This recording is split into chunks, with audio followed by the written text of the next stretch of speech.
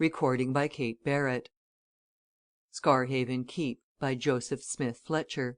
CHAPTER I Wanted at Rehearsal Jeremy, 30 years stage door keeper at the Theatre Royal, Norcaster, had come to regard each successive Monday morning as a time for the renewal of old acquaintance; for, at any rate, 46 weeks of the 52, theatrical companies came and went at Norcaster with unfailing regularity. The company which presented itself for patronage in the first week of April in one year was almost certain to present itself again in the corresponding week of the next year. Sometimes new faces came with it, but as a rule the same old favourites showed themselves for a good many years in succession. And every actor and actress who came to Norcaster knew Jeremy. He was the first official person encountered on entering upon the business of the week. He it was who handed out the little bundles of letters and papers, who exchanged the first greetings, of whom one could make useful inquiries, who always knew exactly what advice to give about lodgings and landladies. From noon onwards of Mondays, when the newcomers began to arrive at the theatre for the customary 1 o'clock call for rehearsal, Jeremy was invariably employed in hearing that he didn't look a day older, and was as blooming as ever, and sure to last another 30 years, and his reception always culminated in a hearty handshake and genial greeting from the great man of the company, who, of course, after the fashion of magnates, always turned up at the end of the irregular procession, and was not seldom late for the fixture which he himself had made. At 1:15 of a certain Monday afternoon in the course of a sunny October, Jeremy leaned over the half door of his sanctum in conversation with an anxious eyed man who for the past 10 minutes had hung about in the restless fashion peculiar to those who are waiting for somebody. He had looked up the street and down the street a dozen times; he had pulled out his watch and compared it with the clock of a neighbouring church almost as often; he had several times gone up the dark passage which led to the dressing rooms, and had come back again looking more perplexed than ever. The fact was that he was the business manager of the great Mr. Bassett Oliver, who was opening for the week at Norcaster in his latest success, and who, not quite satisfied with the way in which a particular bit of it was being played, called a special rehearsal for 1:45. Everything and everybody was ready for that rehearsal, but the great man himself had not arrived. Now Mr. Bassett Oliver, as every man well knew who ever had dealings with him, was not one of the irregular and unpunctual order. On the contrary, he was a very martinet as regarded rule, precision, and system. Moreover, he always did what he expected each member of his company to do. Therefore his non arrival, his half hour of irregularity, seemed all the more extraordinary. "Never knew him to be late before never!" exclaimed the business manager, impatiently pulling out his watch for the 20th time. "Not in all my 10 years' experience of him not once!" "I suppose you've seen him this morning, Mr. Stafford?" inquired Jeremy. "He's in the town, of course." "I suppose he's in the town," answered Mr. Stafford. "I suppose he's at his old quarters, the 'Angel.' But I haven't seen him neither had Rothwell. We've both been too busy to call there. I expect he came on to the 'Angel' from Northborough yesterday." Jeremy opened the half door, and going out to the end of the passage, looked up and down the street. "There's a taxi cab coming round the corner now," he announced presently. "Coming quick, too. I should think he's in it." The business manager bustled out to the pavement as the cab came to a halt. But instead of the fine face and distinguished presence of Mr. Bassett Oliver, he found himself confronting a young man who looked like a well set up subaltern, or a cricket and football loving undergraduate a somewhat shy, rather nervous young man, scrupulously groomed, and neatly attired in tweeds, who, at the sight of the two men on the pavement, immediately produced a card case. "Mr. Bassett Oliver?" he said, inquiringly. "Is he here? I've got an appointment with him for 1 o'clock, and I'm sorry I'm late. My train " "Mr. Oliver isn't here yet," broke in Stafford. "He's late, too unaccountably late for him. An appointment, you say?" He was looking the stranger over as he spoke, taking him for some stage struck youth who had probably persuaded the good natured actor to give him an interview. His expression changed, however, as he glanced at the card which the young man handed over, and he started a little and held out his hand with a smile. "Oh, Mr. Copplestone!" he exclaimed. "How do you do? My name's Stafford. I'm Mr. Oliver's business manager. So he made an appointment with you, did he? Here today? Wants to see you about your play, of course." Again he looked at the newcomer with a smiling interest, thinking secretly that he was a very youthful and ingenuous being to have written a play which Bassett Oliver, a shrewd critic, and by no means easy to please, had been eager to accept, and was about to produce. Mr. Richard Copplestone, seen in the flesh, looked very young indeed, and very unlike anything in the shape of a professional author. In fact, he very much reminded Stafford of the fine and healthy young man whom one sees on the playing fields, and certainly does not associate with pen and ink. That he was not much used to the world on whose edge he just then stood, Stafford gathered from a boyish trick of blushing through the tan of his cheeks. "I got a wire from Mr. Oliver yesterday Sunday," replied Mr. Copplestone. "I ought to have had it in the morning, I suppose, but I'd gone out for the day, you know gone out early. So I didn't find it until I got back to my room late last night. I got the next train I could from King's Cross, and it was late getting in here." "Then you've practically been travelling all night," remarked Stafford. "Well, Mr. Oliver hasn't turned up. Most unusual for him. I don't know where " Just then another man came hurrying down the passage from the dressing rooms, calling the business manager by name. "I say, Stafford!" he exclaimed as he emerged on the street. "This is a queer thing! I'm sure there's something wrong. I've just rung up the Angel Hotel. Oliver hasn't turned up there. His rooms were all ready for him as usual yesterday, but he never came. They've neither seen nor heard of him. Did you see him yesterday?" "No," replied Stafford. "I didn't. Never seen him since last thing Saturday night at Northborough. He ordered this rehearsal for 1:45 here, today. But somebody must have seen him yesterday. Where's his dresser? Where's Hackett?" "Hackett's inside," said the other man. "He hasn't seen him either, since Saturday night.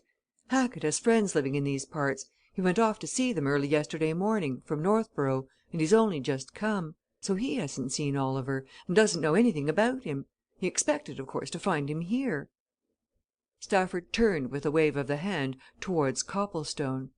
"So did this gentleman," he said. "Mr. Copplestone, this is our stage manager, Mr. Rothwell. Rothwell, this is Mr. Richard Copplestone, author of the new play that Mr. Oliver is going to produce next month.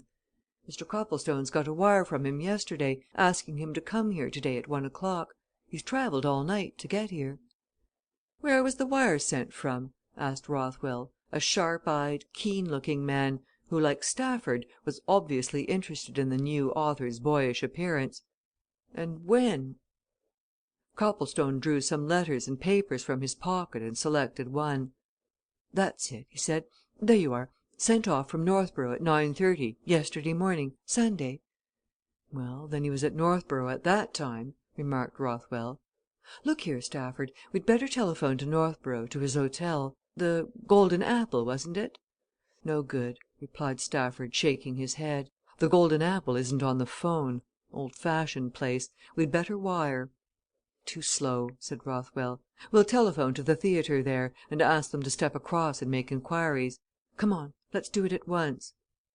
He hurried inside again, and Stafford turned to Copplestone. "Better send your cab away, and come inside until we get some news," he said. "Let Jerramy take your things into his sanctum he'll keep an eye on them till you want them. I suppose you'll stop at the Angel with Oliver.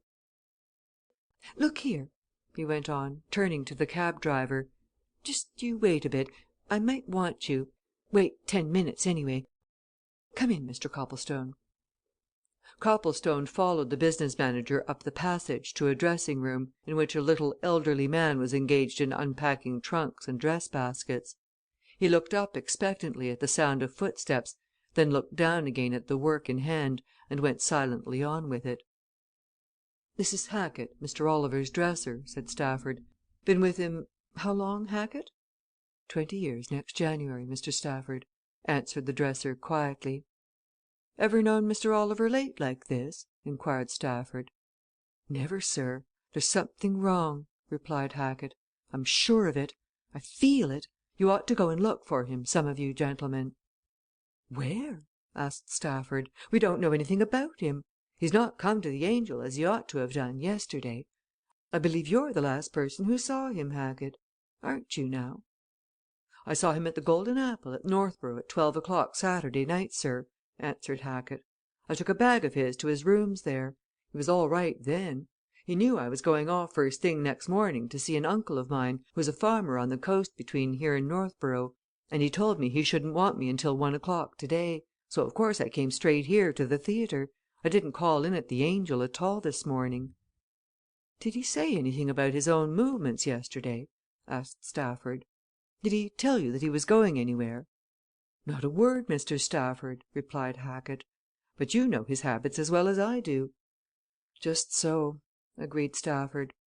"Mr. Oliver," he continued, turning to Copplestone, "is a great lover of outdoor life. On Sundays, when we're travelling from one town to another, he likes to do the journey by motor alone. In a case like this, where the two rooms are not very far apart, it's his practice to find out if there's any particular beauty spot or place of interest between them, and to spend his Sunday there. I daresay that's what he did yesterday. You see, all last week we were at Northborough. That, like Norcaster, is a coast town. There's 50 miles between them. If he followed out his usual plan, he'd probably hire a motor car and follow the coast road, and if he came to any place that was of special interest he'd stop there. But in the usual way of things, he'd have turned up at his rooms at the Angel Hotel here last night. He didn't, and he hasn't turned up here either. So where is he?" "Have you made inquiries of the company, Mr. Stafford?" asked Hackett. "Most of 'em wander about a bit of a Sunday. They might have seen him." "Good idea!" agreed Stafford. He beckoned Copplestone to follow him on to the stage, where the members of the company sat or stood about in groups, each conscious that something unusual had occurred. "It's really a queer and perhaps a serious thing," he whispered as he steered his companion through a maze of scenery. "And if Oliver doesn't turn up, we shall be in a fine mess.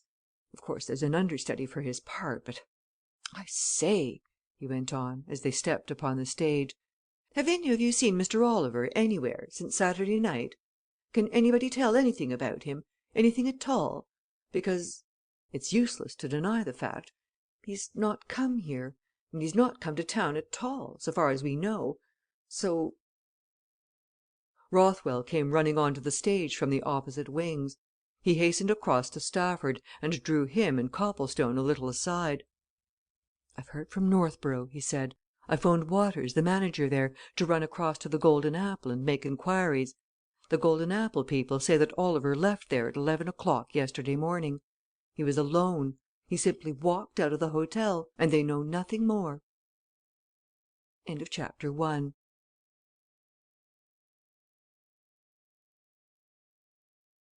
Chapter 2 Grey Rock and Grey Sea. The three men stood for a while silently looking at each other. Copplestone, as a stranger, secretly wondered why the two managers seemed so concerned. To him a delay of half an hour in keeping an appointment did not appear to be quite as serious as they evidently considered it. But he had never met Bassett Oliver, and knew nothing of his ways. He only began to comprehend matters when Rothwell turned to Stafford with an air of decision. "Look here," he said, "you'd better go and make inquiry at Northborough. See if you can track him. Something must be wrong perhaps seriously wrong. You don't quite understand, do you, Mr. Copplestone?" he went on, giving the younger man a sharp glance. "You see, we know Mr. Oliver so well we've both been with him a good many years. He's a model of system, regularity, punctuality, and all the rest of it. In the ordinary course of events, wherever he spent yesterday, he'd have been sure to turn up at his rooms at the Angel Hotel last night, and he'd have walked in here this morning at 12:30. As he hasn't done either, why, then something unusual has happened. Stafford, you'd better get a move on." "Wait a minute," said Stafford. He turned again to the groups behind him, repeating his question. "Has anybody anything to tell?" he asked anxiously. "We've just heard that Mr. Oliver left his hotel at Northborough yesterday morning at 11 o'clock, alone, walking. Has anybody any idea of any project, any excursion, that he had in mind?" An elderly man who had been in conversation with the leading lady stepped forward. "I was talking to Oliver about the coast scenery between here and Northborough the other day Friday," he remarked. "He'd never seen it I told him I used to know it pretty well once. He said he'd try and see something of it on Sunday yesterday, you know. And I say" here he came closer to the two managers and lowered his voice "that coast is very wild, lonely, and a good bit dangerous. Sharp and precipitous cliffs eh?" Rothwell clapped a hand on Stafford's arm. "You'd really better be off to Northborough," he said with decision. "You're sure to come across traces of him. Go to the 'Golden Apple,' then the station, wire or telephone me here. Of course, this rehearsal's off. About this evening oh, well, a lot may happen before then, but go at once. I believe you can get expresses from here to Northborough pretty often." "I'll go with you if I may," said Copplestone suddenly. "I might be of use there's that cab still at the door, you know. Shall we run up to the station?" "Good!" assented Stafford. "Yes, come by all means." He turned to Rothwell for a moment. "If he should turn up here, 'phone to Waters at the Northborough Theatre, won't you?" he said. "We'll look in there as soon as we arrive." He hurried out with Copplestone, and together they drove up to the station, where an express was just leaving for the south. Once on their way to Northborough, Stafford turned to his companion with a grave shake of the head. "I daresay you don't quite see the reason of our anxiety," he observed. "You see, we know Oliver. He's a trick of wandering about by himself on Sundays when he gets the chance. Of course, when there's a long journey between two towns he doesn't get the chance, and then he's all right. But when the town of one week is fairly close to the town of the next, he invariably spots some place of interest an old castle, or a ruined abbey, or some famous house and goes looking round it. And if he's been exploring some spot on this coast yesterday, and it's as that chap Rutherford said, wild and dangerous, why, then " "You think he may have had an accident fallen over the cliffs or something?" suggested Copplestone. "I don't like to think anything," replied Stafford. "But I shall be a good deal relieved if we can get some definite news about him." The first half hour at Northborough yielded nothing definite. A telephone message from Rothwell had just come to the theatre when they drove up to it. Nothing had so far been heard of the missing man at Norcaster, either at theatre or hotel. Stafford and Copplestone hurried across to the Golden Apple and interviewed its proprietor. He, keenly interested in the affair, could tell no more than that Mr. Bassett Oliver, having sent his luggage forward to Norcaster, had left the house on foot at 11 o'clock the previous morning, and had been seen to walk across the market place in the direction of the railway station. But an old head waiter, who had served the famous actor's breakfast, was able to give some information. Mr. Oliver, he said, had talked a little to him about the coast scenery between Northborough and Norcaster, and had asked him which stretch of it was worth seeing. It was his impression that Mr. Oliver meant to break his journey somewhere along the coast. "Of course that's it!" said Stafford as he and Copplestone drove off again. "He's gone to some place between the two towns but where? Anyhow, nobody's likely to forget Oliver if they've once seen him, and wherever he went he'd have to take a ticket therefore, the booking office." Here, at last, was light. One of the clerks in the booking office came forward at once with news. Mr. Bassett Oliver, whom he knew well enough, having seen him on and off the stage regularly for the past 5 years, had come there the previous morning and had taken a first class single ticket for Scarhaven. He would travel to Scarhaven by the 11:35 train, which arrived at Scarhaven at 12:10. Where was Scarhaven? On the coast, 20 miles off, on the way to Norcaster. You changed for it at Tilmouth Junction. Was there a train leaving soon for Scarhaven? There was in 5 minutes. Stafford and Copplestone presently found themselves travelling back along the main line. A run of 20 minutes brought them to the junction, where at an adjacent siding they found a sort of train in miniature which ran over a narrow gauge railway towards the sea. Its course lay through a romantic valley hidden between high heather clad moorland. They saw nothing of their destination nor of the coast until, Coming to a stop in a little station perched high on the side of a hill, they emerged to see shore and sea lying far beneath them. With a mutual consent they passed outside the grey walls of the station yard to take a comprehensive view of the scene. "Just the place to attract Oliver," muttered Stafford, as he gazed around him. "He'd revel in it fairly revel." Copplestone gazed at the scene in silence. That was the first time he had ever seen the northern coast, and the strange glamour and romance of this stretch of it appealed strongly to his artistic senses. He found himself standing high above the landward extremity of a narrow bay or creek, much resembling a Norwegian fjord in its general outlines. It ran in from the sea between high shelving cliffs, the slopes of which were thickly wooded with the hardier varieties of tree and shrub, through which at intervals great gaunt masses of grey rock cropped out. On the edge of the water at either side of the bay were lines of ancient houses and cottages of grey walls and red roofs, built and grouped with the irregularity of individual liking. On the north side rose the square tower and low nave of a venerable church. Amidst a mass of wood on the opposite side stood a great Norman keep, half ruinous, which looked down on a picturesque house at its foot. Quays, primitive and quaint, ran along between the cottages and the water's edge. In the bay itself, or nestling against the worn timbers of the quays, were small craft whose red sails hung idly against their tall masts and spars. And at the end of the quays and the wooded promontories which terminated the land view lay the North Sea, cold, grey, and mysterious in the waning October light, and out of its bosom rose, close to the shore, great masses of high grey rocks, strong and fantastic of shape, and further away, almost indistinct in the distance, an island, on the highest point of which the ruins of some old religious house were silhouetted against the horizon. "Just the place!" repeated Stafford. "He'd have cheerfully travelled 1,000 miles to see this. And now we know he came here what we next want to know is, what he did when he got here." Copplestone, who had been taking in every detail of the scene before him, pointed to a house of many gables and queer chimneys which stood a little way beneath them at the point where the waters of a narrow stream ran into the bay. "That looks like an inn," he said.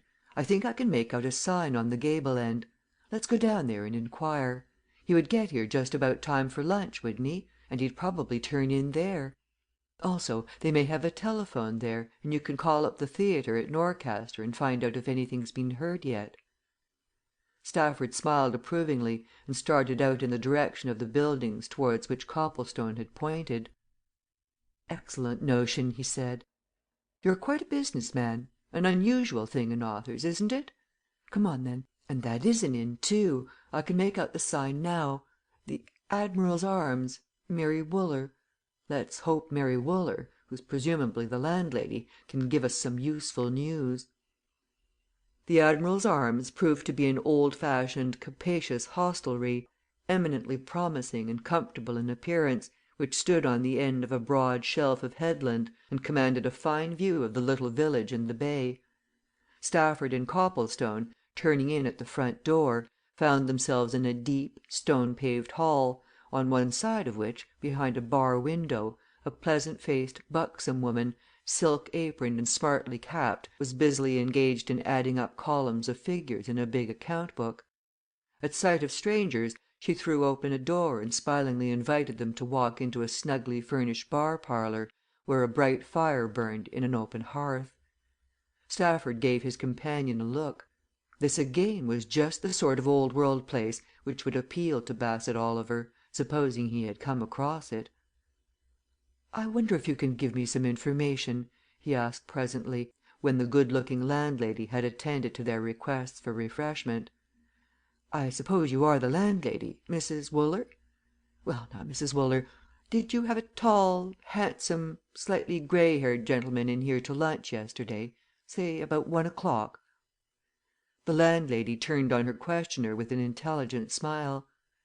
"You mean Mr. Oliver, the actor?" she said. "Good! exclaimed Stafford, with a hearty sigh of relief. "I do. You know him, then?" "I've often seen him, both at Northborough and at Norcaster," replied Mrs. Wooler, "but I never saw him here before yesterday. Oh, yes, of course I knew him as soon as he walked in, and I had a bit of a chat with him before he went out, and he remarked that though he'd been coming into these parts for some years, he'd never been to Scarhaven before. Usually, he said, he'd gone inland of a Sunday, amongst the hills. Oh, yes, he was here he had lunch here." "We're seeking him," said Stafford, going directly to the question. "He ought to have turned up at the Angel Hotel at Norcaster last night, and at the theatre to day at noon. He did neither. I'm his business manager, Mrs. Wooler. Now, can you tell us anything more than you've already told, I mean?" The lady, whose face expressed more and more concern as Stafford spoke, shook her head. "I can't," she answered. "I don't know any more. He was here perhaps an hour or so. Then he went away, saying he was going to have a look round the place. I expected he'd come in again on his way to the station, but he never did. Oh, dear, dear! I hope nothing's happened to him. Such a fine, pleasant man. And " "And what?" asked Stafford. "These cliffs and rocks are so dangerous," murmured Mrs. Wooler. "I often say that no stranger ought to go alone here. They aren't safe, these cliffs." Stafford set down his glass and rose. "I think you've got a telephone in your hall," he said. "I'll just call up Norcaster and find out if they've heard anything. If they haven't " He shook his head and went out, and Copplestone glanced at the landlady. "You say the cliffs are dangerous?" he said. "Are they particularly so?" "To people who don't know them, yes," she replied. "They ought to be protected, but then, of course, we don't get many tourists here, and the Scarhaven people know the danger spots well enough. Then again, at the end of the south promontory there, beyond the Keep is the Keep that high square tower amongst the woods?" asked Copplestone. "That's it it's all that's left of the old castle," answered Mrs. Wooler. "Well, off the point beneath that, there's a group of rocks you'd perhaps noticed them as you came down from the station? They've various names there's the King, the Queen, the Sugarloaf, and so on. At low tide you can walk across to them, and, of course, some people like to climb them. Now they're particularly dangerous. On the Queen Rock there's a great hole called the Devil's Spout, up which the sea rushes. Everybody wants to look over it, you know, and if a man was there alone, and his foot slipped, and he fell why " Stafford came back, looking more cast down than ever. "They've heard nothing there," he announced. "Come on we'll go down and see if we can hear anything from any of the people. We'll call in and see you later, Mrs. Wooler, and if you can make any inquiries in the meantime, do. Look here," he went on, when he and Copplestone had got outside. "You take this south side of the bay, and I'll take the north. Ask anybody you see any likely person fishermen and so on. Then come back here. And if we've heard nothing " He shook his head significantly as he turned away, and Copplestone, taking the other direction, felt that the manager's despondency was influencing himself. A sudden disappearance of this sort was surely not to be explained easily. Nothing but exceptional happenings could have kept Bassett Oliver from the scene of his week's labours. There must have been an accident it needed little imagination to conjure up its easy occurrence. A too careless step, a too near approach, a loose stone, a sudden giving way of crumbling soil, the shifting of an already detached rock any of these things might happen, and then but the thought of what might follow cast a greyer tint over the already cold and grey sea.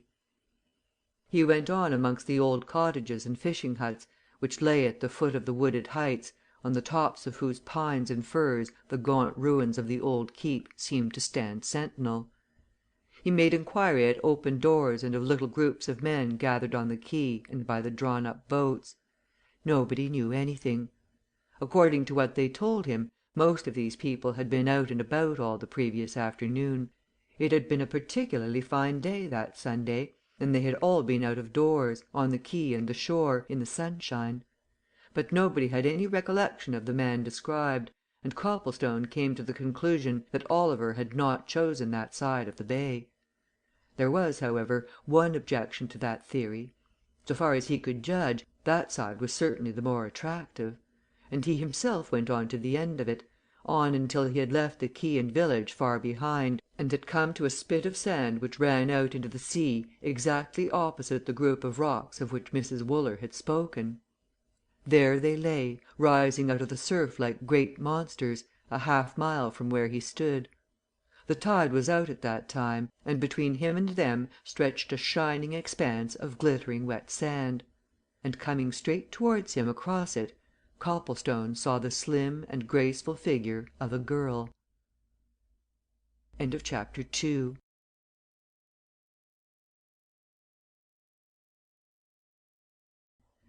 III The Man Who Knew Something It was not from any idle curiosity that Copplestone made up his mind to await the girl's nearer approach. There was no other human being in view, and he was anxious to get some information about the rocks whose grim outlines were rapidly becoming faint and indistinct in the gathering darkness. And so as the girl came towards him, picking her way across the pools which lay amidst the brown ribs of sand, he went forward, throwing away all formality and reserve in his eagerness. "Forgive me for speaking so unceremoniously," he said as they met. "I'm looking for a friend who has disappeared mysteriously. Can you tell me if any time yesterday, afternoon or evening, you saw anywhere about here a tall, distinguished looking man the actor type? In fact, he is an actor. Perhaps you've heard of him Mr. Bassett Oliver." He was looking narrowly at the girl as he spoke, and she, too, looked narrowly at him out of a pair of grey eyes of more than ordinary intelligence and perception. And at the famous actor's name she started a little and a faint colour stole over her cheeks. "Mr. Bassett Oliver!" she exclaimed in a clear, cultured voice. "My mother and I saw Mr. Oliver at the Northborough Theatre on Friday evening. Do you mean that he " "I mean to put it bluntly that Bassett Oliver is lost," answered Copplestone. "He came to this place yesterday Sunday morning to look round. He lunched at the 'Admiral's Arms,' he went out after a chat with the landlady, and he's never been seen since. He should have turned up at the 'Angel' at Norcaster last night, and at a rehearsal at the Theatre Royal there today at noon, but he didn't. His manager and I have tracked him here, and so far I can't hear of him. I've asked people all through the village this side, anyway. Nobody knows anything." He and the girl still looked attentively at each other. Copplestone, indeed, was quietly inspecting her while he talked. He judged her to be 21 or 22. She was a little above medium height, slim, graceful, pretty, and he was quick to notice that her entire air and appearance suggested their present surroundings. Her fair hair escaped from a knitted cap such as fisher folk wear; her slender figure was shown to advantage by a rough blue jersey; her skirt of blue serge was short and practical; she was shod in brogues which showed more acquaintance with sand and salt water than with polish; and her face was tanned with the strong northern winds, and the ungloved hands, small and shapely as they were brown as the beach across which she had come. "I've not seen nor heard of Mr. Bassett Oliver here," she answered. "I was out and about all yesterday afternoon and evening, too not on this side of the bay, though. Have you been to the police station?" "The manager may have been there," replied Copplestone. "He's gone along the other shore. But I don't think he'll get any help there. I'm afraid Mr. Oliver must have met with an accident. I wanted to ask you a question. I saw you coming from the direction of those rocks just now. Could he have got out there across those sands yesterday afternoon?" "Between 3 o'clock and evening yes," said the girl. "And is it dangerous out there?" "Very dangerous indeed to anyone who doesn't know them." "There's something there called the Devil's Spout?" "Yes a deep fissure up which the sea boils. Oh! it seems dreadful to think of I hope he didn't fall in there. If he did " "Well?" asked Copplestone bluntly. "What if he did?" "Nothing ever came out that once went in," she answered. "It's a sort of whirlpool that's sucked right away into the sea. The people hereabouts say it's bottomless." Copplestone turned his face towards the village. "Oh, well! he said with an accent of hopelessness. "I can't do any more down here it's growing dusk. I must go back and meet the manager." The girl walked along at his side as he turned towards the village. "I suppose you are one of Mr. Oliver's company?" she observed presently. "You must all be much concerned." "They're all greatly concerned," answered Copplestone. "But I don't belong to the company. No, I came to Norcaster this morning to meet Mr. Oliver. He's going I hope I oughtn't to say was going to produce a play of mine next month, and he wanted to talk about the rehearsals. Everything, of course, was at a standstill when I reached Norcaster at 1 o'clock, so I came with Stafford, the business manager, to see what we could do about tracking Mr. Oliver.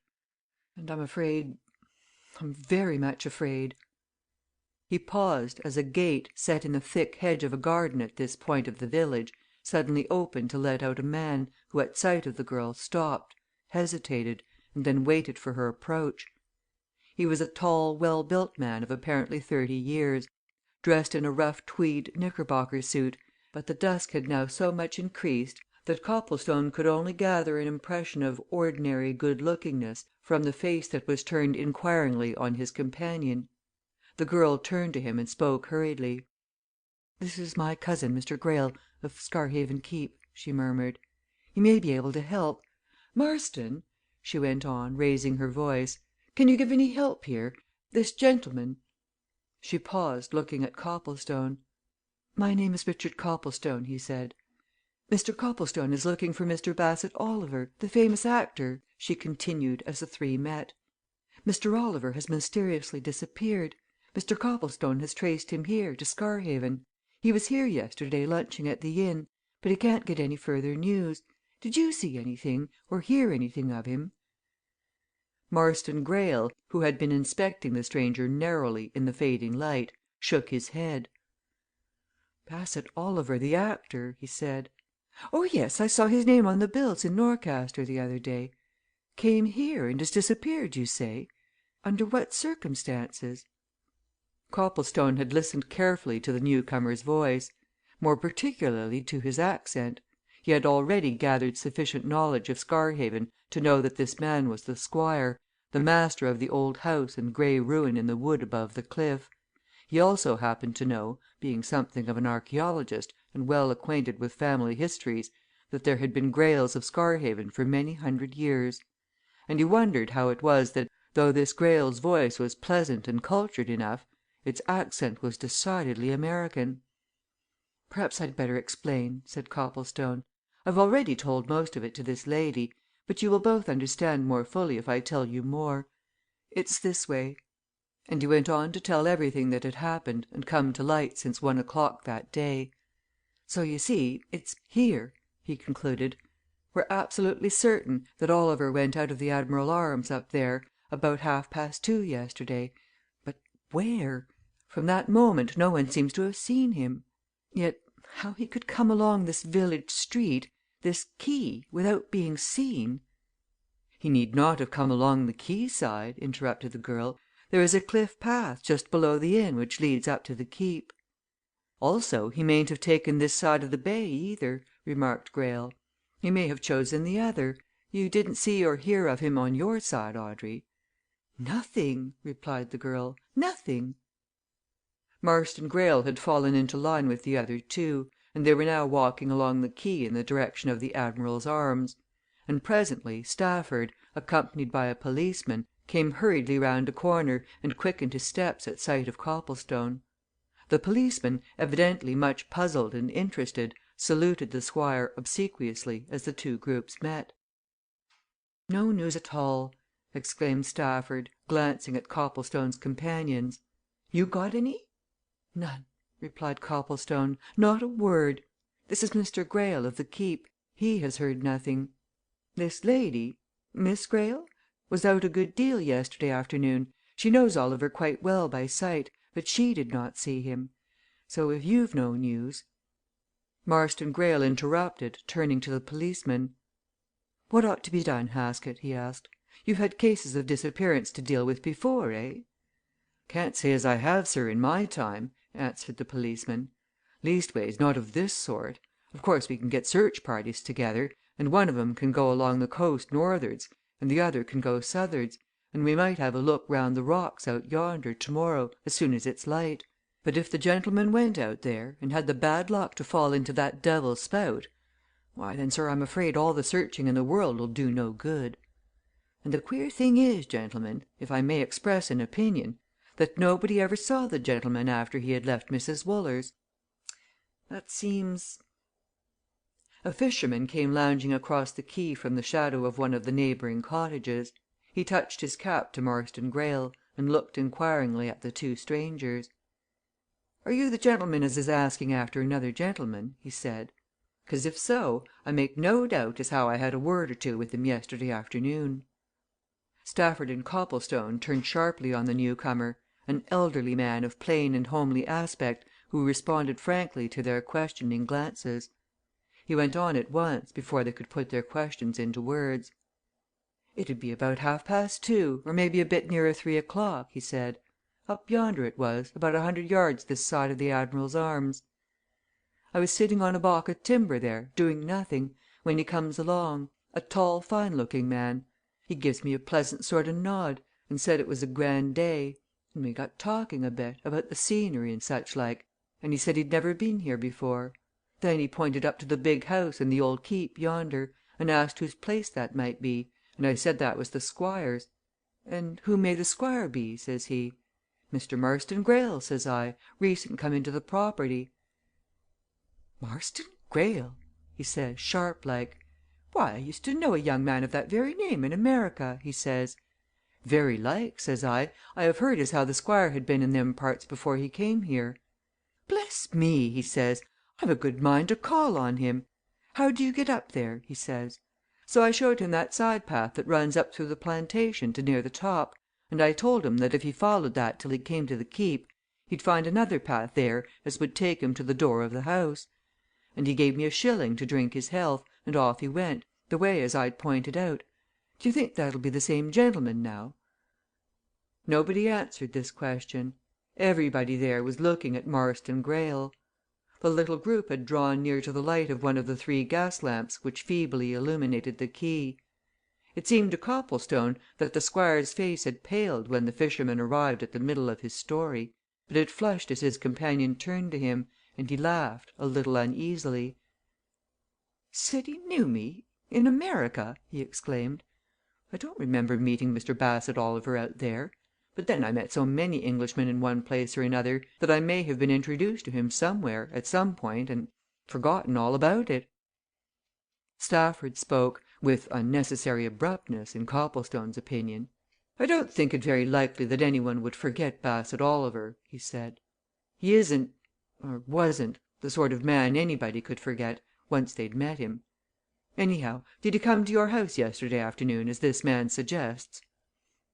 Marston Greyle drew himself up. He looked Stafford up and down. Then he made a slight gesture to the girl, whose face had already assumed a troubled expression. "If I had seen Mr. Bassett Oliver yesterday, sir, we should not be discussing his possible whereabouts now," said Greyle icily. "Are you coming, Audrey?" The girl hesitated, glanced at Copplestone, and then walked away with her cousin.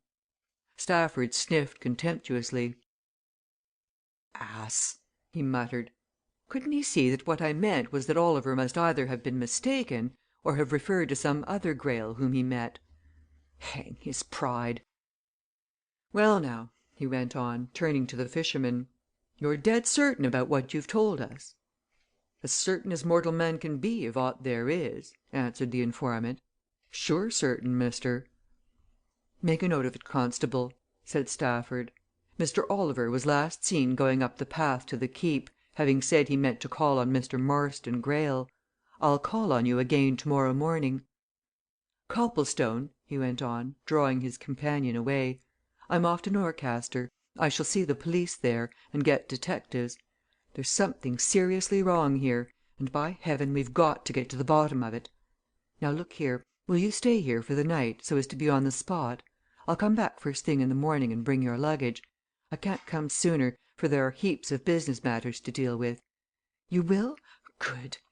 Now I can just catch a train. Copplestone keep your eyes and ears open. It's my firm belief I don't know why that there's been foul play. Foul play!" Stafford hurried away uphill to the station, and Copplestone, after waiting a minute or two, turned along the quay on the north of the bay, following Audrey Greyle, who was in front, alone. Chapter IV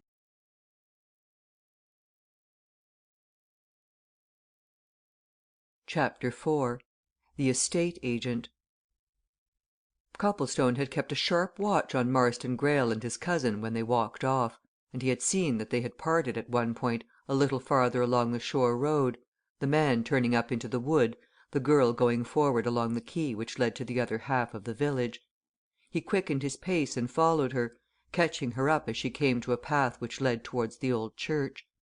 At the sound of his hurrying steps she turned and faced him, and he saw in the light of a cottage lamp that she still looked troubled and perplexed. "Forgive me for running after you," said Copplestone as he went up to her. "I just wanted to say that I'm sorry about that little scene down there, you know. Your cousin misunderstood Mr. Stafford. What Stafford meant was that " "I saw what Mr. Stafford meant," she broke in quickly. "I'm sorry my cousin didn't see it. It was obvious." "All the same, Stafford put it rather shall we say brusquely?" remarked Copplestone. "Of course, he's terribly upset about Oliver's disappearance, and he didn't consider the effect of his words. And it was rather a surprise to hear that Oliver had known some man of your cousin's name over there in America, wasn't it? And that Mr. Oliver should mysteriously disappear just after making such an announcement," said Audrey. "That certainly seems very surprising."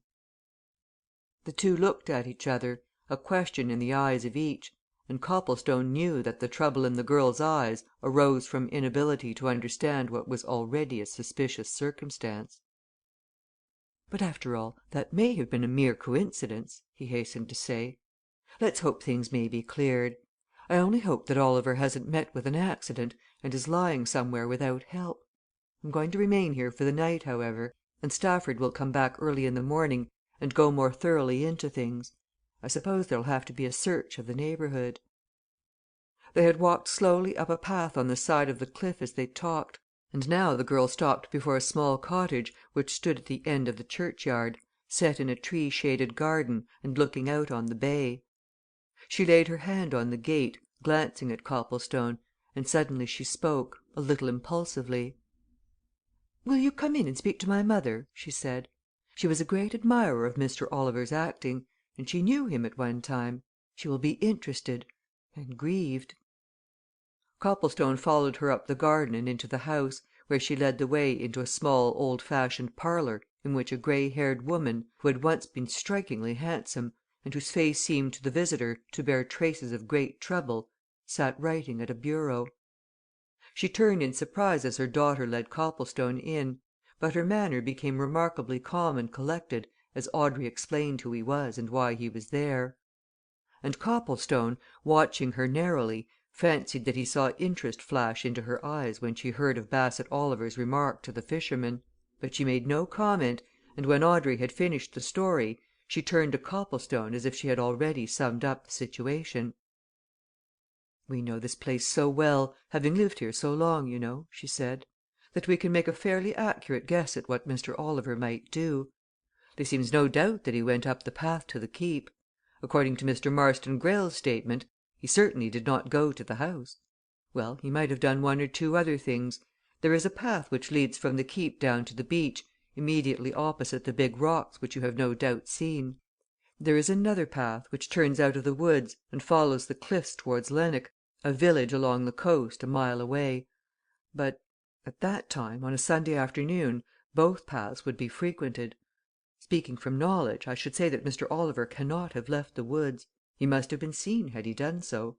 It's impossible that he could have gone down the shore or along the cliffs without being seen, too. Impossible!" There was a certain amount of insistence in the last few words which puzzled Copplestone. Also they conveyed to him a queer suggestion which repulsed him. It was almost as if the speaker was appealing to him to use his own common sense about a difficult question.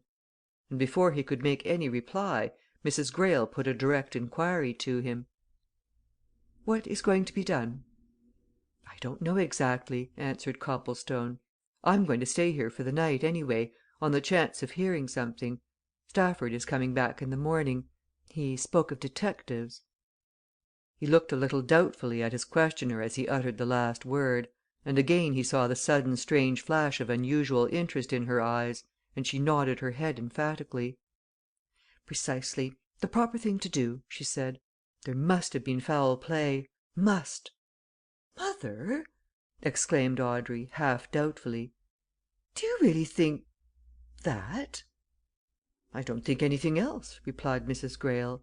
"I certainly don't believe that Bassett Oliver would put himself into any position of danger which would result in his breaking his neck. Bassett Oliver never left Scarhaven Wood."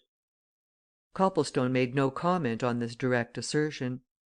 Instead, after a brief silence, he asked Mrs. Greyle a question. "You knew Mr. Oliver personally?" "25 years ago, yes," she answered. "I was on the stage myself before my marriage. But I have never met him since then. I have seen him, of course, at the local theatres." "He you won't mind my asking?" said Copplestone, diffidently. "He didn't know that you lived here?" Mrs. Greyle smiled, somewhat mysteriously. "Not at all. My name wouldn't have conveyed anything to him," she answered. "He never knew whom I married. Otherwise, if he met some one named Marston Greyle in America, he would have connected him with me, and have made inquiry about me, and had he known I lived here, he would have called. It is odd, Audrey, that if your cousin met Mr. Oliver over there he should have forgotten him. For one doesn't easily forget a man of reputation and Mr. Oliver was that, of course. And on the other hand, Marston Greyle is not a common name. Did you ever hear the name before, Mr. Copplestone?" "Only in connection with your own family. I have read of the Greyles of Scarhaven," replied Copplestone. "But after all, I suppose it is not confined to your family. There may be Greyles in America. Well, it's all very queer," he went on, as he rose to leave. "May I come in tomorrow and tell you what's being done? I'm sure Stafford means to leave no stone unturned he's tremendously keen about it." "Do!" said Mrs. Greyle, heartily. "But the probability is that you'll see us out and about in the morning. We spend most of our time out of doors, having little else to do." Copplestone went away feeling more puzzled than ever. Now that he was alone, for the first time since meeting Audrey Greyle on the beach, he was able to reflect on certain events of the afternoon in uninterrupted fashion. He thought over them as he walked back towards the "Admiral's Arms." It was certainly a strange thing that Bassett Oliver, after remarking to the fisherman that he had known a Mr. Marston Greyle in America, and hearing that the Squire of Scarhaven had been in that country, should have gone up to the house saying that he would call on the Squire and should never have been seen again. It was certainly strange that if this Marston Greyle, of Scarhaven, had met Bassett Oliver in America, he should have completely forgotten the fact. Bassett Oliver had a considerable reputation in the United States. He was, in fact, more popular in that country than in his own, and he had toured in the principal towns and cities across there regularly for several years. To meet him there was to meet a most popular celebrity. Could any man forget it? Therefore, were there two men of the name of Marston Greyle? That was one problem closely affecting Oliver's disappearance. The other had nothing to do with Oliver's disappearance. Nevertheless, it interested Richard Copplestone.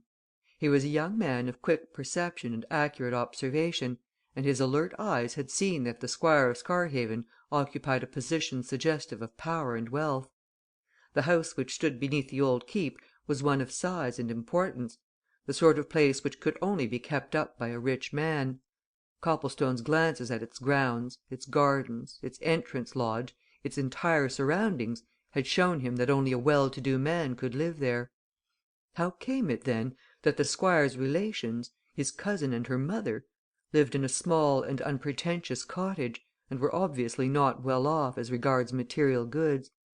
Copplestone had the faculty of seeing things at a glance, and refined and cultivated as the atmosphere of Mrs. Greyle's parlour was, it had taken no more than a glance from his perceptive eyes to see that he was there confronted with what folk call genteel poverty. Mrs. Greyle's almost nun-like attire of black had done duty for a long time. The carpet was threadbare.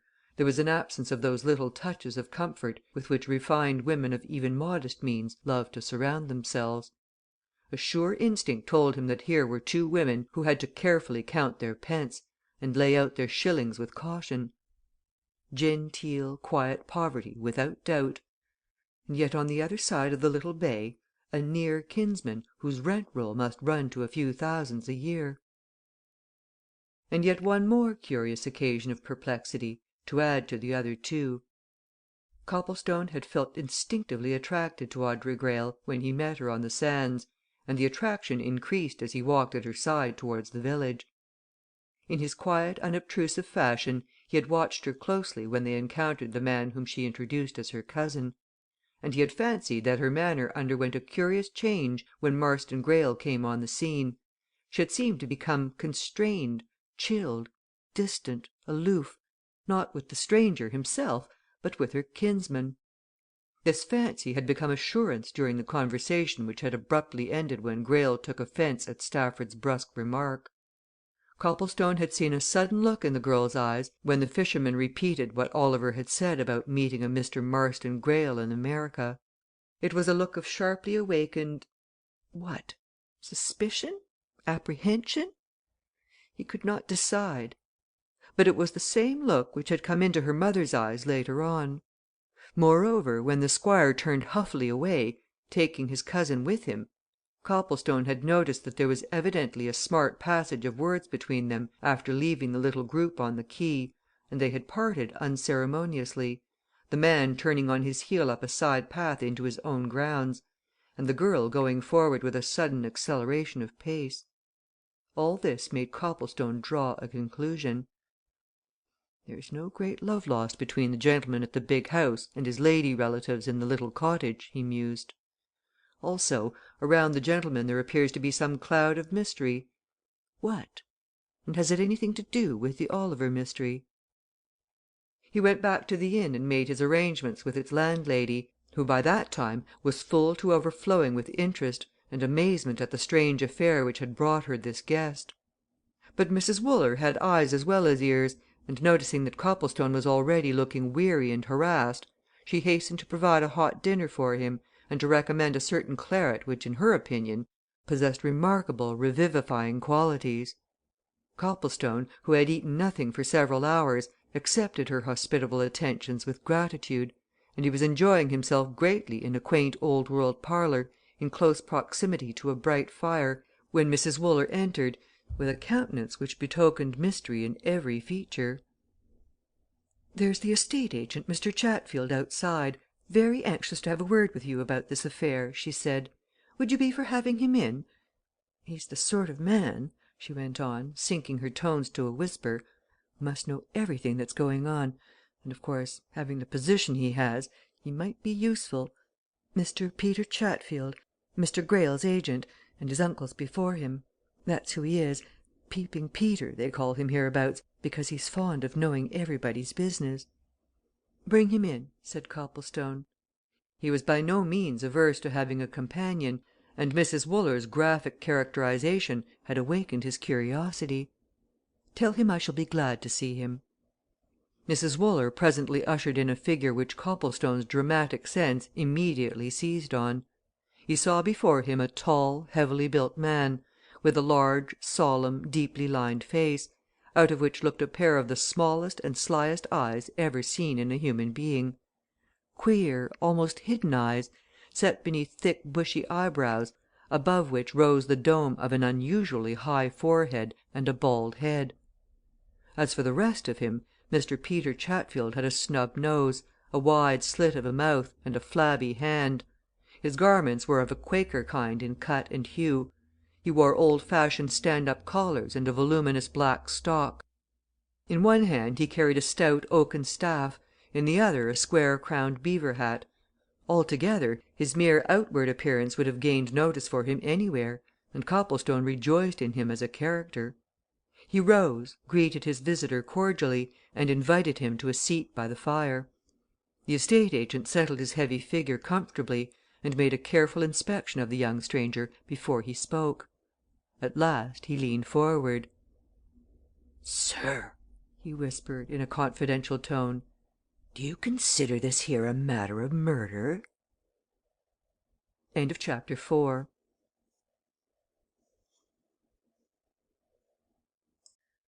5 The Greyle History If Copplestone had followed his first natural impulse, he would have laughed aloud at this solemnly propounded question. As it was, he found it difficult to content himself with a smile. "Isn't it a little early to arrive at any conclusion of any sort, Mr. Chatfield?" he asked. "You haven't made up your own mind, surely?" Chatfield pursed up his long, thin lips and shook his head, continuing to stare fixedly at Copplestone. "Now I may have and I may not have, mister," he said at last, suddenly relaxing. "What I was asking of was what might you consider?" "I don't consider at all yet," answered Copplestone. "It's too soon. Let me offer you a glass of claret." "Many thanks to you, sir, but it's too cold for my stomach," responded the visitor. "A drop of gin, now, is more in my line since you're so kind." "Ah, well, in any case, sir, this here is a very unfortunate affair. I'm a deal upset by it I am indeed." Copplestone rang the bell, gave orders for Mr. Chatfield's suitable entertainment with gin and cigars, and making an end of his dinner, drew up a chair to the fire opposite his visitor. "You are upset, Mr. Chatfield?" he remarked. "Now, why?" Chatfield sipped his gin and water, and flourished a cigar with a comprehensive wave of his big fat hand. "Oh, in general, sir," he said, "things like this here are not pleasant to have in a quiet, respectable community like ours. There's very wicked people in this world, mister, and they will not control what's termed the unruly member. They will talk. You'll excuse me, but I doubt not that I'm a good deal more than twice your age, and I've learnt experience. My experience, sir, is that a wise man holds his tongue until he's called upon to use it. Now, in my opinion, it was a very unwise thing of yon there sea going man Ewbank to say that this unfortunate play actor told him that he'd met our Squire in America. Very unfortunate." Copplestone pricked his ears. Had the estate agent come there to tell him that? And if so, why? "Oh!" he said. "You've heard that, have you? Now, who told you that, Mr. Chatfield? For I don't think that's generally known." "If you knew this here village, mister, as well as what I do," replied Chatfield coolly, "you'd know that there is known all over the place by this time. The constable told me, and of course yon there man Ewbank, he'll have told it all round since he had that bit of talk with you and your friend. He'll have been into every public there is in Scarhaven, repeating of it. And a very, very serious complexion, of course, could be put on them words, sir." "How?" asked Copplestone. "Put it to yourself, sir," replied Chatfield. "The unfortunate man comes here, tells Ewbank he knew Mr. Greyle in that far away land, says he'll call on him, is seen going towards the big house, and is never seen no more. Why, sir, what does human nature which is wicked say?" "What does your human nature which I'm sure is not wicked say?" suggested Copplestone. "Come, now." "What I say, sir, is neither here nor there," answered the agent. "It's what evil disposed tongues says." "But they haven't said anything yet," said Copplestone. "I should say they've said a deal, sir," responded Chatfield, lugubriously. "I know Scarhaven tongues they'll have thrown out a deal of suspicious talk about the Squire." "Have you seen Mr. Greyle?" asked Copplestone. He was already sure that the agent was there with a purpose, and he wanted to know its precise nature.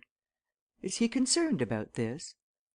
"I have seen Mr. Greyle, mister, and he is concerned about what yon man Ewbank related," replied Chatfield. "Mr. Greyle, sir, came straight to me I reside in a residence within the park. Mr. Greyle, mister, says that he has no recollection whatever of meeting this play actor person in America he may have done and he mayn't. But he doesn't remember him, and it isn't likely he should. Him, an English landlord and a gentleman, wouldn't be very like to remember a play actor person that's here today and gone tomorrow. I hope I give no offence, sir maybe you're a play actor yourself?" "I am not," answered Copplestone. He sat staring at his visitor for a while, and when he spoke again his voice had lost its cordial tone. "Well," he said, "and what have you called on me about?" Chatfield looked up sharply, noticing the altered tone. "To tell you, and them as you no doubt represent, that Mr. Greyle will be glad to help in any possible way towards finding out something in this here affair," he answered. "He'll welcome any inquiry that's opened." "Oh!" said Copplestone. "I see. But you're making a mistake, Mr. Chatfield. I don't represent anybody. I'm not even a relation of Mr. Bassett Oliver. In fact, I never met Mr. Oliver in my life never spoke to him. So I'm not here in any representative or official sense." Chatfield's small eyes grew smaller with suspicious curiosity. "Oh?" he said questioningly. "Then what might you be here for, mister?" Copplestone stood up and rang the bell. "That's my business," he answered. "Sorry I can't give you any more time," he went on as Mrs. Wooler opened the door. "I'm engaged now. If you or Mr. Greyle want to see Mr. Oliver's friends, I believe his brother, Sir Cresswell Oliver, will be here tomorrow he's been wired for, anyhow." Chatfield's mouth opened as he picked up his hat. He stared at this self assured young man as if he were something quite new to him. "Sir Cresswell Oliver!" he exclaimed. "Did you say, sir?" "I said Sir Cresswell Oliver quite plainly," answered Copplestone. Chatfield's mouth grew wider. "You don't mean to tell me that a play actor's own brother to a titled gentleman!" he said. "Good night," replied Copplestone, motioning his visitor towards the door. "I can't give you any more time, really. However, as you seem anxious, Mr. Bassett Oliver is the younger brother of Rear Admiral Sir Cresswell Oliver, Baronet, and I should imagine that Sir Cresswell will want to know a lot about what's become of him. So you'd better or Mr. Greyle had better speak to him. Now, once more, good night." When Chatfield had gone, Copplestone laughed and flung himself into an easy chair before the fire. Of course, the stupid, ignorant, self sufficient old fool had come fishing for news. He and his master wanted to know what was going to be done in the way of making inquiry. But why? Why so much anxiety if they knew nothing whatever about Bassett Oliver's strange disappearance? Why this profession of eager willingness to welcome any inquiry that might be made? Nobody had accused Marston Greyle of having anything to do with Bassett Oliver's strange exit if it was an exit. Why, then? But it's useless speculating, he mused. I can't do anything. And here I am with nothing to do. He had pleaded an engagement, but he had none, of course. There was a shelf of old books in the room, but he did not care to read. And presently, hands in pockets, he lounged out into the hall and saw Mrs. Wooler standing at the door of the little parlour into which she had shown him and Stafford earlier in the day. "There's nobody in here, sir," she said invitingly. "If you'd like to smoke your pipe here " "Thank you, I will," answered Copplestone. "I got rid of that old fellow," he observed confidentially when he had followed the landlady within and had dropped into a chair near her own. "I think he had come fishing." "That's his usual occupation," said Mrs. Wooler with a meaning smile. "I told you he was called Peeping Peter. He's the sort of man who will have his nose in everybody's affairs. But," she added, with a shake of the head which seemed to mean a good deal more than the smile, "he doesn't often come here. This is almost the only house in Scarhaven that doesn't belong to the Greyle estate. This house and the land round it have belonged to the Wooler family as long as the rest of the place has belonged to the Greyles. And many a Greyle has wanted to buy it, and every Wooler has refused to sell it, and always will." "That's very interesting," said Copplestone. "Does the present Greyle want to buy?" The landlady picked up a piece of sewing and sat down in a chair which seemed to be purposely placed so that she could keep an eye on the adjacent bar parlour on one side and the hall on the other. "I don't know much about what the present Squire would like," she said. "Nobody does. He's a newcomer, and nobody knows anything about him. You saw him this afternoon?" "I met a young lady on the sands who turned out to be his cousin, and he came up while I was talking to her," replied Copplestone. "Yes, I saw him. I'm afraid Mr. Stafford who came in here with me, you know offended him," he continued, and gave Mrs. Wooler an account of what had happened. "Is he rather touchy?" he concluded. "I don't know that he is," she said. "No one sees much of him. You see, he's a stranger. Although he's a Greyle, he's not a Scarhaven man. Of course, I know all his family history I'm Scarhaven born and bred. In my time there have been 3 generations of Greyles. The first one I knew was this Squire's grandfather, old Mr. Stephen Greyle. He died when I was a girl in my teens. He had 3 sons and no daughters. The 3 sons were all different in their tastes and ideas. The eldest, Stephen John, who came into the estates on his father's death, was a real home bird. He never left Scarhaven for more than a day or 2 at a time all his life. And he never married. He was a real old bachelor, almost a woman hater. The next one, Marcus, went out to America and settled there. He was the father of this present Squire, Mr. Marston Greyle. Then there was the third son, Valentine. He went to live in London. And years after he came back here, very poor, and settled down in a little house near Scarhaven Church with his wife and daughter. That was the daughter you met this afternoon, Miss Audrey. I don't know why, and nobody else knows either, but the last Squire, Stephen John, never had anything to do with Valentine and his family. What's more, when Valentine died and left the widow and daughter very poorly off, Stephen John did nothing for them. But he himself died very soon after Valentine, and then, of course, as Marcus had already died in America, everything came to this Mr. Marston, and as I said, he's a stranger to Scarhaven folk and Scarhaven ways. Indeed, you might say to England and English ways, for I understand he's never been in England until he came to take up the family property." "Is he more friendly with the mother and daughter than the last Squire was?" asked Copplestone, who had been much interested in this chapter of family history. Mrs. Wooler made several stitches in her sewing before she answered this direct question, and when she spoke it was in lower tones and with a glance of caution. "He would be if he could," she said. "There are those in the village who say that he wants to marry his cousin, but the truth is, so far as any one can see or learn it, that for some reason or other neither Mrs. Valentine Greyle nor Miss Audrey can bear him. They took some queer dislike to the young man when he first came, and they've kept it up. Of course, they're outwardly friendly, and he occasionally, I believe, goes to the cottage, but they rarely go to the big house, and it's very seldom they're ever seen together. I have heard one does hear things in villages that he'd be very glad to do something handsome for them, but they're both as proud as they're poor, and not the sort to accept aught from anybody. I believe they've just enough to live on, but it can't be a great deal, for everybody knows that Valentine Greyle made ducks and drakes of his fortune long before he came back to Scarhaven, and old Stephen John only left them a few hundreds of pounds. However, there it is. However much the new Squire wants to marry his cousin, it's very flat she'll not have anything to say to him. I've once or twice had an opportunity of seeing those two together, and it's my private opinion that Miss Audrey dislikes that young man just about as heartily as she possibly could."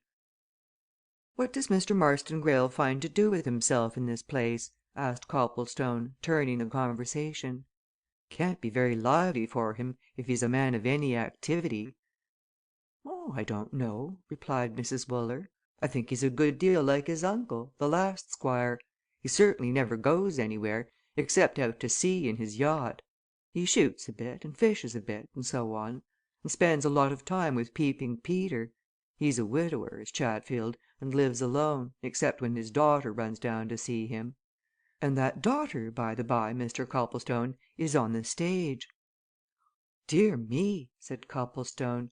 "That is surprising!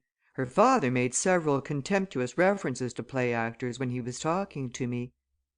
"Oh, he hates them and all connected with them," replied Mrs. Wooler, laughing. "All the same, his own daughter has been on the stage for a good 5 years, and I fancy she's doing well. A fine, handsome girl she is, too. She's been down here a good deal lately, and " The landlady suddenly paused, hearing a light step in the hall. She glanced through the window and then turned to Copplestone with an arch smile.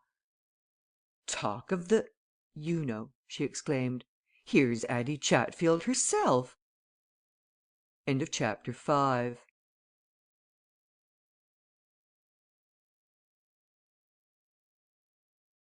CHAPTER VI The Leading Lady Copplestone looked up with interest as the door of the private parlour was thrown open and a tall, handsome young woman burst in, with a briskness of movement which betokened unusual energy and vivacity.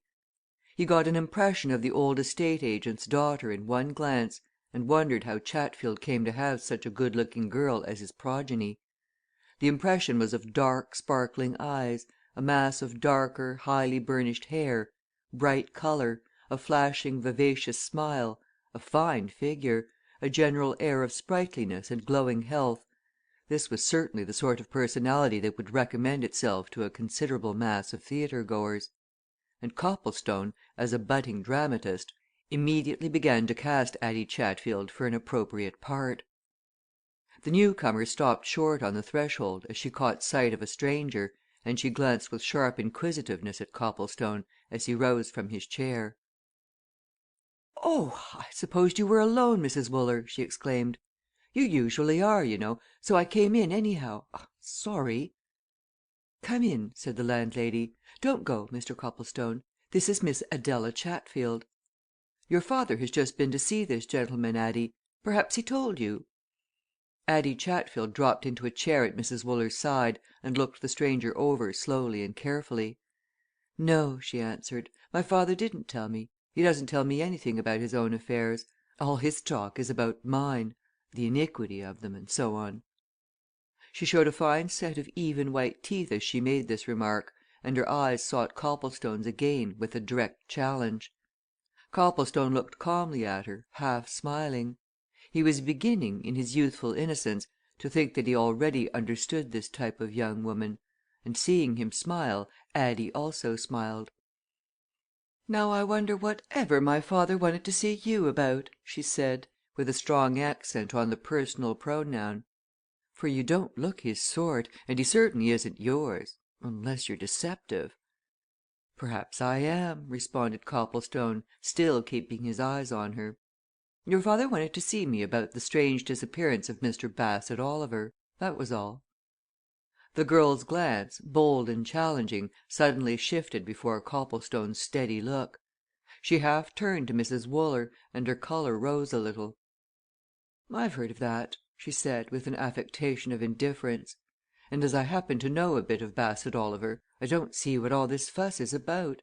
I should say Bassett Oliver took it into his head to go off somewhere yesterday on a little game of his own, and that he's turned up at Norcaster by this time, and is safe in his dressing room, or on the stage.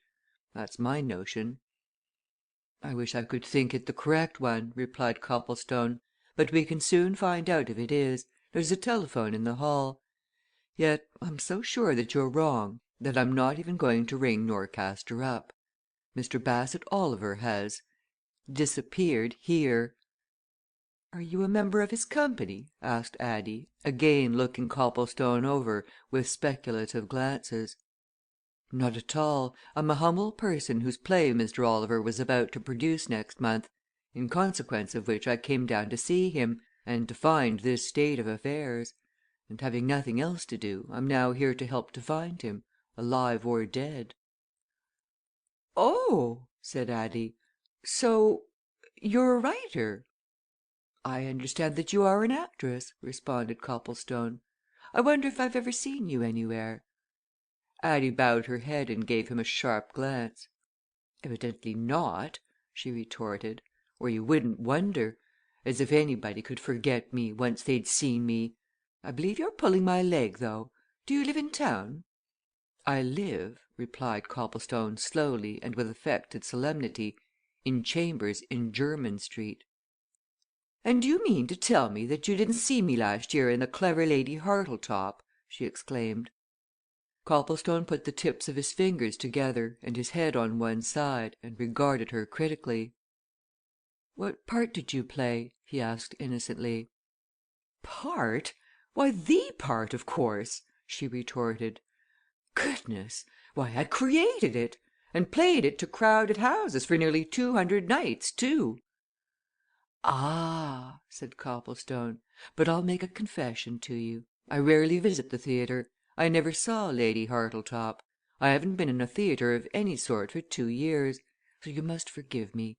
I congratulate you on your success." Addie received this tribute with a mollified smile, which changed to a glance of surprised curiosity. "You never go to the theatre, and yet you write plays!" she exclaimed. "That's queer, isn't it? But I believe writing people are queer they look it, anyhow. All the same, you don't look like a writer. What does he look like, Mrs. Wooler? Oh, I know a sort of nice little officer boy, just washed and tidied up." The landlady, who had evidently enjoyed this passage at arms, laughed as she gave Copplestone a significant glance. "And when did you come down home, Addie?" she asked quietly. "I didn't know you were here again."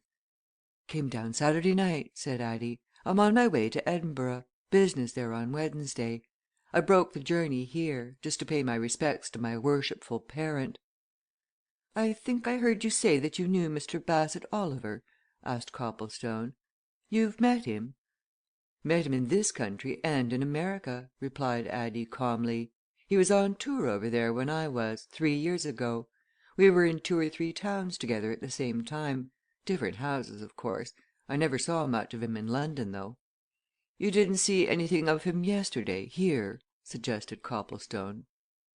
Addie stared and glanced at the landlady. "Here?" she exclaimed. "Goodness, no! When I'm here of a Sunday, I lie in bed all day, or most of it. Otherwise I'd have to walk with my parent to the family pew. No my Sundays are days of rest." "You really think this disappearance is serious?"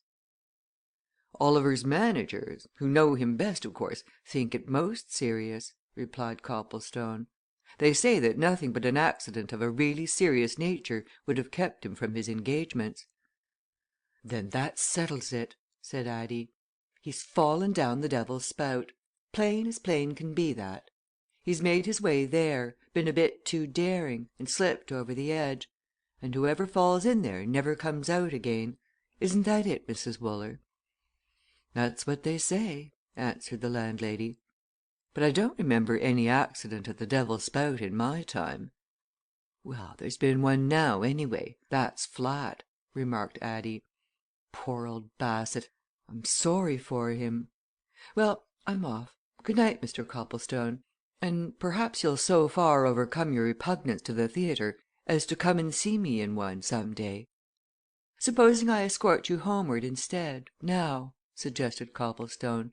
"That will at least show that I am ready to become your devoted admirer, I suppose," said Addie. "I'm afraid he's not quite as innocent as he looks, Mrs. Wooler. Well, you can escort me as far as the gates of the park, then I daren't take you further, because it's so dark in there that you'd surely lose your way, and then there'd be a second disappearance and all sorts of complications." She went out of the inn, laughing and chattering, but once outside she suddenly became serious, and she involuntarily laid her hand on Copplestone's arm as they turned down the hillside towards the quay. "I say," she said in a low voice, "I wasn't going to ask questions in there, but what's going to be done about this Oliver affair? Of course you're stopping here to do something what?" Copplestone hesitated before answering this direct question. He had not seen anything which would lead him to suppose that Miss Adela Chatfield was a disingenuous and designing young woman, but she was certainly Peeping Peter's daughter, and the old man, having failed to get anything out of Copplestone himself, might possibly have sent her to see what she could accomplish. He replied non committally. "I'm not in a position to do anything," he said. "I'm not a relative not even a personal friend. I dare say you know that Bassett Oliver was one's already talking of him in the past tense the brother of Rear Admiral Sir Cresswell Oliver, the famous seaman." "I knew he was a man of what they call family, but I didn't know that," she answered. "What of it?" "Stafford's wired to Sir Cresswell," replied Copplestone. "He'll be down here some time to morrow, no doubt. And of course he'll take everything into his own hands." "And he'll do what?" she asked. "Oh, I don't know," replied Copplestone. "Set the police to work, I should think. They'll want to find out where Bassett Oliver went, where he got to, when he turned up to the Keep, saying he'd go and call on the Squire, as he'd met some man of that name in America. By the by, you said you'd been in America. Did you meet anybody of the Squire's name there?" They were passing along the quay by that time, and in the light of one of its feeble gas lamps he turned and looked narrowly at his companion. He fancied that he saw her face change in expression at his question. If there was any change, however, it was so quick that it was gone in a second. She shook her head with emphatic decision. "I?" she exclaimed. "Never! It's a most uncommon name, that. I never heard of anybody called Greyle except at Scarhaven." "The present Mr. Greyle came from America," said Copplestone. "I know, of course," she answered. "But I never met any Greyles out there. Bassett Oliver may have done, though. I know he toured in a lot of American towns. I only went to 3 New York, Chicago, St. Louis.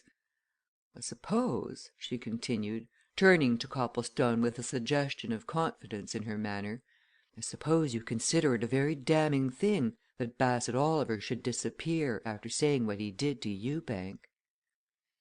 It was very evident to Copplestone that whether Miss Chatfield had spoken the truth or not when she said that her father had not told her of his visit to the "Admiral's Arms," she was thoroughly conversant with all the facts relating to the Oliver mystery, and he was still doubtful as to whether she was not seeking information. "Does it matter at all what I think?" he answered evasively. "I've no part in this affair I'm a mere spectator.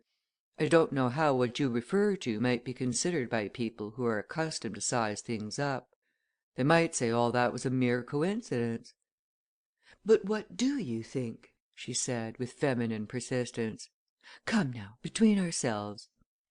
Copplestone laughed. They had come to the edge of the wooded park in which the estate agent's house stood, and at a gate which led into it he paused. "Between ourselves, then, I don't think at all yet," he answered. "I haven't sized anything up.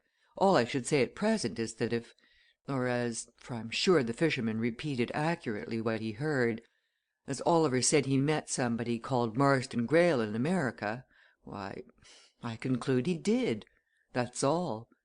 Now won't you please let me see you through these dark woods?" But Addie said her farewell and left him somewhat abruptly, and he watched her until she had passed out of the circle of light from the lamp which swung over the gate. She passed on into the shadows, and Copplestone, who had already memorized the chief geographical points of his new surroundings, noticed what she probably thought no stranger would notice, that instead of going towards her father's house, she turned up the drive to the Squire's.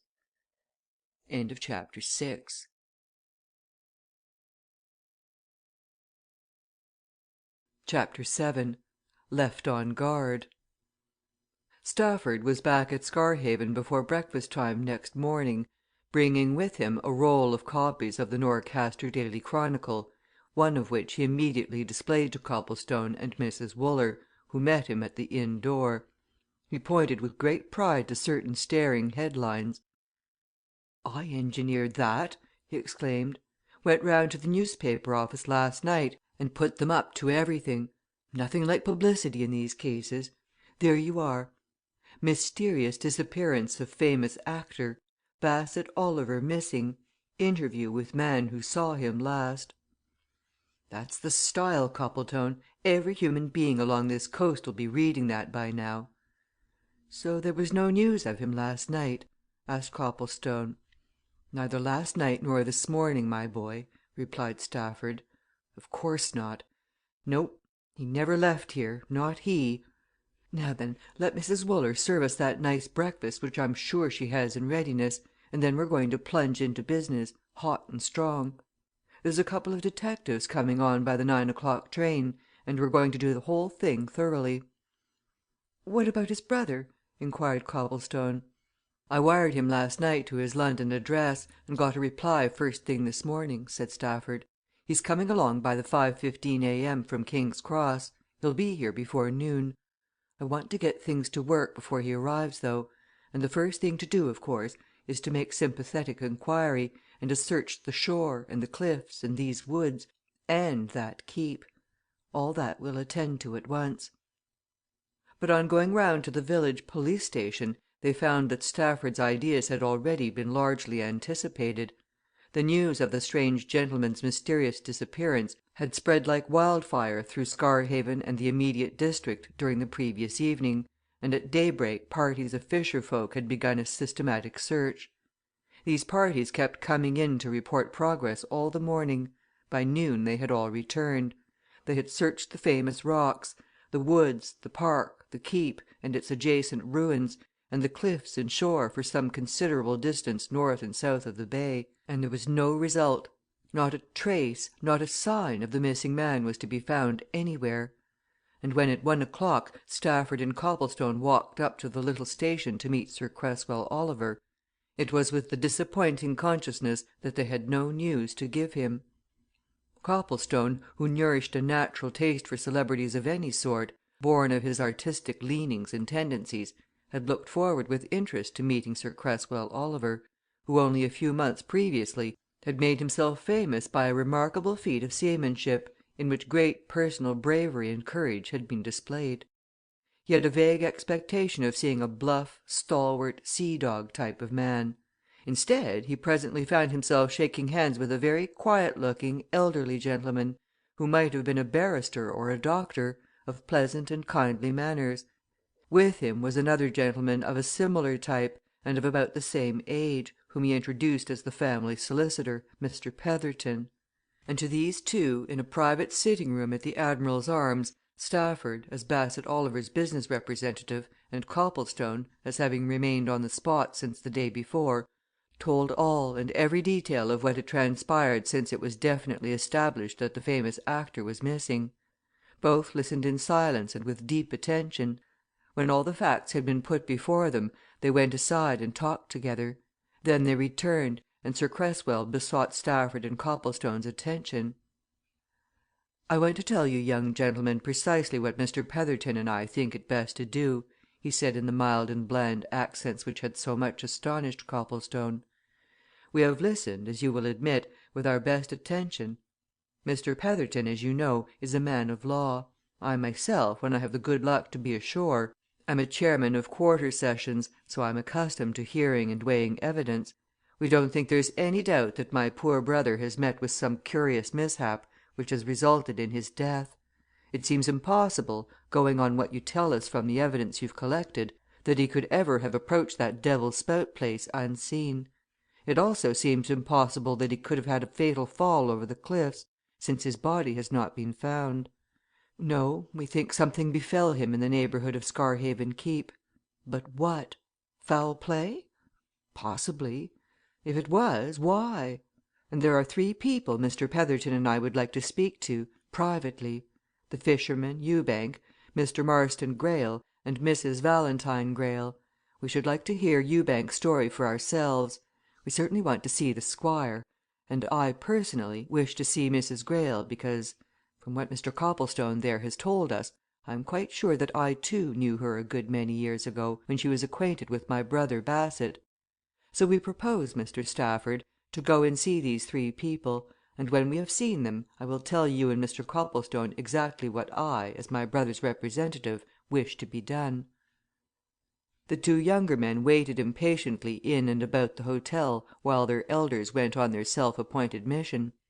Stafford, essentially a man of activity, speculated on their reasons for seeing the three people whom Sir Cresswell Oliver had specifically mentioned.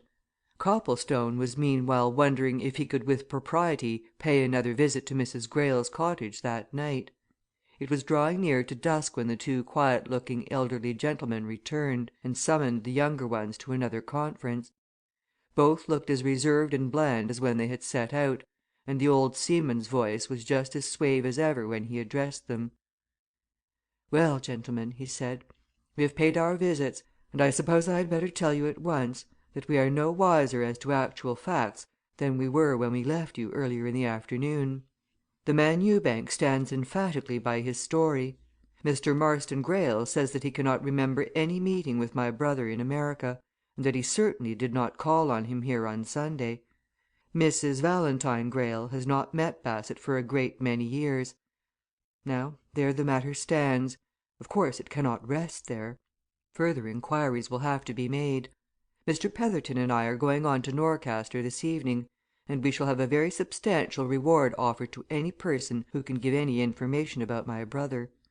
That may result in something or in nothing. As to my brother's business arrangements, I will go fully into that matter with you, Mr. Stafford, at Norcaster, tomorrow. Now, Mr. Copplestone, will you have a word or two with me in private?" Copplestone followed the old seaman into a quiet corner of the room, where Sir Cresswell turned on him with a smile.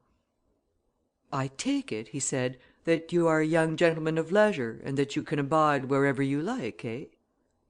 "Yes, you may take that as granted," answered Copplestone, wondering what was coming. "Doesn't matter much if you write your plays in Jermyn Street or anywhere else, eh?" questioned Sir Cresswell with a humorous smile. "Practically, no," replied Copplestone. Sir Cresswell tapped him on the shoulder. "I want you to do me a favour," he said. "I shall take it as a kindness if you will.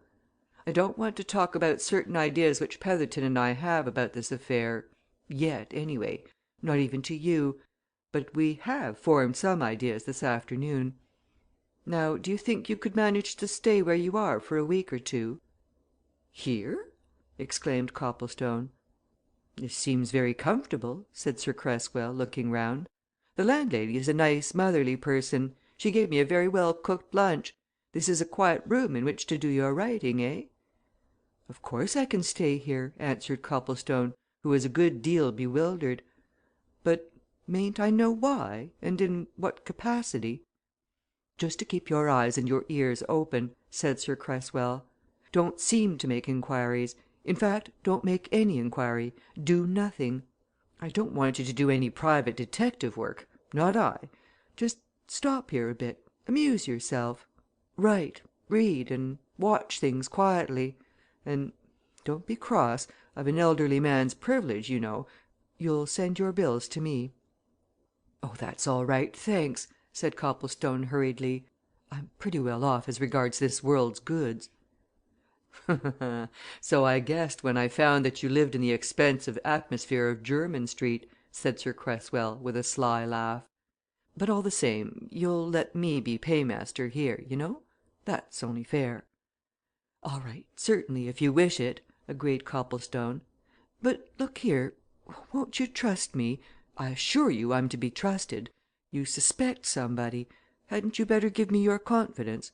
I won't tell a soul, and when I say that, I mean it literally. I won't tell one single soul." Sir Cresswell waited a moment or two, looking quietly at Copplestone. Then he clapped a hand on the young man's shoulder. "All right, my lad," he said. "Yes, we do suspect somebody. Marston Greyle. Now you know it." "I expected that," answered Copplestone. "All right, sir. And my orders are just what you said." "Just what I said," agreed Sir Cresswell. "Carry on at that. Eyes and ears open. No fuss. Everything quiet, unobtrusive, silent. Meanwhile, Petherton will be at work. And I say, if you want company, you know, I think you'll find it across the bay there at Mrs. Greyle's, eh?" "I was there last night," said Copplestone. "I liked both of them very much. You knew Mrs. Greyle once upon a time, I think you and your brother." "We did," replied Sir Cresswell, with a sigh. Fact is, both Bassett and I were in love with her at that time. She married another man instead. That's all." He gave Copplestone a squeeze of the elbow, laughed, and went across to the solicitor, who was chatting to Stafford in one of the bow windows. 10 minutes later all three were off to Norcaster, and Copplestone was alone, ruminating over this sudden and extraordinary change in the hitherto even tenor of his life. Little more than 24 hours previously all he had been concerned about was the production of his play by Bassett Oliver. Here he was now, mixed up in a drama of real life, with Bassett Oliver as its main figure, and the plot as yet unrevealed. And he himself was already committed to play in it but what part? Now that the others had gone, Copplestone began to feel strangely alone. He had accepted Sir Cresswell Oliver's commission readily, feeling genuinely interested in the affair, and being secretly conscious that he would be glad of the opportunity of further improving his acquaintance with Audrey Greyle. But now that he considered things quietly, he began to see that his position was a somewhat curious and possibly invidious one. He was to watch, and to seem not to watch. He was to listen, and appear not to listen. The task would be difficult, and perhaps unpleasant. For he was very certain that Marston Greyle would resent his presence in the village, and that Chatfield would be suspicious of it. What reason could he, an utter stranger, have for taking up his quarters at the "Admiral's Arms"? The tourist season was over. Autumn was well set in. With autumn, on that coast, came weather which would send most southerners flying homewards. Of course, these people would say that he was left there to peep and pry, and they would all know that the Squire was the object of suspicion. It was all very well his telling Mrs. Wooler that being an idle man he had taken a fancy to Scarhaven, and would stay in her inn for a few weeks, but Mrs. Wooler, like everybody else, would see through that. However, the promise had been given, and he would keep it, literally. He would do nothing in the way of active detective work. He would just wait and see what, if anything, turned up. But upon one thing Copplestone had made up his mind determinedly before that second evening came. He would make no pretence to Audrey Greyle and her mother, and availing himself of their permission to call again, he went round to the cottage, and before he had been in it 5 minutes told them bluntly that he was going to stay at Scarhaven a while, on the chance of learning any further news of Bassett Oliver. "Which," he added with a grim smile, "seems about as likely as that I should hear that I am to be Lord Chancellor when the woolsack is next vacant." "You don't know?" remarked Mrs. Greyle. "A reward for information is to be offered, isn't it?" "Do you think that will do much good?" asked Copplestone. "It depends upon the amount," replied Mrs. Greyle. "We know these people. They are close and reserved no people could keep secrets better. For all one knows, somebody in this village may know something, and may at present feel it wisest to keep the knowledge to himself. But if money what would seem a lot of money comes into question ah!" "Especially if the information could be given in secret," said Audrey. "Scarhaven folk love secrecy it's the salt of life to them. It's in their very blood. Chatfield is an excellent specimen he'll watch you as a cat watches a mouse when he finds you're going to stay here." "I shall be quite open," said Copplestone. "I'm not going to indulge in any secret investigations. But I mean to have a thorough look round the place. That Keep, now may one look round that?" "There's a path which leads close by the Keep, from which you can get a good outside view of it," replied Audrey. "But the Keep itself, and the rest of the ruins round about it, are in private ground." "But you have a key, Audrey, and you can take Mr. Copplestone in there," said Mrs. Greyle. "And you would show him more than he would find out for himself. Audrey," she continued, turning to Copplestone, "knows every inch of the place, and every stone of the walls." Copplestone made no attempt to conceal his delight at this suggestion. He turned to the girl with almost boyish eagerness. "Will you?" he exclaimed. "Do? When?" "Tomorrow morning, if you like," replied Audrey. "Meet me on the south quay soon after 10." Copplestone was down on the quay by 10 o'clock. He became aware as he descended the road from the inn that the fisher folk, who were always lounging about the sea front, were being keenly interested in something that was going on there. Drawing nearer, he found that an energetic bill poster was attaching his bills to various walls and doors. Sir Cresswell and his solicitor had evidently lost no time, and had set a Norcaster printer to work immediately on their arrival the previous evening. And there the bill was, and it offered £1,000 reward to any person who should give information which would lead to the finding of Bassett Oliver, alive or dead. Copplestone purposely refrained from mingling with the groups of men and lads who thronged about the bills, eagerly discussing the great affair of the moment. He sauntered along the quay, waiting for Audrey. She came at last with an enigmatic smile on her lips. "Our particular excursion is off, Mr. Copplestone," she said. "Extraordinary events seem to be happening. Mr. Chatfield called on us an hour ago, took my key away from me, and solemnly informed us that Scarhaven Keep is strictly closed until further notice." CHAPTER VIII. CHAPTER VIII Right of Way The look of blank astonishment which spread over Copplestone's face on hearing this announcement seemed to afford his companion great amusement, and she laughed merrily as she signed to him to turn back towards the woods. "All the same," she observed, "I know how to steal a countermarch on Master Chatfield. Come along you shan't be disappointed." "Does your cousin know of that?" asked Copplestone. "Are those his orders?" Audrey's lips curled a little, and she laughed again, but this time the laughter was cynical. "I don't think it much matters whether my cousin knows or not," she said. "He's the nominal Squire of Scarhaven, but everybody knows that the real overlord is Peter Chatfield. Peter Chatfield does everything. And he hates me. He won't have had such a pleasant moment for a long time as he had this morning when he took my key away from me and warned me off." "But why you?" asked Copplestone. "Oh, Peter is deep," she said. "Peter, no doubt, knew that you came to see us last night Peter knows all that goes on in Scarhaven and he put things together, and decided that I might act as your cicerone over the Keep and the ruins, and so there you are." "Why should he object to my visiting the Keep?" demanded Copplestone. "That's obvious he considers you a spy," replied Audrey. "And there may be reasons why he doesn't desire your presence in those ancient regions. But we'll go there all the same, if you don't mind breaking rules and defying Peter." "Not I," said Copplestone. "Hang Peter!" "There are people who firmly believe that Peter Chatfield should have been hanged long since," she remarked quietly. "I'm one of them. Chatfield is a bad old man thoroughly bad. But I'll circumvent him in this, anyhow. I know how to get into the Keep in spite of him and of his locks and bolts. There's a big curtain wall, 20 feet high, all round the Keep, but I know where there's a hole in it, behind some bushes, and we'll get in there. Come along."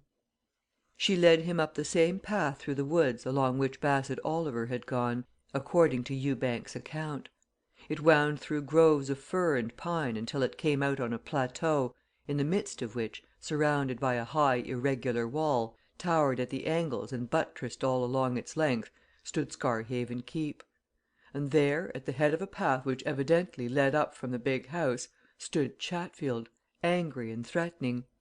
Beyond him, distributed at intervals about the other paths which converged on the plateau, were other men, obviously estate labourers, who appeared to be mounting guard over the forbidden spot. "Now there's going to be a row between me and Chatfield," murmured Audrey. "You play spectator don't say a word leave it to me. We are on our rights along this path take no notice of Peter." But Chatfield was already bearing down on them, his solemn featured face dark with displeasure. He raised his voice while he was yet a dozen yards away. "I thought I'd told you as you wasn't to come near these here ruins," he said, addressing Audrey in a fashion which made Copplestone's fingers itch to snatch the oak staff from the agent and lay it freely about his person. "My orders was to that there effect, and when I give orders I mean 'em to be obeyed. You'll turn straight back where you came from, miss, and in future do as I instruct. D'ye hear that, now?"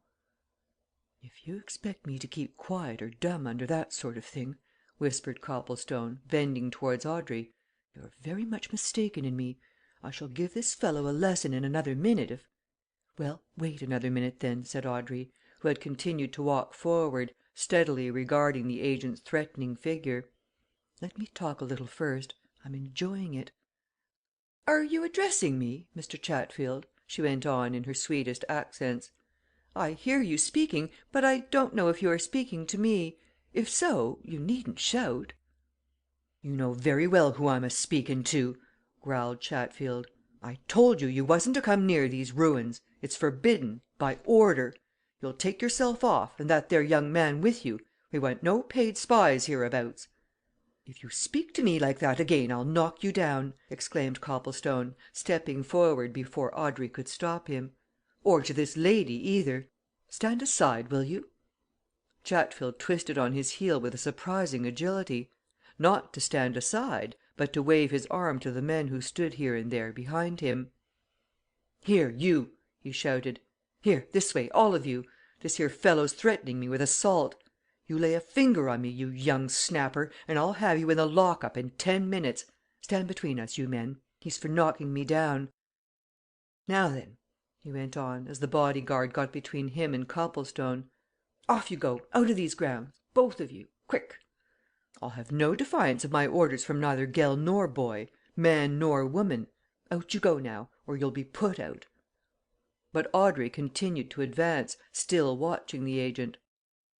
"You're under a mistake, Mr. Chatfield," she said calmly. "You will observe that Mr. Copplestone and I are on this path. You know very well that this is a public footpath, with a proper and legal right of way from time immemorial. You can't turn us off it, you know, without exposing yourself to all sorts of pains and penalties. You men know that, too," she continued, turning to the labourers and dropping her bantering tone. "You all know this is a public footpath, so stand out of our way, or I'll summon every one of you." The last words were spoken with so much force and decision that the three labourers involuntarily moved aside. But Chatfield hastened to oppose Audrey's progress, planting himself in front of a wicket gate which there stood across the path, and he laughed sneeringly. "And where would you find money to take summonses out?" he said, with a look of contempt. "I should think you and your mother's something better to do with your bit o' money than that. Now then, no more words. Back you turn." Copplestone's temper had been gradually rising during the last few minutes. Now, at the man's carefully measured taunts, he let it go. Before Chatfield or the labourer saw what he was at, he sprang on the agent's big form, grasped him by the neck with one hand, twisted his oak staff away from him with the other, flung him headlong on the turf, and raised the staff threateningly. "Now," he said, "beg Miss Greyle's pardon instantly, or I'll split your wicked old head for you. Quick, man, I mean it!"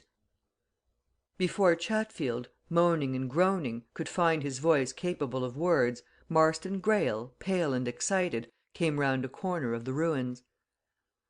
"What's this? What's all this?" he demanded. "Here, yon sir, what are you doing with that stick? What " "I'm about to chastise your agent for his scoundrelly insolence to your cousin," retorted Copplestone with cheerful determination. "Now then, my man, quick! I always keep my word." "Hand the stick to Mr. Marston Greyle, Mr. Copplestone," said Audrey in her demurest manner. "I'm sure he would beat Chatfield soundly if he had heard what he said to me his cousin." "Thank you, but I'm in possession," said Copplestone grimly. "Mr. Marston Greyle can kick him when I've thrashed him. Now then, are you going to beg Miss Greyle's pardon, you hoary sinner?" "What on earth is it all about?" exclaimed Greyle, obviously upset and afraid. "Chatfield, what have you been saying? Go away, you men, go away, all of you, at once. Mr. Copplestone, don't hit him. Audrey, what is it? Hang it all, I seem to have nothing but bother. It's most annoying. What is it, I say?" "It is merely, Marston, that your agent there, after trying to turn Mr. Copplestone and myself off this public footpath, insulted me with shameful taunts about my mother's poverty," replied Audrey. "That's all. Whereupon, as you were not here to do it, Mr. Copplestone promptly and very properly knocked him down. And now, is Mr. Copplestone to punish him, or will you?" Copplestone, keeping a sharp eye on the groaning and sputtering agent, contrived at the same time to turn a corner of it on Marston Greyle. That momentary glance showed him much. The Squire was mortally afraid of his man. That was certain as that they were there. He stood, a picture of vexation and indecision, glancing furtively at Chatfield, then at Audrey, and evidently hating to be asked to take a side. "Confound it all, Chatfield!" he suddenly burst out. "Why don't you mind what you're saying? It's all very well, Audrey, but you shouldn't have come along here, especially with strangers. The fact is, I'm so upset about this Oliver affair that I'm going to have a thorough search and examination of the Keep and the ruins, and of course we can't allow any one inside the grounds while it's going on. You should have kept to Chatfield's orders." "And since when has a Greyle of Scarhaven kept to a servant's orders?" interrupted Audrey, with a sneer that sent the blood rushing to the Squire's face. "Never! Until this present regime, I should think. Orders, indeed! From an agent! I wonder what the last Squire of Scarhaven would have said to a proposition like that. Mr. Copplestone, you've punished that bad old man quite sufficiently. Will you open the gate for me, and we'll go on our way?" The girl spoke with so much decision that Copplestone moved away from Chatfield, who struggled to his feet, muttering words that sounded very much like smothered curses. "I'll have the law on you!" he growled, shaking his fist at Copplestone. "Before this day's out, I'll have the law!" "Sooner the better," retorted Copplestone. "Nothing will please me so much as to tell the local magistrates precisely what you said to your master's kinswoman. You know where I'm to be found. And there," he added, throwing a card at the agent's feet, "there you'll find my permanent address." "Give me my walking stick!" demanded Chatfield. "Not I!" exclaimed Copplestone. "That's mine, my good man, by right of conquest. You can summon me, or arrest me, if you like, for stealing it." He opened the wicket gate for Audrey, and together they passed through, skirted the walls of the ruins, and went away into the higher portion of the woods. Once there, the girl laughed. "Now there'll be another row," she said, "between master and man this time." "I think not," observed Copplestone, with unusual emphasis, "for the master is afraid of the man." "Ah, but which is master and which is man?" asked Audrey in a low voice. Copplestone stopped and looked narrowly at her. "Oh?" he said quietly. "So you've seen that?" "Does it need much observation?" she replied. "My mother and I have known for some time that Marston Greyle is entirely under Peter Chatfield's thumb. He daren't do anything save by Chatfield's permission." Copplestone walked on a few yards, ruminating. "Why?" he asked suddenly. "How do we know?" retorted Audrey. "Well, in cases like that," said Copplestone, "it generally means that one man has a hold on the other. What hold can Chatfield have on your cousin? I understand Mr. Marston Greyle came straight to his inheritance from America. So what could Chatfield know of him to have any hold?" "Oh, I don't know, and I don't care much," replied Audrey, as they passed out of the woods on to the headlands beyond. "Never mind all that here's the sea and the open sky. Hang Chatfield and Marston too! As we can't see the Keep, let's enjoy ourselves some other way. What shall we do?" "You're the guide, conductress, general boss," answered Copplestone. "Shall I suggest something that sounds very material, though? Well, then, can't we go along these cliffs to some village where we can find a nice old fishing inn and get a simple lunch of some sort?" "That's certainly material and eminently practical," laughed Audrey. "We can that place along there to the south Lenwick. And so, come on and no more talk of Squire and agent. I've a remarkable facility in throwing away unpleasant things." "It's a grand faculty, and I'll try to imitate you," said Copplestone. "So today's our own, eh? Is that it?" "Say until the middle of this afternoon," responded Audrey. "Don't forget that I have a mother at home." It was, however, well past the middle of the afternoon when these two returned to Scarhaven, very well satisfied with themselves. They had found plenty to talk about without falling back on Marston Greyle or Peter Chatfield or the event of the morning, and Copplestone suddenly remembered, almost with compunction, that he had been so engrossed in his companion that he had almost forgotten the Oliver mystery. But that was sharply recalled to him as he entered the Admiral's arms. Mrs. Wooler came forward from her parlour with a mysterious smile on her good looking face. "Here's a billet doux for you, Mr. Copplestone," she said, "and I can't tell you who left it. One of the girls found it lying on the hall table an hour ago."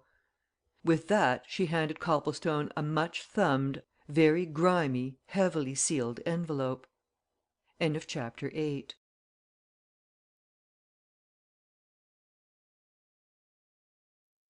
IX. Hobkin's Hole.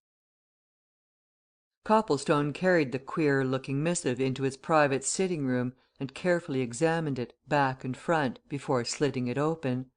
The envelope was of the cheapest kind; the big splotch of red wax at the flap had been pressed into flatness by the summary method of forcing a coarse grained thumb upon it.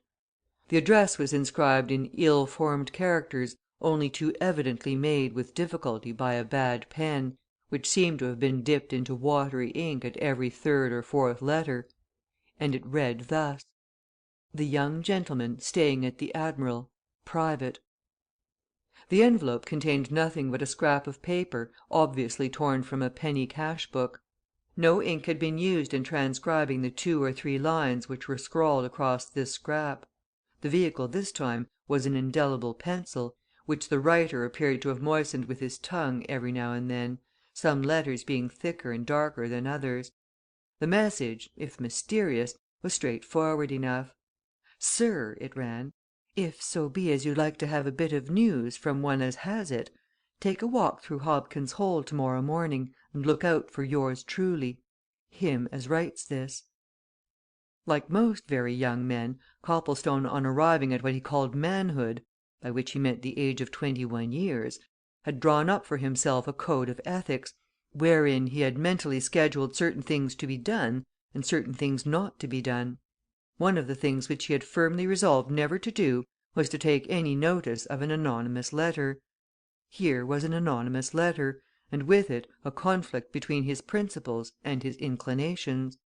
In 5 minutes he learned that cut and dried codes are no good when the hard facts of everyday life have to be faced, and that expediency is a factor in human existence which has its moral values. In plain English, he made up his mind to visit Hobkin's Hole next morning and find out who the unknown correspondent was. He was half tempted to go round to the cottage and show the queer scrawl to Audrey Greyle, of whom, having passed 6 delightful hours in her company, he was beginning to think much more than was good for him, unless he intended to begin thinking of her always. But he was still young enough to have a spice of bashfulness about him, and he did not want to seem too pushing or forward. Again, it seemed to him that the anonymous letter conveyed, in some subtle fashion, a hint that it was to be regarded as sacred and secret, and Copplestone had a strong sense of honour. He knew that Mrs. Wooler was femininely curious to hear all about that letter, but he took care not to mention it to her. Instead, he quietly consulted an ordnance map of the district which hung framed and glazed in the hall of the inn, and discovering that Hobkin's Hole was marked on it as being something or other a mile or two out of Scarhaven on the inland side, he set out in its direction next morning after breakfast, without a word to anyone as to where he was going. And that he might not be entirely defenceless, he carried Peter Chatfield's oaken staff with him, that would certainly serve to crack any ordinary skull, if need arose for measure of defence. The road which Copplestone followed out of the village soon turned off into the heart of the moorlands that lay rising and falling in irregular undulations between the sea and the hills. He was quickly out of sight of Scarhaven and in the midst of a solitude. All round him stretched wide expanses of heather and gorse, broken up by great masses of rock. From a rise in the road he looked about him and saw no sign of a human habitation and heard nothing but the rush of the wind across the moors, and the plaintive cry of the sea birds flapping their way to the cultivated land beyond the barrier of hills. And from that point he saw no sign of any fall or depression in the landscape to suggest the place which he sought. But at the next turn he found himself at the mouth of a narrow ravine, which cut deep into the heart of the hill, and was dark and sombre enough to seem a likely place for secret meetings, if for nothing more serious and sinister. It wound away from a little bridge which carried the road over a brawling stream. Along the side of that stream were faint indications of a path which might have been made by human feet, but was more likely to have been trodden out by the mountain sheep. This path was quickly obscured by dwarf oaks and alder bushes, which completely roofed in the narrow valley, and about everything hung a suggestion of solitude that would have caused any timid or suspicious soul to have turned back. But Copplestone was neither timid nor suspicious, and he was already intensely curious about this adventure. Wherefore, grasping Peter Chatfield's oaken cudgel firmly in his right hand, he jumped over the bridge and followed the narrow path into the gloom of the trees. He soon found that the valley resolved itself into a narrow and rocky defile.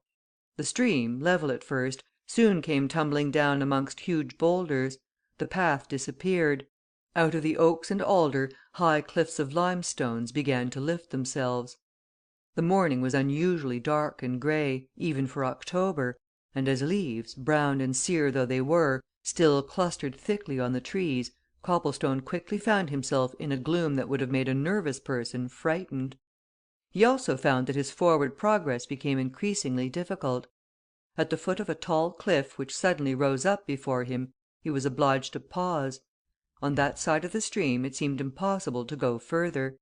But as he hesitated, peering here and there under the branches of the dwarf oaks, he heard a voice so suddenly that he started in spite of himself. "Guv'nor!" Copplestone looked around and saw nothing. Then came a low laugh, as if the unseen person was enjoying his perplexity. "Look overhead, guv'nor," said the voice. "Look aloft."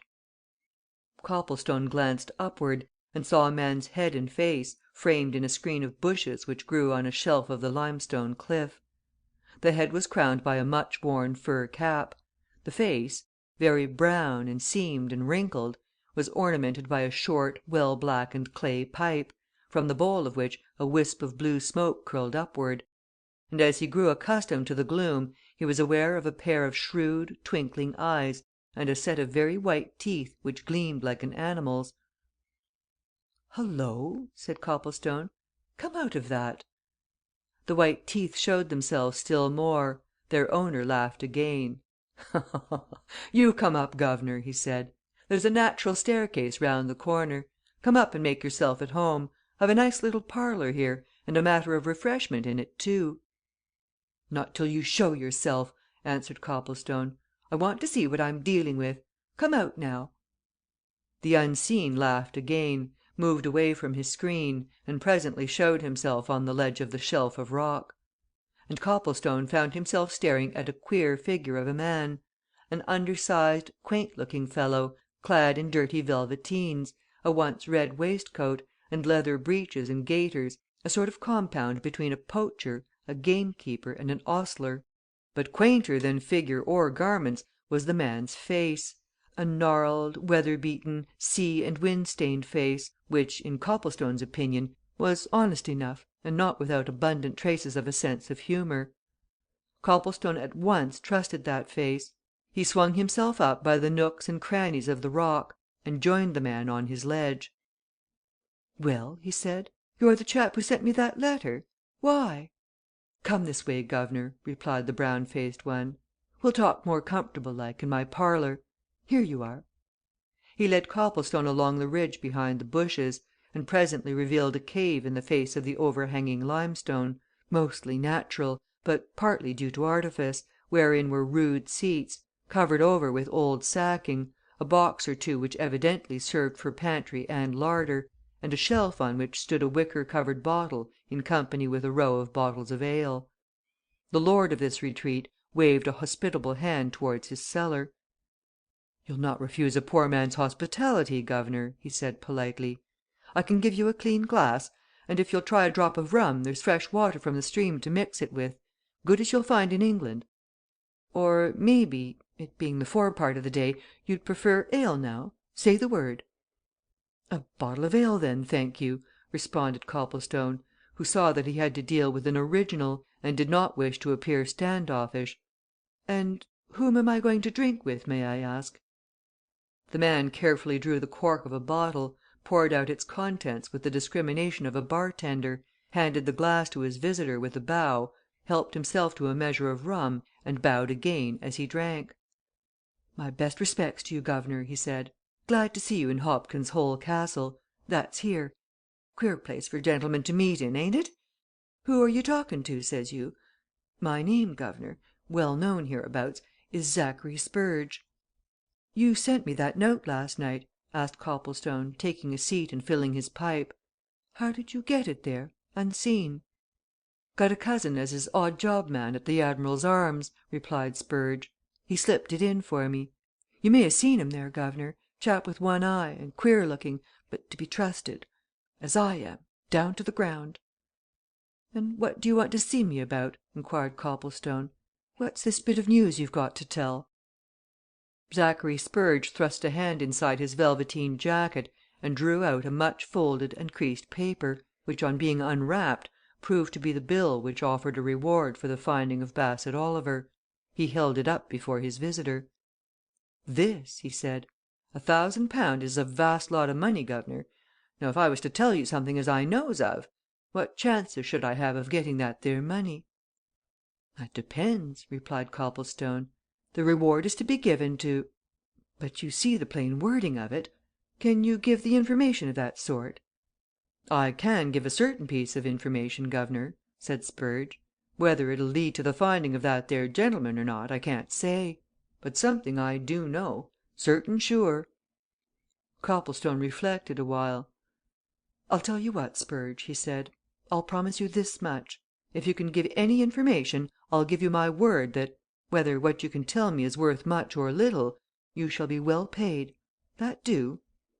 "That'll do, guv'nor," responded Spurge. "I take your word as between gentlemen. Well, now, it's this here.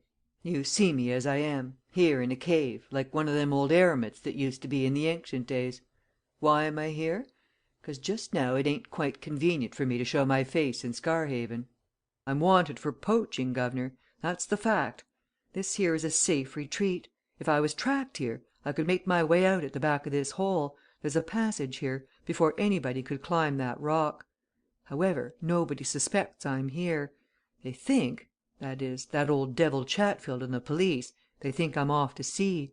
However, here I am and last Sunday afternoon as ever was, I was in Scarhaven. In the wood I was, guv'nor, at the back of the Keep. Never mind what for I was there. And at precisely 10 minutes to 3 o'clock I saw Bassett Oliver." "How did you know him?" demanded Copplestone. "'Cause I've had many a sixpennyworth of him at both Northborough and Norcaster," answered Spurge. "Seen him a dozen times, I have, and knew him well enough, even if I'd only viewed him from the theayter gallery. Well, he come along up the path from the south quay. He passed within a dozen yards of me and went up to the door in the wall of the ruins, right opposite where I was lying doggo amongst some bushes. He poked the door with the point of his stick it was ajar, that door, and it went open and so he walks in and disappears. Guv'nor, I reckon that'd be the last time as he was seen alive. Unless " "Unless what?" asked Copplestone eagerly. "Unless one other man saw him," replied Spurge solemnly. "For there was another man there, guv'nor Squire Greyle." Copplestone looked hard at Spurge. Spurge returned the stare, and nodded 2 or 3 times. "Gospel truth!" he said. "I kept where I was I'd reasons of my own. Maybe 8 minutes or so certainly not 10 after Bassett Oliver walked in there, Squire Greyle walked out. In a hurry, guv'nor. He come out quick. He looked a bit queer dazed like. You know how quick a man can think, guv'nor, under certain circumstances. I thought quicker'n lightning. I says to myself Squire's seen somebody or something he hadn't no taste for. Why, you could read it on his face, plain as print it was there."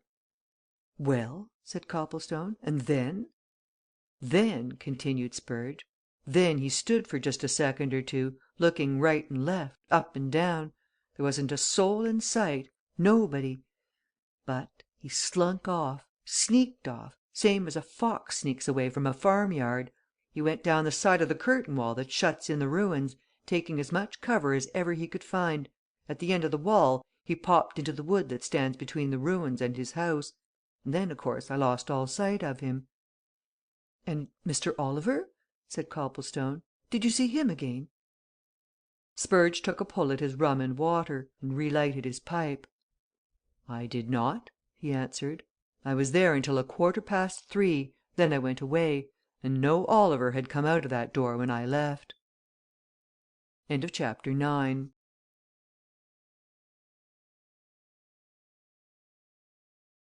Chapter X. The Invalid Curate. Spurge and his visitor sat staring at each other in silence for a few minutes. The silence was eventually broken by Copplestone. "Of course," he said reflectively, "if Mr. Oliver was looking round those ruins, he could easily spend half an hour there." "Just so," agreed Spurge. "He could spend an hour. If so be as he was one o' these here antiquarian minded gents as loves to potter about old places like that, he could spend 2 hours 3 hours profitable like. But he'd have come out in the end, and the evidence is, guv'nor, that he never did come out. Even if I am just now lying up, as it were, I'm fully what they term au fait with matters, and by all accounts, after Bassett Oliver went up that there path subsequent to his bit o' talk with Ewbank, he was never seen no more 'cepting by me, and possibly by Squire Greyle. Them as lives a good deal alone, like me, guv'nor, develops what you may call logical faculties. They thinks, and thinks deep. I've thought. B.O. that's Oliver didn't go back by the way he'd come, or he'd ha' been seen. B.O. didn't go forward or through the woods to the headlands, or he'd ha' been seen. B.O. didn't go down to the shore, or he'd ha' been seen. 'Twixt you and me, guv'nor, B.O.'s dead body is in that there Keep." "Are you suggesting anything?" asked Copplestone. "Nothing, guv'nor no more than that," answered Spurge. "I'm making no suggestion and no accusation against nobody.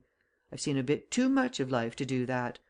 I've known more than one innocent man hanged there at Norcaster Gaol in my time, all through what they call circumstantial evidence.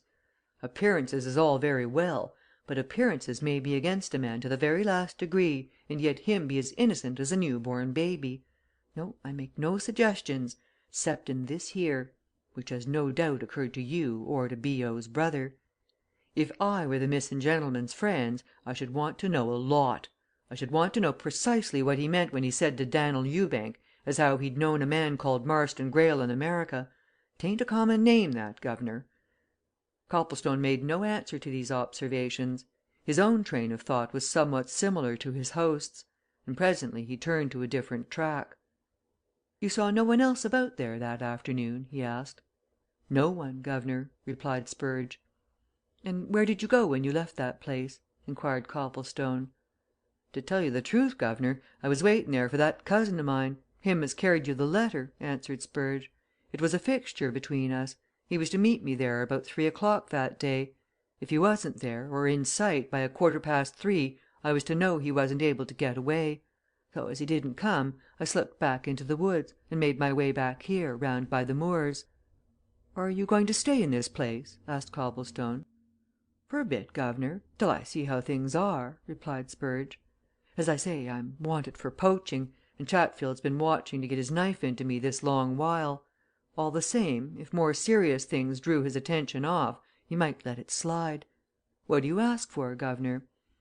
"I wanted to know where you could be found in case you were required to give evidence about seeing Mr. Oliver," replied Copplestone. "That evidence may be wanted." "I've thought of that," observed Spurge. "And you can always find that much out from my cousin at the Admiral. He keeps in touch with me. If it got too hot for me here, I should clear out to Norcaster there's a spot there where I've laid low many a time. You can trust my cousin Jim Spurge, that's his name. One eye no mistaking him he's always about the yard there at Mrs. Wooler's." "All right," said Copplestone. "If I want you, I'll tell him. By the by, have you told this to anybody?" "Not to a soul, guv'nor," replied Spurge. "Not even to Jim. No, I kept it dark till I could see you. Considering, of course, that you are left in charge of things, like." Copplestone presently went away and returned slowly to Scarhaven, meditating deeply on what he had heard. He saw no reason to doubt the truth of Zachary Spurge's tale it bore the marks of credibility. But what did it amount to? That Spurge saw Bassett Oliver enter the ruins of the Keep by the one point of ingress, that a few moments later he saw Marston Greyle come away from the same place, evidently considerably upset, and sneak off in a manner which showed that he dreaded observation. That was all very suspicious, to say the least of it, taken in relation to Oliver's undoubted disappearance. But it was only suspicion it afforded no direct proof. However, it gave material for a report to Sir Cresswell Oliver, and he determined to write out an account of his dealings with Spurge that afternoon, and to send it off at once by registered letter. He was busily engaged in this task when Mrs. Wooler came into his sitting room to lay the table for his lunch. Copplestone saw at once that she was full of news. "Never rains but it pours," she said with a smile. "Though, to be sure, it isn't a very heavy shower. I've got another visitor now, Mr. Copplestone." "Oh?" responded Copplestone, not particularly interested. "Indeed!" "A young clergyman from London, the Reverend Gilling," continued the landlady. "Been ill for some time, and his doctor has recommended him to try the north coast air. So he came down here, and he's going to stop a while to see how it suits him." "I should have thought the air of the north coast was a bit strong for an invalid," remarked Copplestone. "I'm not delicate, but I find it quite strong enough for me." "I daresay it's a case of kill or cure," replied Mrs. Wooler. "Chest complaint, I should think. Not that the young gentleman looks particularly delicate, either, and he tells me that he's a very good appetite, and that his doctor says he's to live well, and to eat as much as ever he can." Copplestone got a view of his fellow visitor that afternoon in the hall of the inn, and agreed with the landlady that he showed no evident signs of delicacy of health. He was a good type of the conventional curate, with a rather pale, good humoured face set between his round collar and wide brimmed hat, and he glanced at Copplestone with friendly curiosity and something of a question in his eyes, and Copplestone, out of good neighbourliness, stopped and spoke to him. "Mrs. Wooler tells me you're come here to pick up," he remarked. "Pretty strong air round this quarter of the globe." "Oh, that's all right," said the new arrival. "The air of Scarhaven will do me good. It's full of just what I want." He gave Copplestone another look, and then glanced at the letters which he held in his hand. "Are you going to the post office?" he asked. "May I come? I want to go there too." The two young men walked out of the inn, and Copplestone led the way down the road towards the northern quay, and once they were well out of earshot of the "Admiral's Arms" and the two or three men who lounged near the wall in front of it, the curate turned to his companion with a sly look. "Of course you're Mr. Copplestone," he remarked. "You can't be anybody else. Besides, I heard the landlady call you so." "Yes?" replied Copplestone, distinctly puzzled by the other's manner. "What then?" The curate laughed quietly, and putting his fingers inside his heavy overcoat produced a card which he handed over. "My credentials," he said. Copplestone glanced at the card and read Sir Cresswell Oliver. He turned wonderingly to his companion, who laughed again. "Sir Cresswell told me to give you that as soon as I conveniently could," he said. "The fact is, I'm not a clergyman at all not I. I'm a private detective, sent down here by him and Petherton. See?" Copplestone stared for a moment at the wide brimmed hat, the round collar, the eminently clerical countenance. Then he burst into laughter. "I congratulate you on your make up, anyway!" he exclaimed. "Capital!" "Oh, I've been on the stage in my time," responded the private detective. "I'm a good hand at fitting myself to various parts. Besides, I've played the conventional curate a score of times. Yes, I don't think anybody would see through me, and I'm very particular to avoid the clergy." "And you left the stage for this?" asked Copplestone. "Why, now?" "Pays better heaps better," replied the other calmly. "Also, it's more exciting. There's much more variety in it. Well, now you know who I am. My name, by the by, is Gilling, though I'm not the Reverend Gilling, as Mrs. Wooler will call me. And so, as I've made things plain, how's this matter going so far?" Copplestone shook his head. "My orders," he said, with a significant look, "are to say nothing to anyone." "Except to me," responded Gilling. "Sir Cresswell Oliver's card is my passport. You can tell me anything." "Tell me something first," replied Copplestone. "Precisely what are you here for? If I'm to talk confidentially to you, you must talk in the same fashion to me." He stopped at a deserted stretch of the quay, and leaning against the wall which separated it from the sand, signed to Gilling to stop also. "If we're going to have a quiet talk," he went on, "we'd better have it now. No one's about, and if anyone sees us from a distance, they'll only think we're what we look to be casual acquaintances. Now, what is your job?" Gilling looked about him and then perched himself on the wall. "To watch Marston Greyle," he replied. "They suspect him?" asked Copplestone. "Undoubtedly." "Sir Cresswell Oliver said as much to me but no more. Have they said more to you?" "The suspicion seemed to have originated with Petherton. Petherton, in spite of his meek, old fashioned manners, is as sharp an old bird as you'll find in London. He fastened at once on what Bassett Oliver said to that fisherman Ewbank. A keen nose for a scent, Petherton's, and he's determined to find out who it was that Bassett Oliver met in the United States under the name of Marston Greyle. He's already set the machinery in motion, and in the meantime I'm to keep my eye on this Squire as I shall. Why watch him particularly? To see that he doesn't depart for unknown regions, or if he does, to follow in his track. He's not to be lost sight of until this mystery is cleared. Because something is wrong." Copplestone considered matters in silence for a few moments, and decided not to reveal the story of Zachary Spurge to Gilling yet awhile, at any rate. However, he had news which there was no harm in communicating. "Marston Greyle," he said, presently, "or his agent, Peter Chatfield, or both, in common agreement, are already doing something to solve the mystery, so far as Greyle's property is concerned. They've closed the Keep and its surrounding ruins to the people who used to be permitted to go in, and they're conducting an exhaustive search for Bassett Oliver, of course." Gilling made a grimace. "Of course!" he said cynically. "Just so! I expected something of that sort. That's all part of a clever scheme." "I don't understand you," remarked Copplestone. "How a clever scheme?" "Whitewash!" answered Gilling. "Sheer whitewash! You don't suppose that either Greyle or Chatfield are fools? I should say they're far from it, from what little I've heard of 'em. Well, don't they know very well that Marston Greyle is under suspicion? All right they want to clear him. So they close their ruins and make a search a private search, mind you and at the end they announce that nothing's been found. And there you are! And supposing they did find something supposing they found Bassett Oliver's body what is it?"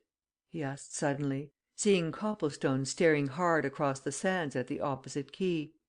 "Something happened?" "By gad! I believe something has happened!" exclaimed Copplestone. "Look there men running down the hillside from the Keep. And listen they're shouting to those fellows on the other quay. Come on across. Will it be out of keeping with your invalid pose if you run?" Gilling answered that question by lightly vaulting the wall and dropping to the sands beneath. "I'm not an invalid in my legs, anyhow," he answered, as they began to splash across the pools left by the recently retreated tide. "By George, I believe something has happened, too! Look at those people running out of their cottages!" All along the south quay the fisher folk, men, women, and children, were crowding eagerly towards the gate of the path by which Bassett Oliver had gone up towards the Keep. When Copplestone and his companion gained the quay and climbed up its wall, they were pouring in at this gate and swarming up to the woods, all talking at the top of their voices. Copplestone suddenly recognized Ewbank on the fringe of the crowd and called to him. "What is it?" he demanded. "What's happened?" Ewbank, a man of leisurely movement, paused and waited for the two young men to come up. At their approach he took his pipe out of his mouth and inclined his head towards the Keep. "They're saying something's been found up there," he replied. "I don't know what. But Chatfield, he's sent two men down here to the village. One of 'em's gone for the police and the doctor, and t'other's gone to the 'Admiral' looking for you. You're wanted up there, partic'lar."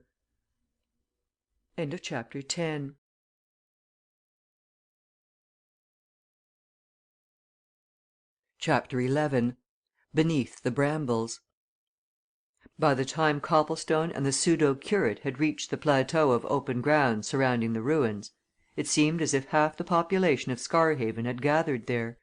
Men, women, and children were swarming about the door in the curtain wall, all manifesting an eager desire to pass through. But the door was strictly guarded. Chatfield, armed with a new oak cudgel, stood there, masterful and lowering. Behind him were several estate labourers, all keeping the people back. And within the door stood Marston Greyle, evidently considerably restless and perturbed, and every now and then looking out on the mob which the fast spreading rumour had called together. In one of these inspections he caught sight of Copplestone, and spoke to Chatfield, who immediately sent one of his bodyguard through the throng. "Mr. Greyle says will you go forward, sir?" said the man. "Your friend can go in too, if he likes." "That's your clerical garb," whispered Copplestone, as he and Gilling made their way to the door. "But why this sudden politeness?"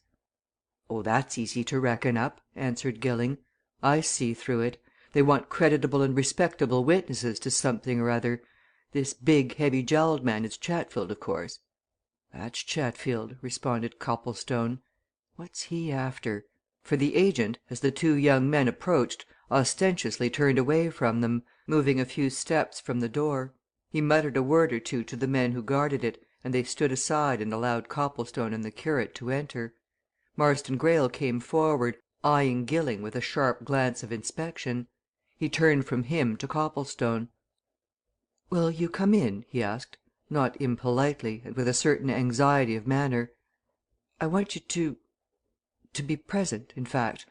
This gentleman is a friend of yours?" "An acquaintance of an hour," interposed Gilling, with ready wit. "I have just come to stay at the inn for my health's sake." "Perhaps you'll be kind enough to accompany us," said Greyle. "The fact is, Mr. Copplestone, we've found Mr. Bassett Oliver's body." "I thought so," remarked Copplestone. "And as soon as the police come up," continued Greyle, "I want you all to see exactly where it is. No one's touched it no one's been near it. Of course, he's dead." He lifted his hand with a nervous gesture, and the two others, who were watching him closely, saw that he was trembling a good deal, and that his face was very pale. "Dead of course," he went on. "He must have been killed instantaneously. And you'll see in a minute or two why the body wasn't found before, when we made that first search. It's quite explainable. The fact is " A sudden bustle at the door in the wall heralded the entrance of two policemen. The Squire went forward to meet them. The prospect of immediate action seemed to pull him together, and his manner changed to one of assertive superintendence of things. "Now, Mr. Chatfield," he called out, "keep all these people away. Close the door, and let no one enter, on any excuse. Stay there yourself and see that we are not interrupted. Come this way, now," he went on, addressing the policeman and the two favoured spectators. "You've found him, then, sir?" asked the police sergeant in a thick whisper, as Greyle led his party across the grass to the foot of the Keep. "I suppose it's all up with the poor gentleman, of course? The doctor, he wasn't in, but they'll send him up as soon " "Mr. Bassett Oliver is dead," interrupted Greyle, almost harshly. "No doctors can do any good. Now, look here," he continued, pulling them to a sudden halt. "I want all of you to take particular notice of this old tower, the Keep. I believe you have not been in here before, Mr. Copplestone. Just pay particular attention to this place. Here you see is the Keep, standing in the middle of what I suppose was the courtyard of the old castle. It's a square tower, with a stair turret at one angle. The stair in that turret is in a very good state of preservation. In fact, it is quite easy to climb to the top, and from the top there's a fine view of land and sea. The Keep itself is nearly 100 feet in height. Now the inside of the Keep is completely gutted, as you'll presently see. There isn't a floor left of the 5 or 6 which were once there. And I'm sorry to say there's very little protection when one's at the top merely a narrow ledge with a very low parapet, which in places is badly broken. Consequently, anyone who climbs to the top must be very careful, or there's the danger of slipping off that ledge and falling to the bottom. Now, in my opinion, that's precisely what happened on Sunday afternoon. Oliver evidently got in here, climbed the stairs in the turret to enjoy the view, and fell from the parapet. And why his body hasn't been found before, I'll now show you." He led the way to the extreme foot of the Keep, and to a very low arched door, at which stood a couple of the estate labourers, one of whom carried a lighted lantern. To this man the Squire made a sign. "Show the way," he said in a low voice. The man turned and descended several steps of worn and moss covered stone which led through the archway into a dark, cellar like place, smelling strongly of damp and age. Greyle drew the attention of his companions to a heap of earth and rubbish at the entrance. "We had to clear all that out before we could get in here," he said. "This archway hadn't been opened for ages. This, of course, is the very lowest story of the Keep, and half beneath the level of the ground outside. Its roof has gone, like all the rest, but, as you see, something else has supplied its place. Hold up your lantern, Maris." The other men looked up and saw what the Squire meant. Across the tower, at a height of some 15 or 20 feet from the floor, Nature, left unchecked, had thrown a ceiling of green stuff. Bramble, ivy, and other spreading and climbing plants had in the course of years made a complete network from wall to wall. In places it was so thick that no light could be seen through it from beneath. In other places it was thin and glimpses of the sky could be seen from above the grey, tunnel like walls. And in one of those places, close to the walls, there was a distinct gap, jagged and irregular, as if some heavy mass had recently plunged through the screen of leaf and branch from the heights above, and beneath this the startled searchers saw the body, lying beside a heap of stones and earth in the unmistakable stillness of death. "You see how it must have happened," whispered Greyle, as they all bent round the dead man. "He must have fallen from the very top of the Keep from the parapet, in fact and plunged through this mass of green stuff above us. If he had hit that where it's so thick there it might have broken his fall, but you see he struck it at the very thinnest part, and being a big and heavyish man, of course, he'd crash right through it. Now, of course, when we examined the Keep on Monday morning it never struck us that there might be something down here. If you go up the turret stairs to the top and look down on this mass of green stuff from the very top, you'll see that it looks undisturbed there's scarcely anything to show that he fell through it, from up there. But he did." "Whose notion was it that he might be found here?" asked Copplestone. "Chatfield's," replied the Squire. "Chatfield's. He and I were up at the top there, and he suddenly suggested that Oliver might have fallen from the parapet and be lying embedded in that mass of green stuff beneath. We didn't know then even Chatfield didn't know that there was this empty space beneath the green stuff. But when we came to go into it, we found there was, so we had that archway cleared of all the stone and rubbish, and of course we found him." "The body'll have to be removed, sir," whispered the police sergeant. "It'll have to be taken down to the inn, to wait the inquest." Marston Greyle started. "Inquest?" he said. "Oh! Will that have to be held?" "I suppose so yes. But we'd better wait until the doctor comes, hadn't we? I want him " The doctor came into the gloomy vault at that moment, escorted by Chatfield, who, however, immediately retired. He was an elderly, old fashioned, somewhat fussy mannered person, who evidently attached much more importance to the living Squire than to the dead man, and he listened to all Marston Greyle's explanations and theories with great deference and accepted each without demur.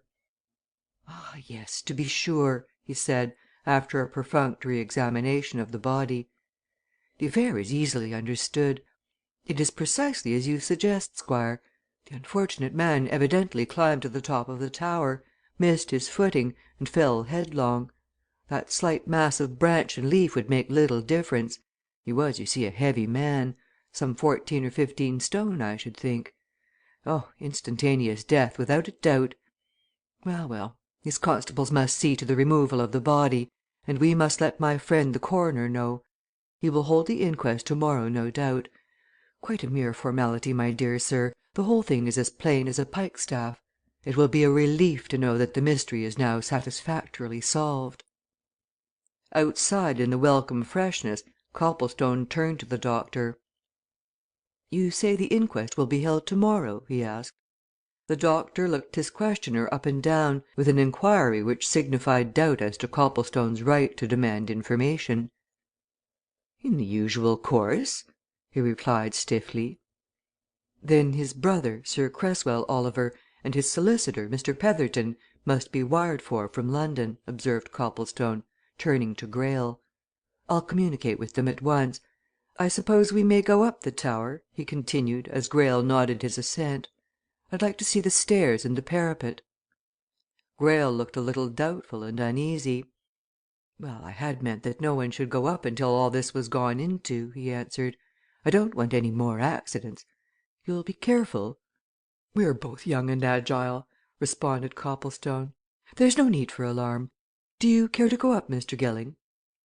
The pseudo curate accepted the invitation readily, and he and Copplestone entered the turret. They had climbed half its height before Copplestone spoke. "Well?" he whispered. "What do you think?" "It may be an accident," muttered Gilling. "It mayn't. You think he might have been what? Thrown down? Might have been caught unawares and pushed over. Let's see what there is up above, anyway.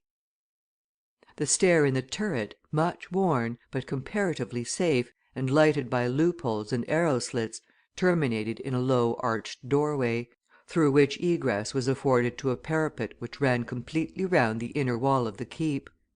It was in no place more than a yard wide, the balustrading which fenced it in was in some places completely gone, a mere glance was sufficient to show that only a very cool headed and extremely sure footed person ought to traverse it.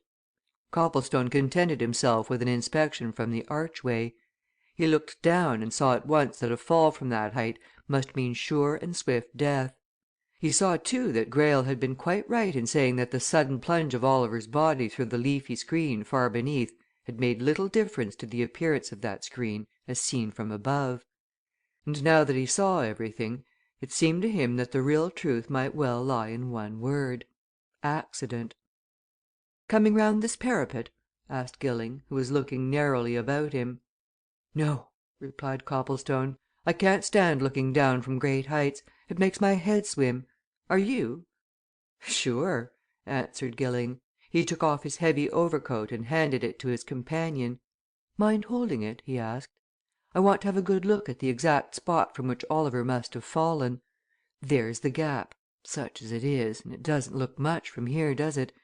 In the green stuff down below, so he must have been here on the parapet exactly above it. Gad, it's very narrow, and a bit risky, this, when all's said and done."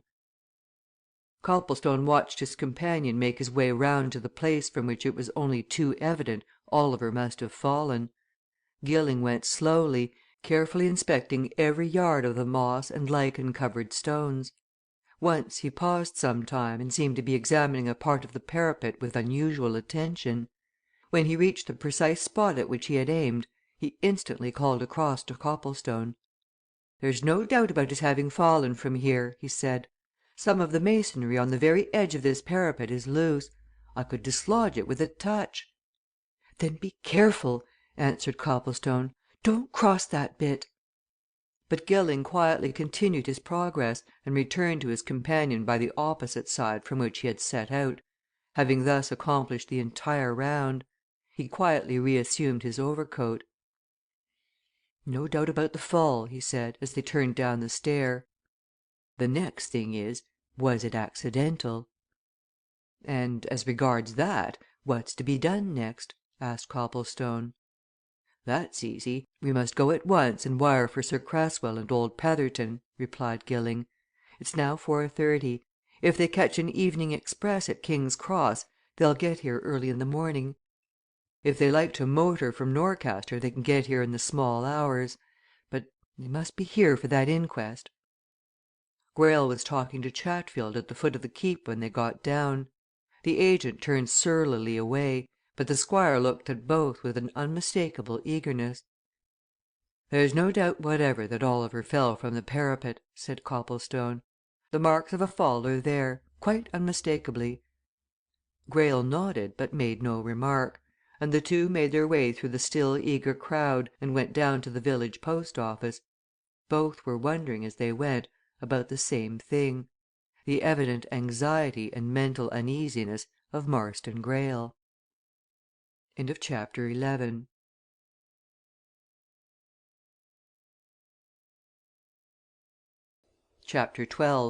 Good men and true. Copplestone saw little of his bed that night. At 7 o'clock in the evening came a telegram from Sir Cresswell Oliver saying that he and Petherton were leaving at once, would reach Norcaster soon after midnight, and would motor out to Scarhaven immediately on arrival. Copplestone made all arrangements for their reception, and after snatching a couple of hours' sleep was up to receive them. By 2 o'clock in the morning Sir Cresswell and the old solicitor and Gilling, smuggled into their sitting room, had heard all he had to tell about Zachary Spurge and his story. "We must have that fellow at the inquest," said Petherton. "At any cost we must have him that's flat." "You think it wise?" asked Sir Cresswell. "Won't it be a bit previous? Wouldn't it be better to wait until we know more?" "No, we must have his evidence," declared Petherton. "It will serve as an opening. Besides, this inquest will have to be adjourned I shall ask for that. No Spurge must be produced." "If Spurge comes into Scarhaven," observed Copplestone, "he'll be promptly collared by the police. They want him for poaching." "Then they can get him when the proceedings are over," retorted the old lawyer dryly. "They daren't touch him while he's giving evidence, and that's all we want. Perhaps he won't come?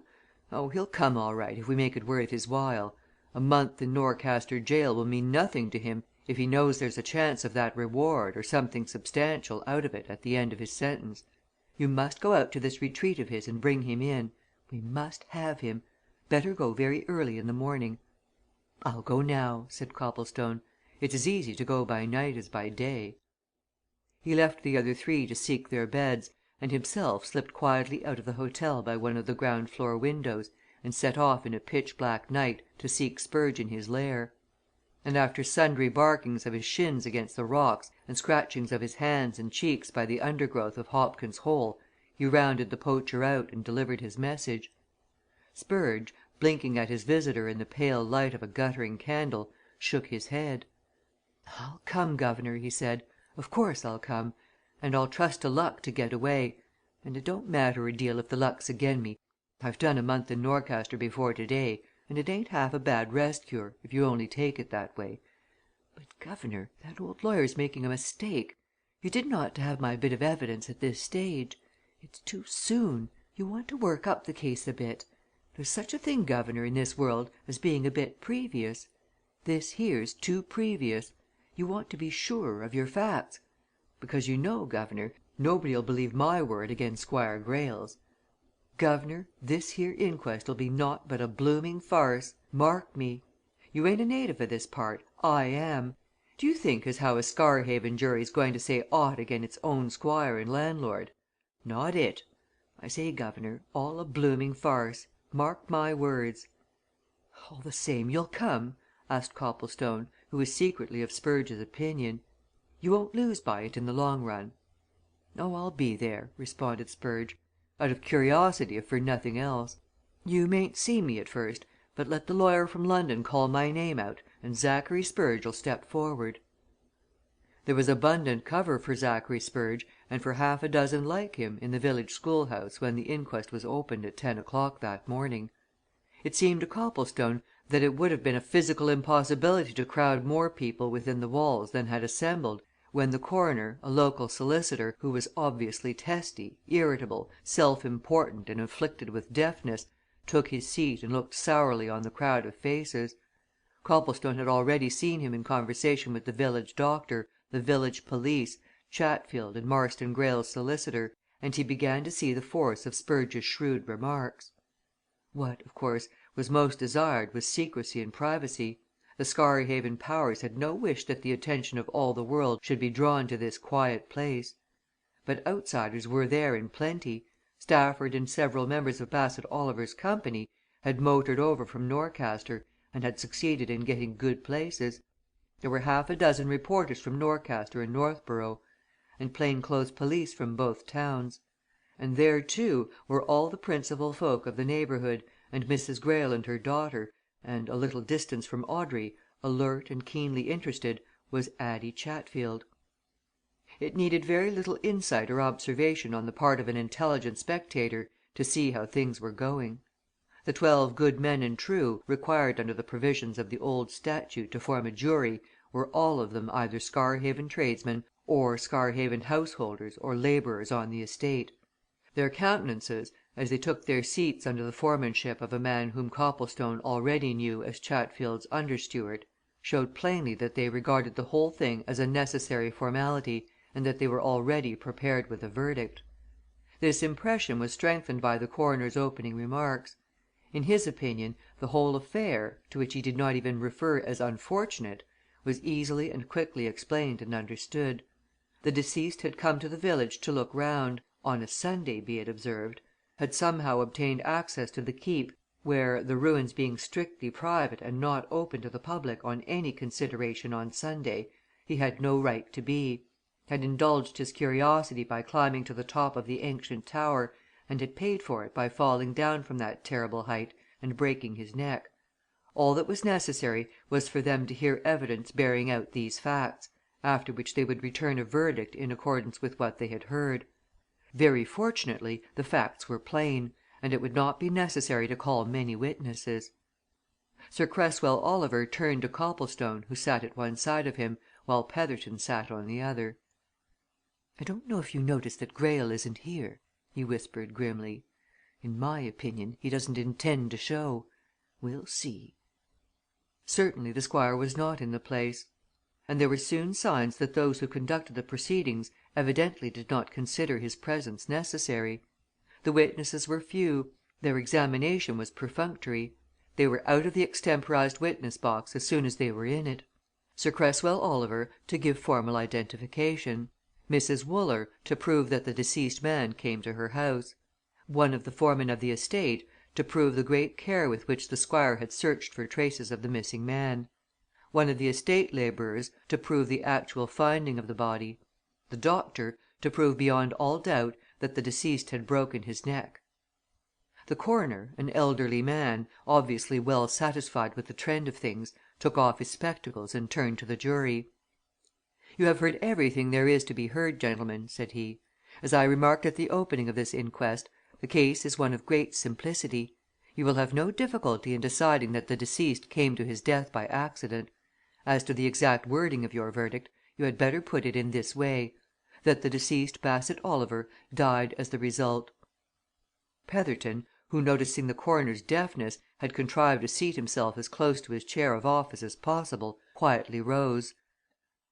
"Before the jury consider any verdict," he said in his loudest tones, "they must hear certain evidence which I wish to call.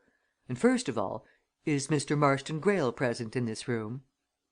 The coroner frowned, and the Squire's solicitor turned to Petherton. "Mr. Greyle is not present," he said. "He is not at all well. There is no need for his presence. He has no evidence to give." "If you don't have Mr. Greyle down here at once," said Petherton quietly, "this inquest will have to be adjourned for his attendance. You had better send for him or I'll get the authorities to do so. In the meantime, we'll call one or two witnesses. Daniel Ewbank, to begin with." There was a brief and evidently anxious consultation between Greyle's solicitor and the coroner. There were dark looks at Petherton and his companions. Then the foreman of the jury spoke sullenly. "We don't want to hear no Ewbanks," he said. "We're quite satisfied, us as sits here. Our verdict is " "You'll have to bear Ewbank and anybody I like to call, my good sir," retorted Petherton quietly. "I am better acquainted with the law than you are." He turned to the coroner's officer. "I warned you this morning to produce Ewbank," he said. "Now where is he?" Out of a deep silence a shrill voice came from the rear of the crowd. "Knows better than to be here, does Daniel Ewbank, mister. He's off." "Very good or bad for somebody," remarked Petherton quietly. "Then until Mr. Marston Greyle comes, we will call Zachary Spurge." The assemblage, jurymen included, broke into derisive laughter as Spurge suddenly appeared from the most densely packed corner of the room, and it was at once evident to Copplestone that whatever the poacher might say no one there would attach any importance to it. The laughter continued and increased while Spurge was under examination. Petherton appealed to the coroner affected not to hear, and once more the foreman of the jury interrupted. "We don't want to hear no more of this stuff," he said. "It's an insult to us to put a fellow like that before us. We don't believe a word of what he says. We don't believe he was within a mile of them ruins on Sunday afternoon. It's all a put up job." Petherton leaned towards the reporters. "I hope you gentlemen of the press will make a full note of these proceedings," he observed suavely. "You, at any rate, are not biassed or prejudiced." The coroner heard that in spite of his deafness, and he grew purple. "Sir!" he exclaimed. "That is a most improper observation. It's a reflection on my position, sir, and I've a great mind " "Mr. Coroner," observed Petherton, leaning towards him, "I shall hand in a full report concerning your conduct of these proceedings to the Home Office to morrow. If you attempt to interfere with my duty here, all the worse for you. Now, Spurge, you can stand down. And as I see Mr. Greyle there, call Marston Greyle." The Squire had appeared while Spurge was giving his evidence, and had heard what the poacher alleged. He entered the box very pale, angry and disturbed, and the glances which he cast on Sir Cresswell Oliver and his party were distinctly those of displeasure. "Swear him!" commanded Petherton. "Now, Mr. Greyle." But Greyle's own solicitor was on his legs, insisting on his right to put a first question. In spite of Petherton, he put it. "You heard the evidence of the last witness? Spurge. Is there a word of truth in it?" Marston Greyle, who certainly looked very unwell, moistened his lips. "Not one word," he answered. "It's a lie." The solicitor glanced triumphantly at the coroner and the jury, and the crowd raised unchecked murmurs of approval. Again the foreman endeavoured to stop the proceedings. "We regard all this here as very rude conduct to Mr. Greyle," he said angrily. "We're not concerned " "Mr. Foreman!" said Petherton. "You are a foolish man. You are interfering with justice. Be warned. I warn you if the coroner doesn't. Mr. Greyle, I must ask you certain questions. Did you see the deceased Bassett Oliver on Sunday last?" "No." "I needn't remind you that you are on your oath. Have you ever met the deceased man in your life?" "Never." "You never met him in America?" "I may have met him, but not to my recollection. If I did, it was in such a casual fashion that I have completely forgotten all about it." "Very well. You are on your oath, mind. Where did you live in America before you succeeded to this estate?" The Squire's solicitor intervened. "Don't answer that question!" he said sharply. "Don't answer any more. I object altogether to your line," he went on angrily, turning to Petherton. "I claim the coroner's protection for the witness." "I quite agree," said the coroner. "All this is absolutely irrelevant.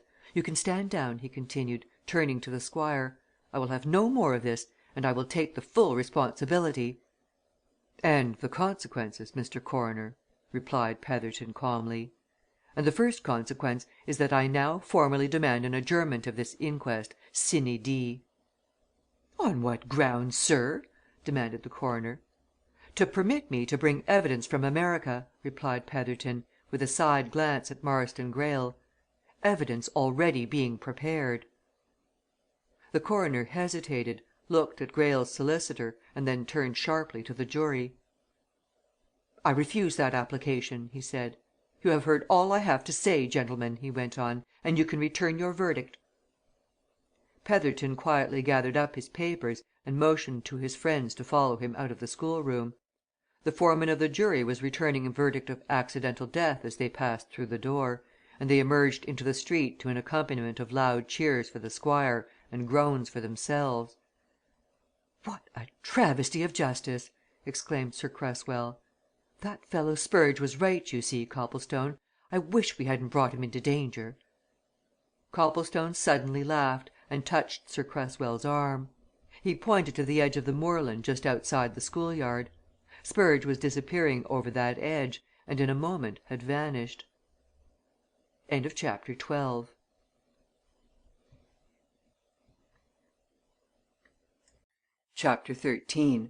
Mr. Dennie.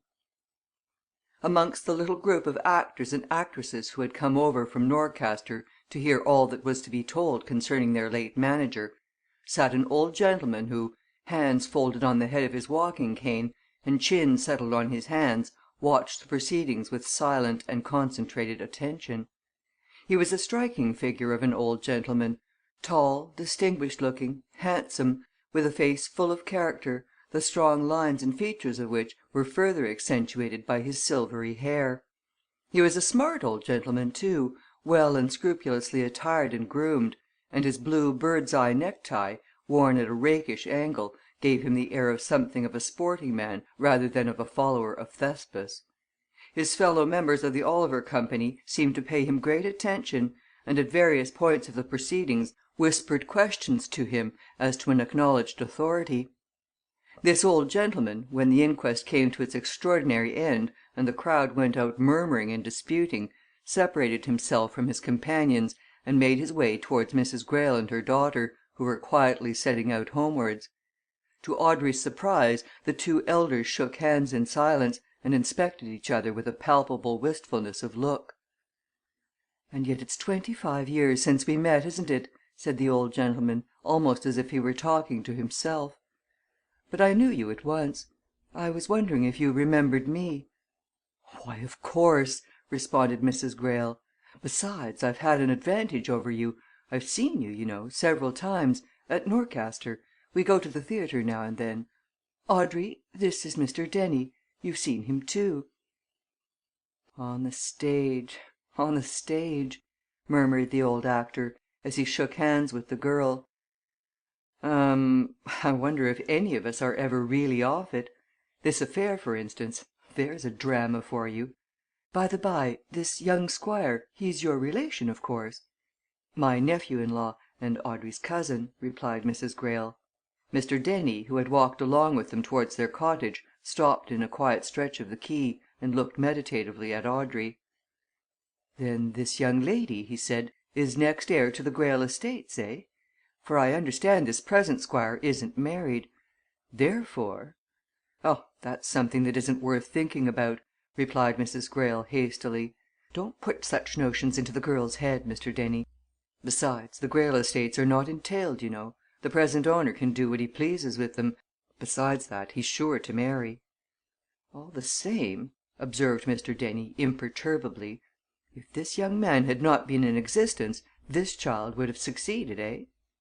"Why, of course," agreed Mrs. Greyle a little impatiently. "But what's the use of talking about that, my old friend? The young man is in possession and there you are." "Do you like the young man?" asked Mr. Dennie. "I take an old fellow's privilege in asking direct questions, you know. And though we haven't seen each other for all these years, you can say anything to me." "No, we don't," replied Mrs. Greyle. "And we don't know why we don't. So there's a woman's answer for you. Kinsfolk though we are, we see little of each other." Mr. Dennie made no remark on this. He walked along at Audrey's side, apparently in deep thought, and suddenly he looked across at her mother. "What do you think about this extraordinary tale of Bassett Oliver's having met a Marston Greyle over there in America?" he asked abruptly. "What do people here think about it?" "We're not in a position to hear much of what other people think," answered Mrs. Greyle. "What I think is that if this Marston Greyle ever did meet such a very notable and noticeable man as Bassett Oliver, it's a very, very strange thing that he's forgotten all about it." Mr. Dennie laughed quietly. "Aye, aye," he said. "But don't you think we folk of the profession are a little bit apt to magnify our own importance?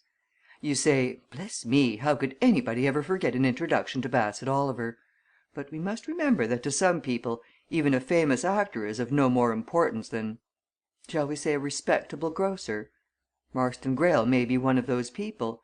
It's quite possible he may have been introduced, quite casually, to Oliver at some club, or gathering, something or other, over there, and have quite forgotten all about it.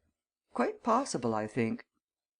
"I agree with you as to the possibility, but certainly not as to the probability," said Mrs. Greyle dryly. "Bassett Oliver was the sort of man whom nobody would forget. But here we are at our cottage. You'll come in, Mr. Dennie?" "It will only have to be for a little time, my dear lady," said the old actor, pulling out his watch. "Our people are going back very soon, and I must join them at the station." "I'll give you a glass of good old wine," said Mrs. Greyle, as they went into the cottage. "I have some that belonged to my father in law, the old Squire. You must taste it for old times' sake." Mr. Dennie followed Audrey into the little parlour as Mrs. Greyle disappeared to another part of the house.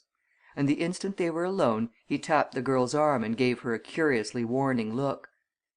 "Hush, my dear!" he whispered. "Not a word. Don't want your mother to know. Listen have you a specimen letter anything of your cousin, the Squire's handwriting? Anything so long as it's his. You have? Give it to me. Say nothing to your mother. Wait until tomorrow morning.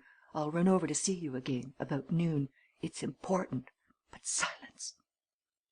Audrey, scarcely understanding the old man's meaning, opened a desk and drew out one or two letters. She selected one and handed it to Mr. Dennie, who made haste to put it away before Mrs. Greyle returned. He gave Audrey another warning look. "That was what I wanted," he said mysteriously. "I thought of it during the inquest. Never mind why, just now. You'll know tomorrow." He lingered a few minutes, chatting to his hostess about old times as he sipped the old Squire's famous port. Then he went off to the little station, joined Stafford and his fellow actors and actresses, and returned with them to Norcaster. And at Norcaster Mr. Dennie separated himself from the rest and repaired to his quiet lodgings, rooms which he had occupied for many years in succession whenever they went that way on tour. And once safely bestowed in them he pulled out a certain old fashioned trunk which he had owned since boyhood and lugged about wherever he went in 2 continents, and from it, after much methodical unpacking, he disinterred a brown paper parcel, neatly tied up with green ribbon. From this parcel he drew a thin packet of typed matter, and a couple of letters. The typescript he laid aside, the letters he opened out on his table. Then he took from his pocket the letter which Audrey Greyle had given him, and put it side by side with those taken from the parcel. And after one brief glance at all three, Mr. Dennie made typescript and letters up again into a neat packet, restored them to his trunk, locked them up, and turned to the 2 hours' rest which he always took before going to the theatre for his evening's work. He was back at Scarhaven by 11 o'clock the next morning, with his neat packet under his arm, and he held it up significantly to Audrey, who opened the door of the cottage to him. "Something to show you," he said, with a quiet smile as he walked in. "To show you and your mother." He stopped short on the threshold of the little parlour, where Copplestone was just then talking to Mrs. Greyle. "Oh!" he said, a little disappointedly. "I hoped to find you alone. I'll wait." Mrs. Greyle explained who Copplestone was, and Mr. Dennie immediately brightened. Of course!" he explained. "I know glad to meet you, Mr. Copplestone. You don't know me, but I know you or your work well enough. It was I who read and recommended your play to our poor dear friend. It's a little secret, you know," continued Mr. Dennie, laying his packet on the table, "but I have acted for a great many years as Bassett Oliver's literary adviser taster, you might say. You know he had a great number of plays sent to him, of course, and he was a very busy man, and he used to hand them over to me in the first place, to take a look at a taste of, you know, and if I liked the taste, why, then he took a mouthful himself, eh? And that brings me to the very point, my dear ladies, and my dear young gentlemen, that I have come specially to Scarhaven this morning to discuss. It's a very, very serious matter indeed," he went on, as he untied his packet of papers, "and I fear that it's only the beginning of something more serious. Come round me here at this table, all of you, if you please." The other three drew up chairs, each wondering what was coming, and the old actor resumed his eyeglasses and gave obvious signs of making a speech. "Now I want you all to attend to me, very closely," he said. "I shall have to go into a detailed explanation, and you will very soon see what I am after. As you may be aware, I have been a personal friend of Bassett Oliver for some years, and a member of his company without break for the last 8 years. I accompanied Bassett Oliver on his 2 trips to the United States, therefore I was with him when he was last there, years ago. Now, while we were at Chicago that time, Bassett came to me one day with the typescript of a 1-act play, and told me that it had been sent to him by a correspondent signing himself Marston Greyle, who, in a covering letter, said that he sprang from an old English family, and that the play dealt with a historic, romantic episode in its history. The principal part, he believed, was one which would suit Bassett, therefore he begged him to consider the matter. Bassett asked me to read the play, and I took it away, with the writer's letter, for that purpose. But we were just then very busy, and I had no opportunity of reading anything for a time. Later on we went to St. Louis, and there, of course, Bassett, as usual, was much fêted and went out a great deal, lunching with people and so on. One day he came to me. "By the by, Dennie," he said, "I met that Mr. Marston Greyle today, who sent me that romantic 1-act thing. He wanted to know if I'd read it, and I had to confess that it was in your hands. Have you looked at it?" I, too, had to confess I hadn't. "Well," said he, "read it and let me know what you think. Will it suit me?" I made time to read the little play during the following week, and I told Bassett that I didn't think it would suit him, but I felt sure it might suit Montague Gaines, who plays just such parts. Bassett thereupon wrote to the author and said what I, his reader, thought, and kindly offered, as he knew Gaines intimately, to show the little work to him on his return to England. And this Mr. Marston Greyle wrote back, thanking Bassett warmly and accepting his kind offer. Accordingly, I brought the play with me to England. Montague Gaines, however, had just set off on a 2 years' tour to Australia, consequently the play and the author's 2 letters have remained in my possession ever since. And here they are." Mr. Dennie laid his hand dramatically on his packet, looked significantly at his audience, and went on.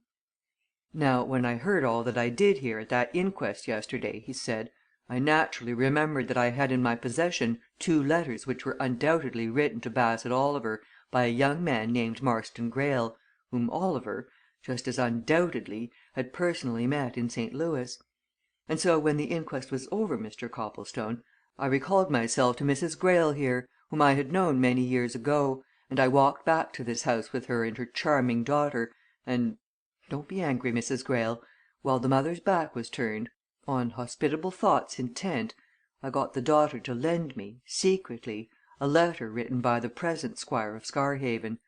Armed with that, I went home to my lodgings in Norcaster, found the letter written by the American Marston Greyle, and compared it with them. And here is the result." The old actor selected the 2 American letters from his papers, laid them out on the table, and placed the letter which Audrey had given him beside them. "Now," he said, as his 3 companions bent eagerly over these exhibits, "look at those 3 letters. All bear the same signature, Marston Greyle. But the handwriting of those 2 is as different from that of this one as chalk is from cheese." Chapter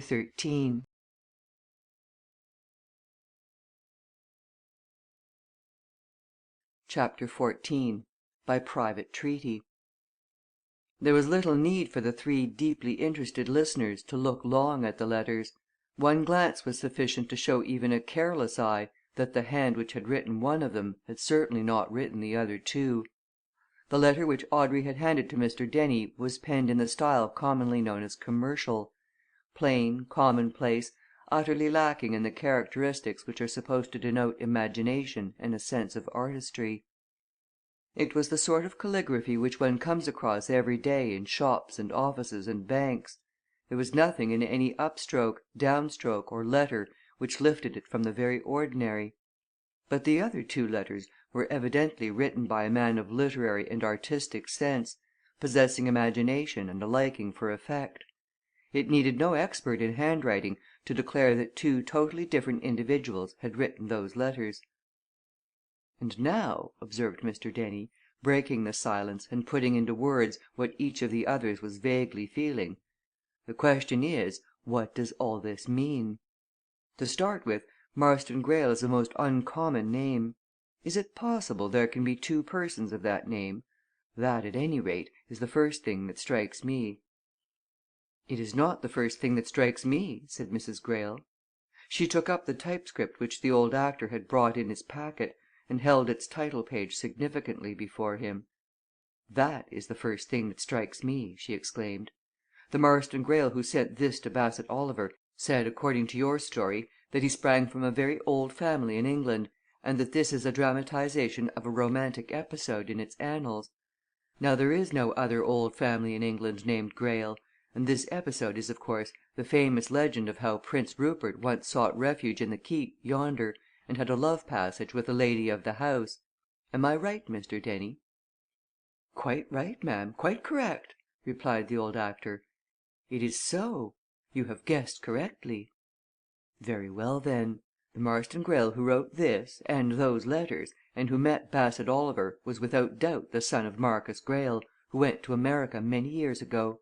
He was the same Marston Greyle who, his father being dead, of course succeeded his uncle, Stephen John Greyle. That seems an absolute certainty. And in that case," continued Mrs. Greyle, looking earnestly from one to the other, "in that case, who is the man now at Scarhaven Keep?" A dead silence fell on the little room. Audrey started and flushed at her mother's eager, pregnant question. Mr. Dennie sat up very erect and took a pinch of snuff from his old fashioned box. Copplestone pushed his chair away from the table and began to walk about, and Mrs. Greyle continued to look from one face to the other as if demanding a reply to her question. "Mother!" said Audrey in a low voice. "You aren't suggesting " "Ahem!" interrupted Mr. Dennie. "A moment, my dear. There is nothing, I believe," he continued, waxing a little oracular, "nothing like plain speech. We are all friends. We have a common cause justice. It may be that justice demands our best endeavours not only as regards our deceased friend, Bassett Oliver, but in the interests of this young lady. So " "I wish you wouldn't, Mr. Dennie!" exclaimed Audrey. "I don't like this at all. Please don't!" She turned, almost instinctively, to seek Copplestone's aid in repressing the old man.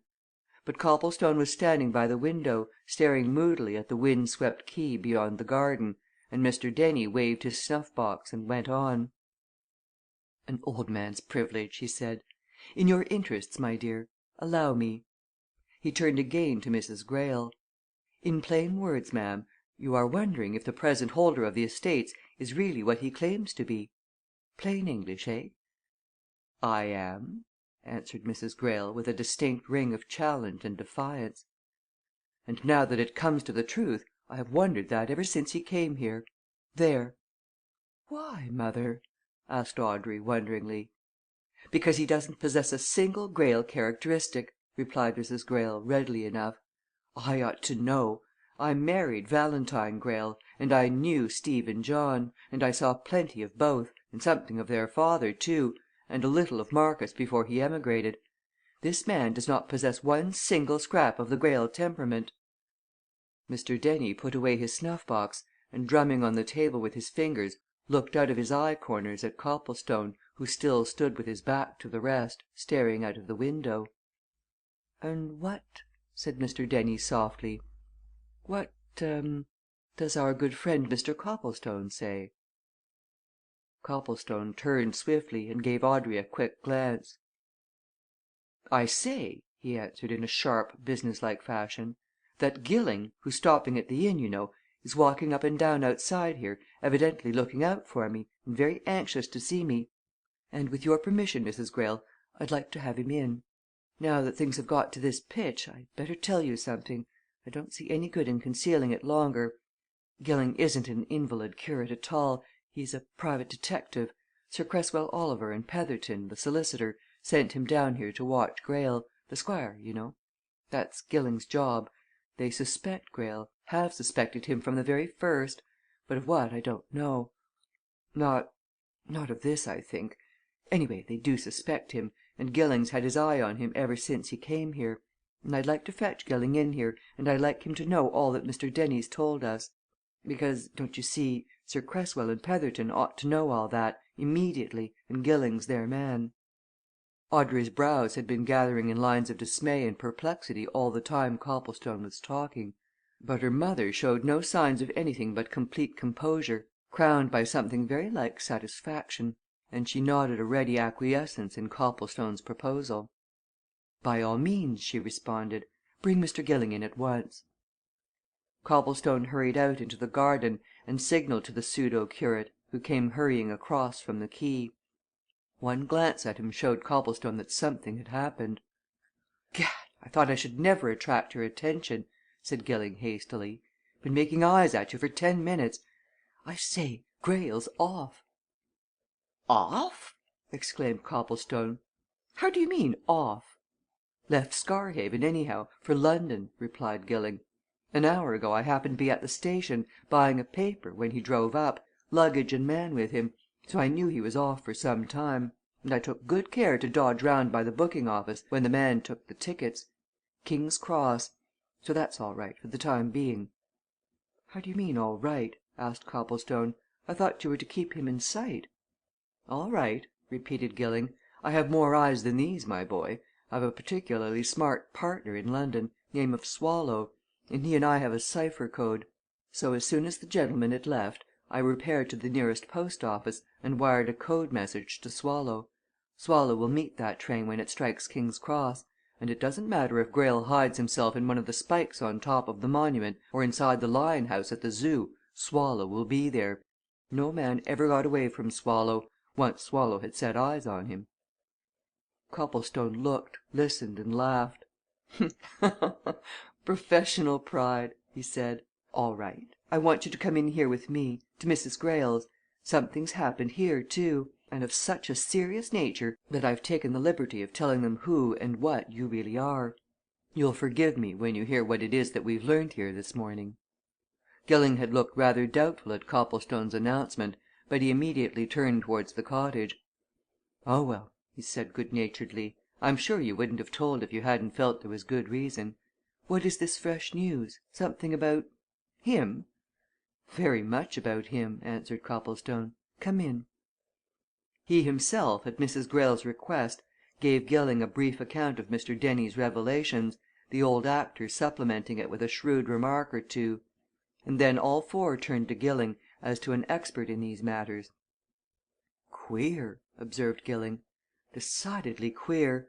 There may be some explanation, you know. I've known stranger things than that turn out to be perfectly straight and plain when they were gone into, but, putting all the facts together, I don't think there's much doubt that there's something considerably wrong in this case. I should like to repeat it to my principals. I must go up to town in any event this afternoon. Better let me have all those documents, Mr. Dennie. I'll give you a proper receipt for them. There's something very valuable in them, anyhow."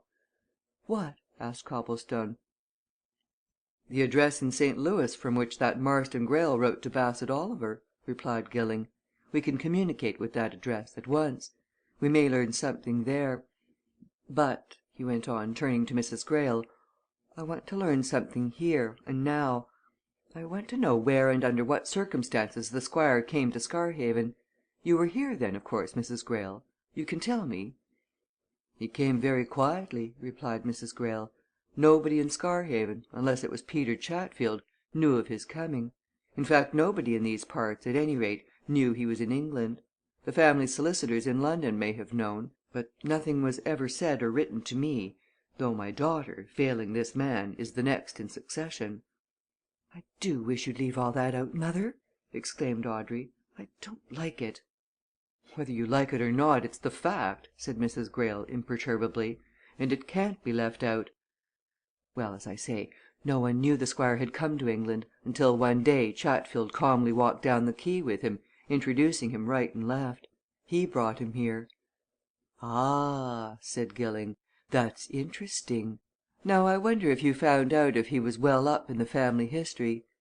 "Not then, but afterwards," answered Mrs. Greyle. "He is particularly well up in the Greyle records suspiciously well up." "Why suspiciously?" asked Copplestone.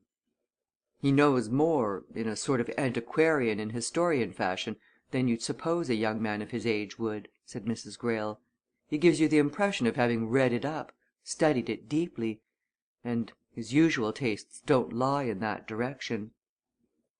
"Ah!" observed Mr. Dennie, musingly.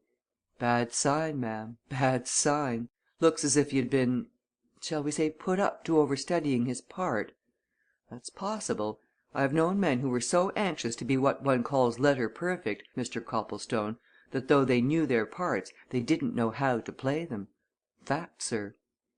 While the old actor was chuckling over this reminiscence, Gilling turned quietly to Mrs. Greyle.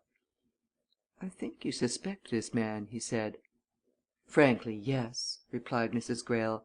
"I always have done, though I have said so little." "Mother!"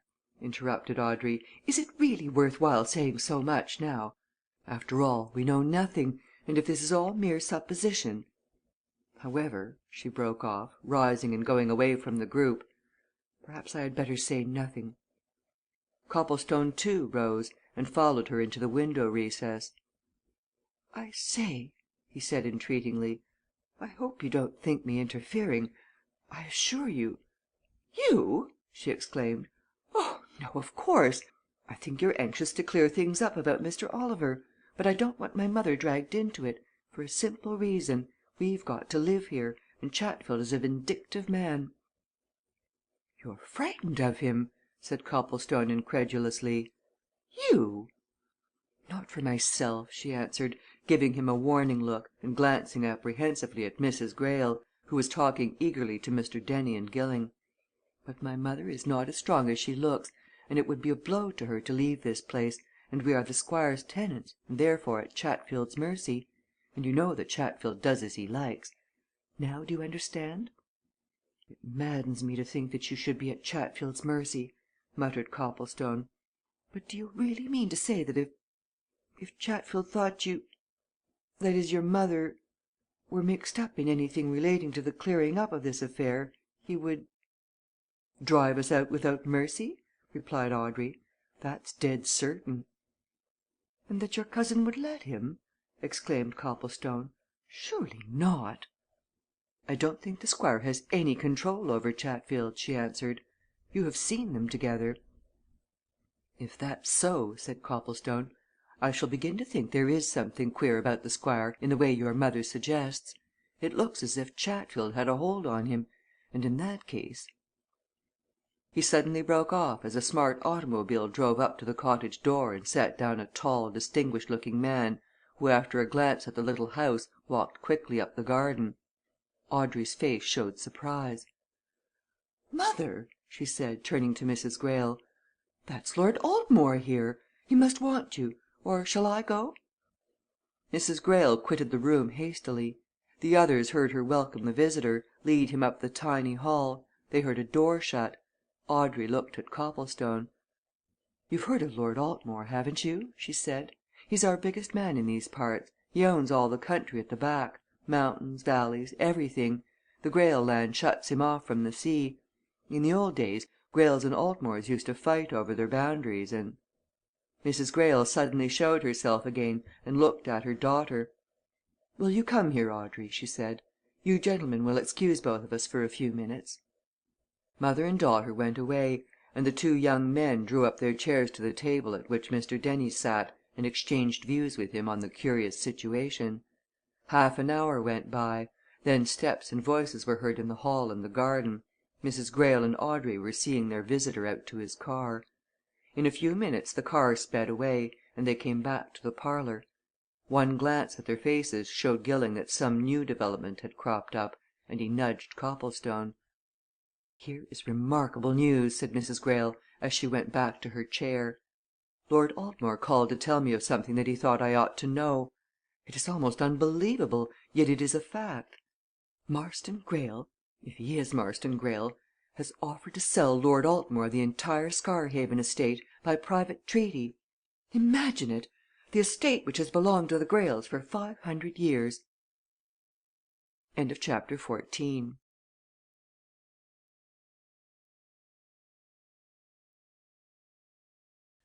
XV The Cablegram from New York The two younger men received this announcement with no more than looks of astonished inquiry, but the elder one coughed significantly, had further recourse to his snuff box, and turned to Mrs. Greyle with a knowing glance. "My dear lady," he said impressively, "now this is a matter in which I believe I can be of service real service. You may have forgotten the fact it is all so long ago, and perhaps I never mentioned it in the old days, but the truth is that before I went on the stage I was in the law. The fact is, I am a duly and fully qualified solicitor. Though," he added with a dry chuckle, "it is a good 25 years since I paid the £6 for the necessary annual certificate. But I have not forgotten my law, or some of it, and no doubt I can furbish up a little more, if necessary. You say that Mr. Marston Greyle, the present owner of Scarhaven, has offered to sell his estate to Lord Altmore? But is not the estate entailed?" "No," replied Mrs. Greyle, "it is not." Mr. Dennie's face fell unmistakably. He took another pinch of snuff and shook his head. "Then in that case," he said dryly, "all the lawyers in the world can't help. It's his, absolutely, and he can do what he pleases with it. 500 years, you say? Remarkable! That a man should want to sell land his forefathers have walked over for half a thousand years! Extraordinary!" "Did Lord Altmore say if any reason had been given him as to why Mr. Greyle wished to sell?" asked Gilling. "Yes," replied Mrs. Greyle, who was obviously greatly upset by the recent news. "He did. Mr. Greyle gave as his reason that the north does not suit him, and that he wishes to buy an estate in the south of England. He approached Lord Altmore first because it is well known that the Altmores have always been anxious to extend their own borders to the coast. "Does Lord Altmore want to buy?" asked Gilling. "It is very evident that he would be quite willing to buy," said Mrs. Greyle. "What made him come to you?" continued Gilling. "He must have had some reason." "He had a reason," Mrs. Greyle answered, with a glance at Audrey. "He knows the family history, of course. He is very well aware that my daughter is at present the heir apparent. He therefore thought we ought to know of this offer. But that is not quite all. Lord Altmore has, of course, read the accounts of the inquest in this morning's paper. Also his steward was present at the inquest, and from what he has read, and from what his steward told him, Lord Altmore thinks there is something wrong. He thinks, for instance, that Marston Greyle should explain this mystery about the meeting with Bassett Oliver in America. At any rate, he will go no further in any negotiations until that mystery is properly cleared up. Shall I tell you what Lord Altmore said on that point? He said " "Is it worth while, mother?" interrupted Audrey. "It was only his opinion." "It is worth while amongst ourselves," insisted Mrs. Greyle. "Why not?"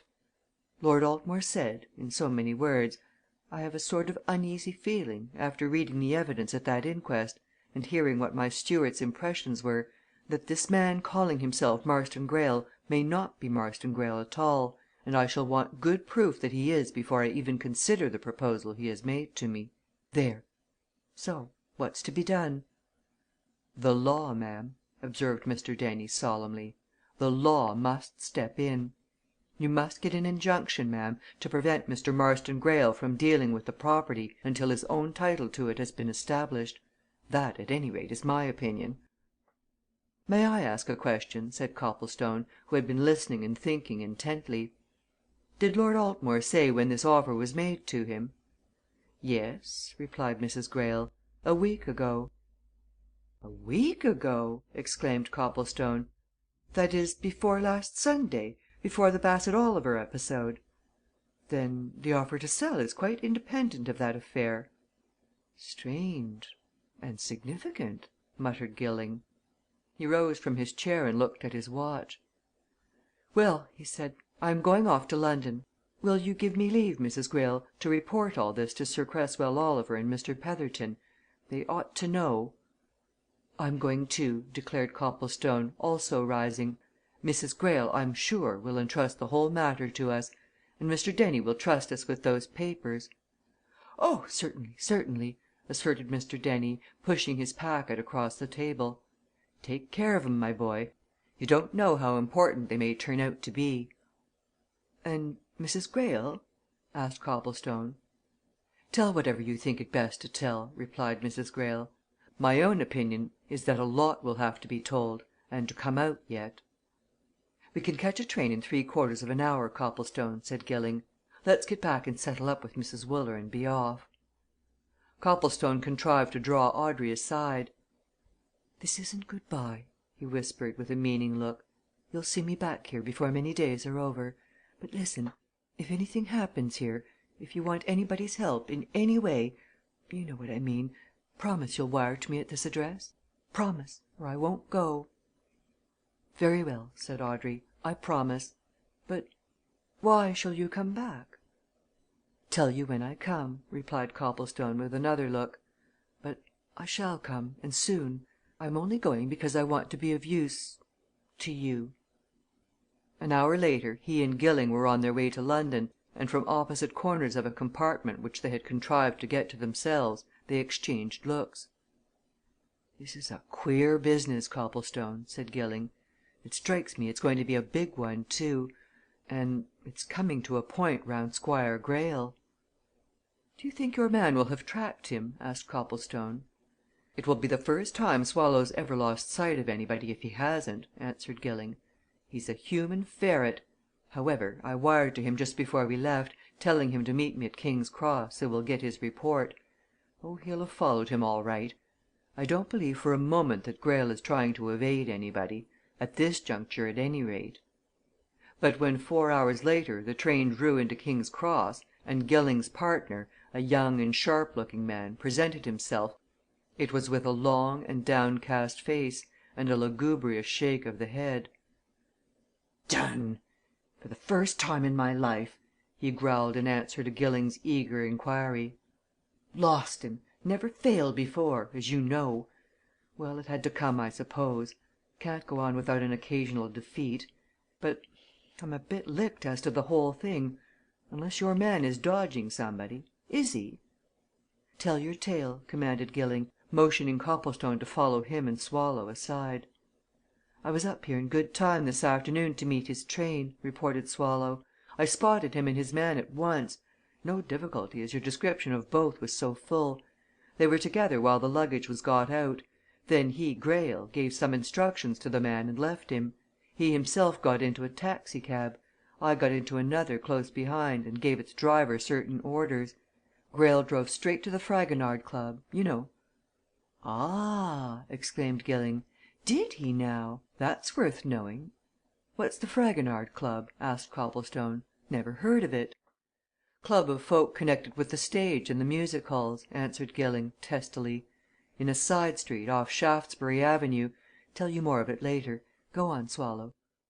"He paid off his driver there, and went in," continued Swallow. "I paid mine and hung about.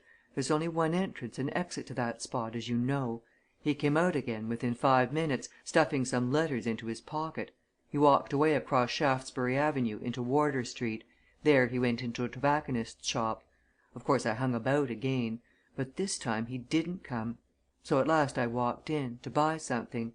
He wasn't there." "Pooh! He'd slipped out walked out when you weren't looking?" said Gilling. "Why didn't you keep your eye on the ball, man? You!" "You be hanged!" retorted Swallow. "Never had an eyelash off that shop door from the time he entered until I, too, entered." "Then there's a side door to that shop into some alley or passage," said Gilling. "Not that I could find," answered Swallow. "Might be at the rear of the premises, perhaps, but I couldn't ascertain, of course. Remember, there's another thing he may have stopped on the premises. There's that in it. However, I know the shop and the name." "Why didn't you bring somebody else with you to follow the man and the luggage?" demanded Gilling, half petulantly. Swallow shook his head. "There I made a mess of it, I confess," he admitted. "But it never struck me they'd separate. I thought, of course, they'd drive straight to some hotel and " "And the long and the short of it is, Greyle slipped you," said Gilling. "Well, there's no more to be done tonight. The only thing of value is that Greyle called at the Fragonard. What's a country squire, only recently come to England, too, to do with the Fragonard? That is worth something. Well, Copplestone, we'd better meet in the morning at Petherton's. You be there at 10 o'clock, and I'll get Sir Cresswell Oliver to be there, too." Copplestone betook himself to his rooms in Jermyn Street. It seemed an age several ages since he had last seen the familiar things in them. During the few days which had elapsed since his hurried setting off to meet Bassett Oliver, so many things had happened that he felt as if he had lived a week in a totally different world. He had met death and mystery and what appeared to be sure evidence of deceit and cunning, and perhaps worse fraud and crime blacker than fraud. But he had also met Audrey Greyle, and it was only natural that he thought more about her than of the strange atmosphere of mystery which wrapped itself around Scarhaven. She, at any rate, was good to think upon, and he thought much as he looked over the letters that had accumulated, changed his clothes, and made ready to go and dine at his club. Already he was counting the hours which must elapse before he would go back to her. Nevertheless, Copplestone's mind was not entirely absorbed by this pleasant subject. The events of the day and of the arrival in London kept presenting themselves, and coming across a fellow club member whom he knew for a thorough man about town, he suddenly plumped him with a question. "I say," he said, "do you know the Fragonard Club?" "Of course," replied the other man. "Don't you?" "Never even heard of it till this evening," said Copplestone. "What is it?" "Mixed lot," answered his companion. "Theatrical and music hall folk men and women both. Lively spot, sometimes. Like to have a look in when they have one of their nights?" "Very much," assented Copplestone. "Are you a member?" "No, but I know several men who are members," said the other. "I'll fix it all right. Worth going to when they've what they call a house dinner Sunday night, of course." "Thanks," said Copplestone. "I suppose membership of that's confined to the profession, eh?" "Strictly," replied his friend.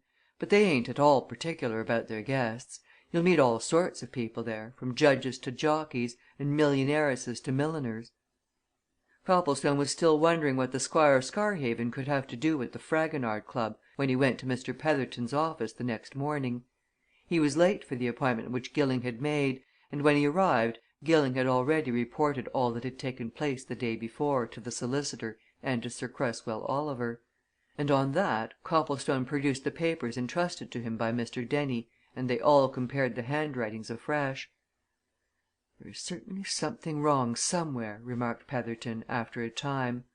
"However, we are in a position to begin a systematic inquiry. Here," he went on, drawing a paper from his desk, "is a cablegram which arrived first thing this morning from New York, from an agent who has been making a search for me in the shipping lists. This is what he says: Marston Greyle, St. Louis, Missouri, booked first class passenger from New York to Falmouth, England, by S.S. Araconda, September 28th, 1912. There that's something definite. And the next thing," concluded the old lawyer, with a shrewd glance at Sir Cresswell, "is to find out if the Marston Greyle who landed at Falmouth is the same man whom we have recently seen." XVI.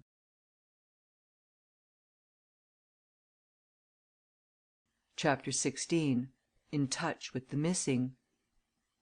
Sir Cresswell Oliver took the cablegram from Petherton and read it over slowly, muttering the precise and plain wording to himself.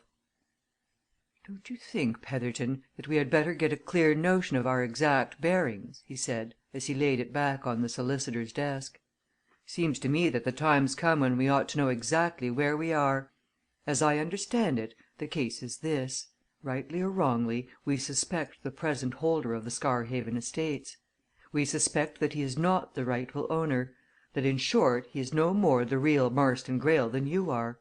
We think that he's an impostor, posing as Marston Greyle. Other people Mrs. Valentine Greyle, for example evidently think so too. Am I right?" "Quite," responded Petherton. "That's our position, exactly." "Then, in that case, what I want to get at is this," continued Sir Cresswell. "How does this relate to my brother's death? What's the connection? That, to me at any rate, is the first thing of importance. Of course, I have a theory. This that the impostor did see my brother last Sunday afternoon, that he knew that my brother would at once know that he, the impostor, was not the real Marston Greyle, and that the discovery would lead to detection, and therefore he put him out of the way. He might accompany him to the top of the tower and fling him down it's possible. Do you follow me?" "Precisely," replied Petherton. "I, too, incline to that notion, though I've worked it out in a different fashion. My reconstruction of what took place at Scarhaven Keep is as follows. I think that Bassett Oliver met the Squire we'll call this man that for the sake of clearness when he entered the ruins. He probably introduced himself, and mentioned that he had met a Marston Greyle in America. Then the Squire saw the probabilities of detection, and what subsequently took place was most likely what you suggest. It may have been that the Squire recognized Bassett Oliver, and knew that he'd met Marston Greyle. It may have been that he didn't know him and didn't know anything until Bassett Oliver enlightened him. But either way, I firmly believe that Bassett Oliver came to his death by violence that he was murdered. So there's the case in a nutshell murdered to keep his tongue still." "What's to be done, then?" asked Sir Cresswell as Petherton tapped the cablegram. "The first thing," he answered, "is to make use of this. We now know that the real Marston Greyle, who certainly did live in St. Louis, where his father had settled, left New York for England to take up his inheritance on September 28th, 1912, and booked a passage to Falmouth. He would land at Falmouth from the Araconda about October 5th. Probably there is some trace of him at Falmouth. He no doubt stayed a night there. Anyway, somebody must go to Falmouth and make inquiries. You'd better go, Gilling, and at once. While you're away your partner had better resume his search for the man we know as the Squire. You've two good clues the fact that he visited the Fragonard Club, and that particular tobacconist's shop. Urge Swallow to do his best the man must be kept in sight. See to both these things immediately." "Swallow is at work already," replied Gilling. "He's got good help, too, and his failure yesterday has put him on his mettle. As for me, I'll go to Falmouth by the next express. Let me have that cablegram." "I'll go with you," said Copplestone. "I may be of some use and I'm interested. But," He paused and looked questioningly at the old solicitor. "What about the other news we brought you?" he asked. "About this sale of the estate, you know. If this man is an impostor " "Leave that to me," replied Petherton, with a shrewd glance at Sir Cresswell. "I know the Greyle family solicitors highly respectable people, only a few doors away, in fact, and I'm going round to have a quiet little chat with them in a few minutes. There will be no sale leave me to deal with that matter. And if you young men are going to Falmouth, off you go." It was late that night when Copplestone and Gilling arrived at this far off Cornish seaport, and nothing could be done until the following morning. To Copplestone it seemed as if they were in for a difficult task. Over 12 months had elapsed since the real Marston Greyle left America for England. He might not have stayed in Falmouth, might not have held any conversation with anybody there who would recollect him. How were they going to trace him? But Gilling, now free of his clerical attire and presenting himself as a smart young man of the professional classes type, was quick to explain that system accurate and definite system would expedite matters. "We know the approximate date on which the Araconda would touch here," he said, as they breakfasted together. "As things go, it would be from October 4th to 6th, according to the quickness of her run across the Atlantic. Very well if Marston Greyle stayed here, he'd have to stay at some hotel. Accordingly, we visit all the Falmouth hotels and examine their registers of that date first week of October, 1912. If we find his name, good. We can then go on to make inquiries. If we don't find any trace of him, then we know it's all up he probably went straight away by train after landing. We'll begin with this hotel first." There was no record of any Marston Greyle at that hotel, nor at the next half dozen at which they called. A visit to the shipping office of the line to which the Araconda belonged revealed the fact that she reached Falmouth on October 5th at 10:30 in the evening, and that the name of Marston Greyle was on the list of first class passengers. Gilling left the office in cheery mood. "That simplifies matters," he said. "As the Araconda reached here late in the evening, the passengers who landed from her would be almost certain to stay the night in Falmouth. So we've only to resume our round of these hotels in order to hit something pertinent. This is plain and easy work, Copplestone no corners in it. We'll strike oil before noon." They struck oil at the very next hotel they called at an old fashioned house in close proximity to the harbour. There was a communicative landlord there who evidently possessed and was proud of a retentive memory, and he no sooner heard the reason of Gilling's call upon him than he bustled into activity and produced the register of the previous year. "But I remember the young gentleman you're asking about," he remarked, as he took the book from a safe and laid it open on the table in his private room. "Not a common name, is it? He came here about 11 o'clock of the night you've mentioned. There you are there's the entry. And there, higher up, is the name of the man who came to meet him. He came the day before, to be here when the Araconda got in." The two visitors, bending over the book, mutually nudged each other as their eyes encountered the signatures on the open page. There, in the handwriting of the letters which Mr. Dennie had so fortunately preserved, was the name Marston Greyle. But it was not the sight of that which surprised them they had expected to see it.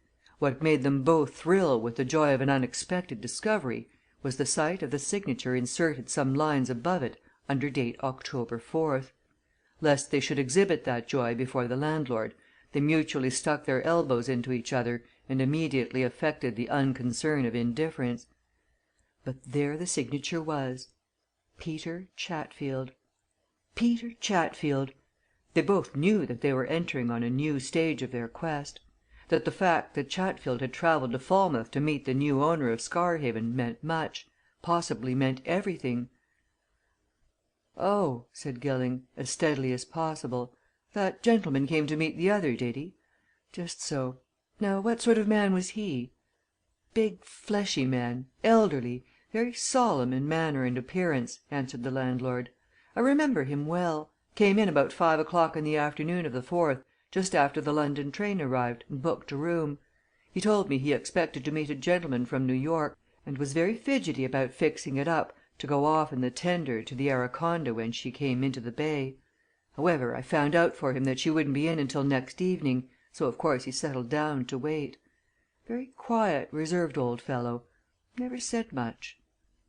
"Did he go off on the tender next night?" asked Gilling. "He did, and came back with this other gentleman and his baggage. This Mr. Greyle," answered the landlord. Mr. Chatfield had booked a room for Mr. Greyle. "And what sort of man was Mr. Greyle?" inquired Gilling.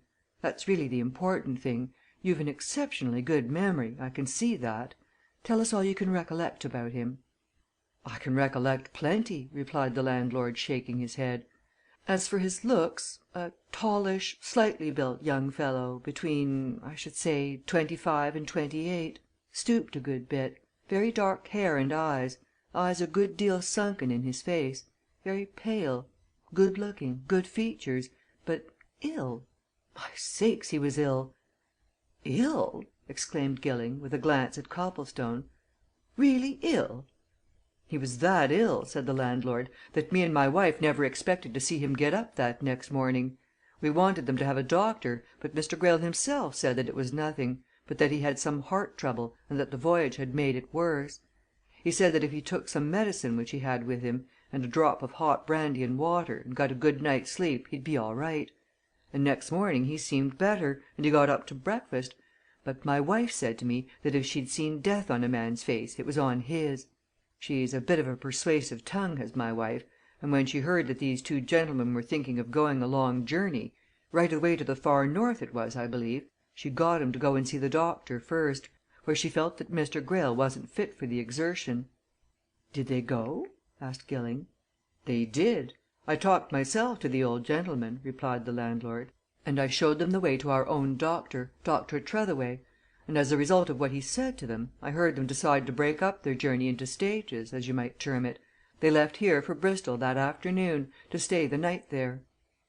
"You're sure of that Bristol?" asked Gilling.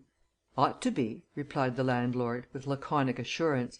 "I went to the station with them and saw them off. They booked to Bristol, anyway first class." Gilling looked at his companion. "I think we'd better see this Dr. Tretheway," he remarked. Dr. Tretheway, an elderly man of grave manners and benevolent aspect, remembered the visit of Mr. Marston Greyle well enough when he had turned up its date in his case book.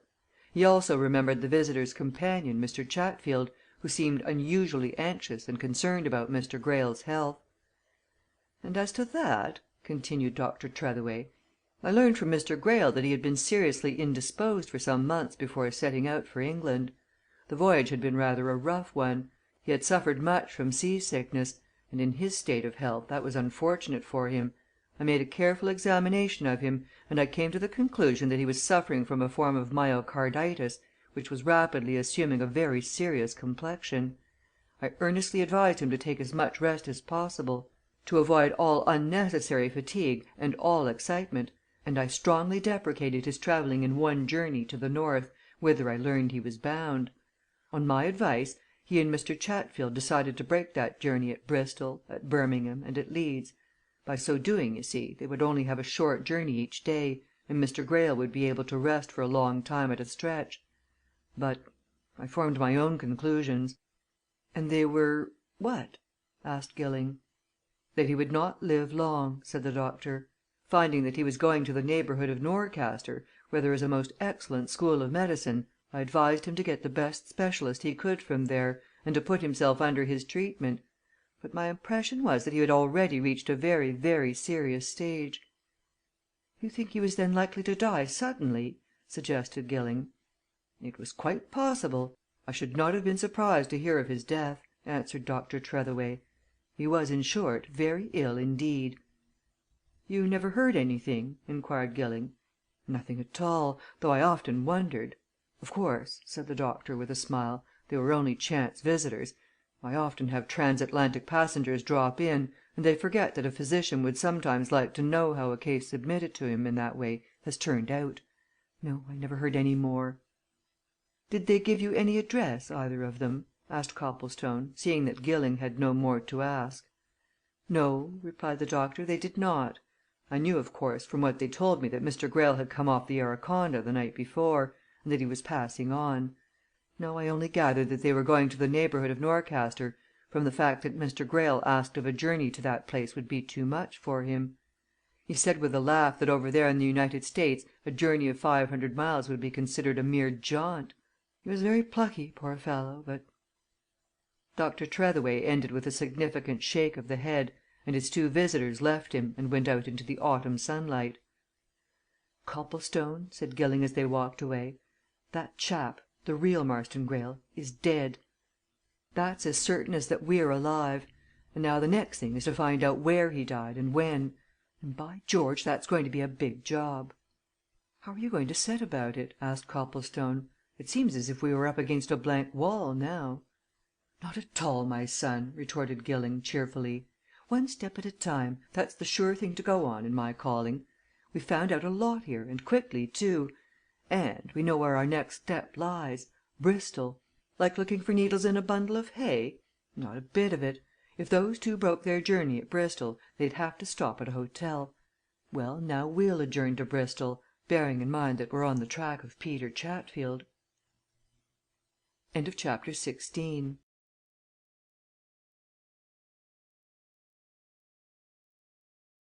Chapter XVII. The Old Playbill. Gilling's cheerful optimism was the sort of desirable quality that is a good thing to have, but all the optimism in the world is valueless in face of impregnable difficulty. And the difficulty of tracing Chatfield and his sick companion in a city the size of Bristol did indeed seem impregnable when Gilling and Copplestone had been attacking it for 24 hours. They had spent a whole day in endeavouring to get news. They had gone in and out of hotels until they were sick of the sight of one. They had made exhaustive inquiries at the railway station, and of the cabmen who congregated there. Nobody remembered anything at all about a big, heavy faced man, and a man in his company who seemed to be very ill. And on the second night Copplestone intimated plainly that in his opinion they were wasting their time. "How do we even know that they ever came to Bristol?" he asked, as he and Gilling refreshed themselves with a much needed dinner. "The Falmouth landlord saw Chatfield take tickets for Bristol that's nothing to go on. Put it to yourself in this way Greyle may have found even that journey too much for him. They may in that case have left the train at Plymouth, or at Exeter, or at Taunton. It would stop at each place. Seems to me we're wasting time here. Far better get nearer more tangible things Chatfield, for instance or go back to town and find out what your friend Swallow has done." "Swallow," replied Gilling, "has done nothing so far, or I should have heard. Swallow knows exactly where I am, and where I shall be until I give him further notice. Don't be discouraged, my friend. One is often on the very edge of a discovery when one seems to be miles away from it. Give me another day, and if we haven't found out something by tomorrow evening I'll consult with you as to our next step. But I've a plan for tomorrow morning which ought to yield some result." "What?" demanded Copplestone, doubtfully. "This. There is in every centre of population an official who registers births, marriages, and deaths. Now we believe the real Marston Greyle to be dead. Let us suppose, for argument's sake, that he did die here, in Bristol, whither he and Chatfield certainly set off when they left Falmouth. What would happen? Notice of his death would have to be given to the registrar, by the nearest relative or by the person in attendance on the deceased. That person would in this case be Chatfield. If the death occurred suddenly and without medical assistance, an inquest would have to be held. If a doctor had been in attendance, he would give a signed certificate of the cause of death, which he would hand to the relatives or friends in attendance, who in their turn would have to hand it in to the registrar. Do you see the value of these points? What we must do tomorrow morning is to see the registrar or as there will be more than one in a place this size each of them in turn, in the endeavour to find out if, early in October, 1912, Peter Chatfield registered the death of Marston Greyle here. But remember, he may not have registered it under that name. He may indeed not have used his own name he's deep enough for anything. That, however, is our next best chance search of the registers. Let's try it, anyway, first thing in the morning. And as we've had a stiff day, I propose we dismiss all thought of this affair for the rest of the evening and betake ourselves to some place of amusement. Theatre, eh?"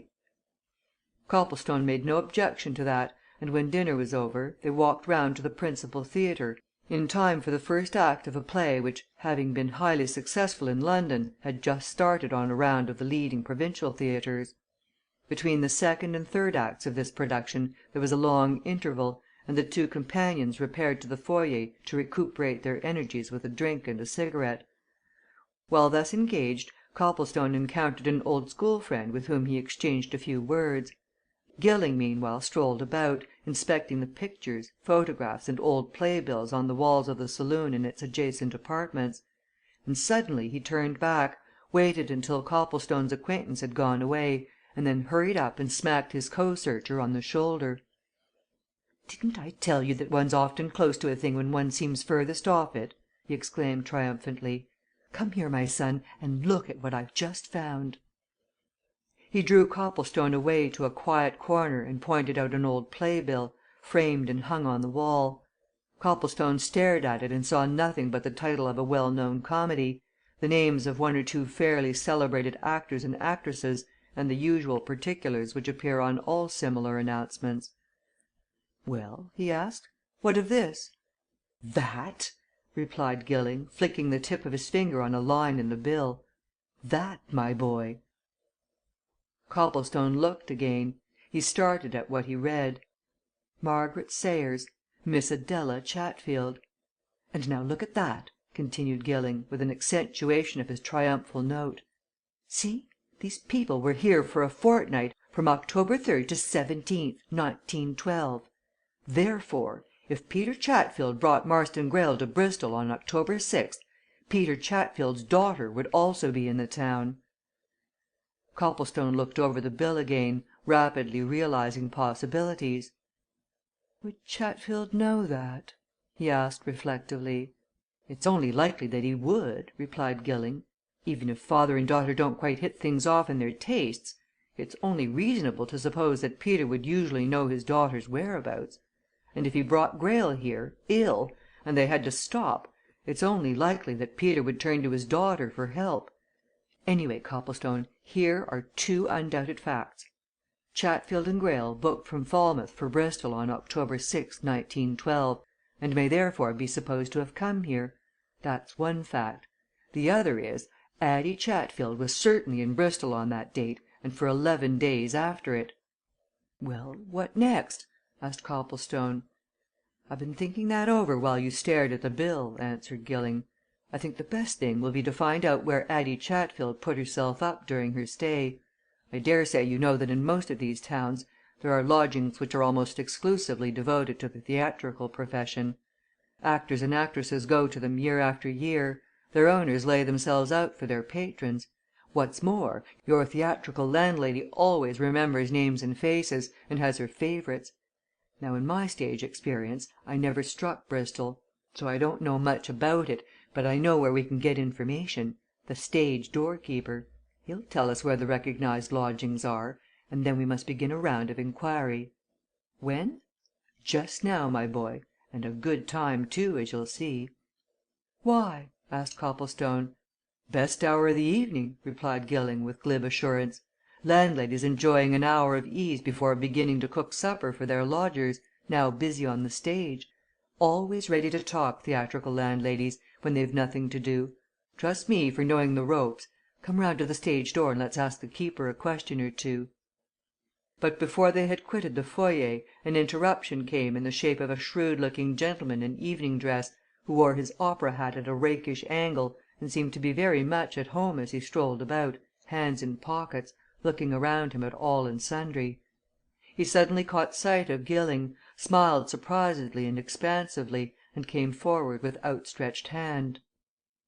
"Bless our hearts, is it really yourself, dear boy?" exclaimed this apparition. "Really, now? And what brings you here? God bless my soul and eyes, why, I haven't seen you this how long is it, dear boy?" "3 years," answered Gilling, promptly clasping the outstretched hand. "But what are you doing here? Boss, eh?" "Lessee's manager, dear boy nice job, too," whispered the other. "Been here 2 years good berth." He deftly steered Gilling towards the refreshment bar, and glanced out of his eye corner at Copplestone.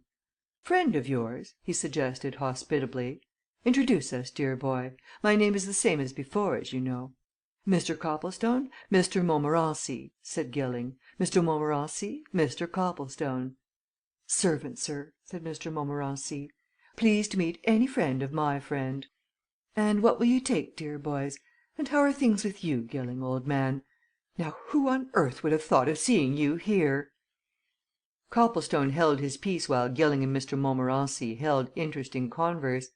He was sure that his companion would turn this unexpected meeting to account, and he therefore felt no surprise when Gilling, after giving him a private nudge, plumped the manager with a direct question. "Did you see Addie Chatfield when she was here about a year ago?" he asked. "You remember, she was here in Mrs. Swain's necklace here a fortnight." "I remember very well, dear boy," responded Mr. Montmorency, with a judicial sip at the contents of his tumbler. "I saw the lady several times. More by token, I accidentally witnessed a curious little scene between Miss Addie and a gentleman whom nature appeared to have specially manufactured for the part of heavy parent you know the type. One morning when that company was here, I happened to be standing in the vestibule, talking to the box office man, when a large, solemn faced individual, Quakerish in attire, and evidently not accustomed to the theatre, walked in and peered about him at our rich carpets and expensive fittings, pretty much as if he was appraising their value. At the same time, I observed that he was in what one calls a state a little perhaps a good deal upset about something. Wherefore I addressed myself to him in my politest manner, and inquired if I could serve him. Thereupon he asked if he could see Miss Adela Chatfield on very important business. Now, I wasn't going to let him see Miss Addie, for I took him to be a man who might have a writ about him, or something nasty of that sort. But at that very moment Miss Addie, who had been rehearsing and had come out by the house instead of going through the stage door, came tripping into the vestibule and let off a sharp note of exclamation. After which she and the old wooden face stepped into the street together and immediately exchanged a few words.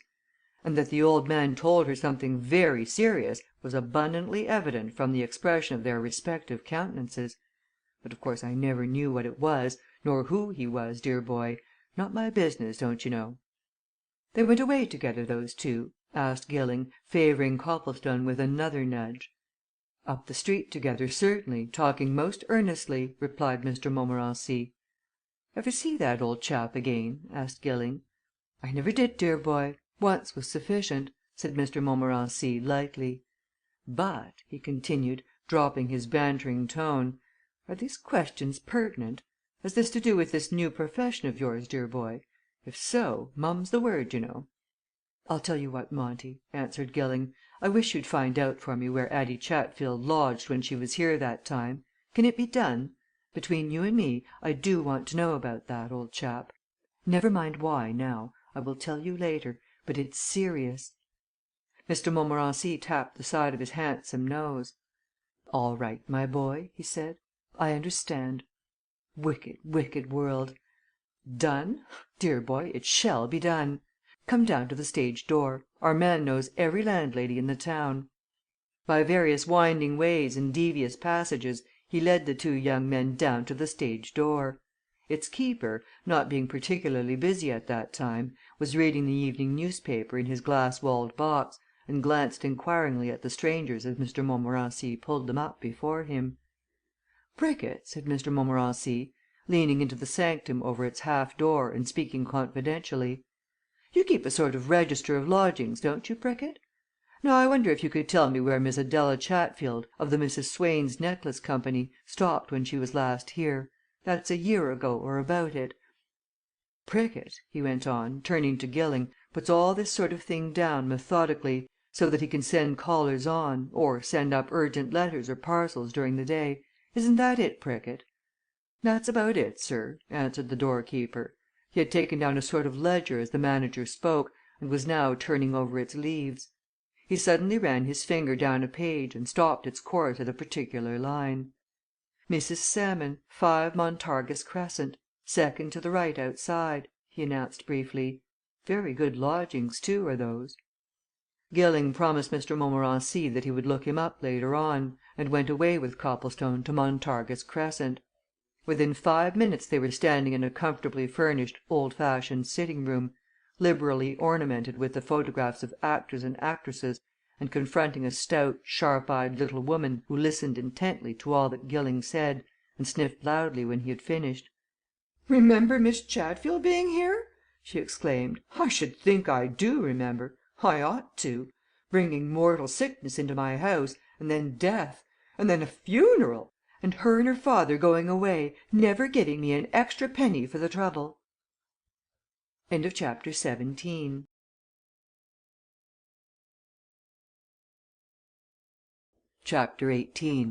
The Lie on the Tombstone. Gilling's glance at his companion was quiet enough, but it spoke volumes. Here, by sheer chance, was such a revelation as they had never dreamed of hearing. Here was the probable explanation of at least half the mystery. He turned composedly to the landlady. "I've already told you who and what I am," he said, pointing to the card which he had handed to her. "There are certain mysterious circumstances about this affair which I want to get at. What you said just now is abundant evidence that you can help.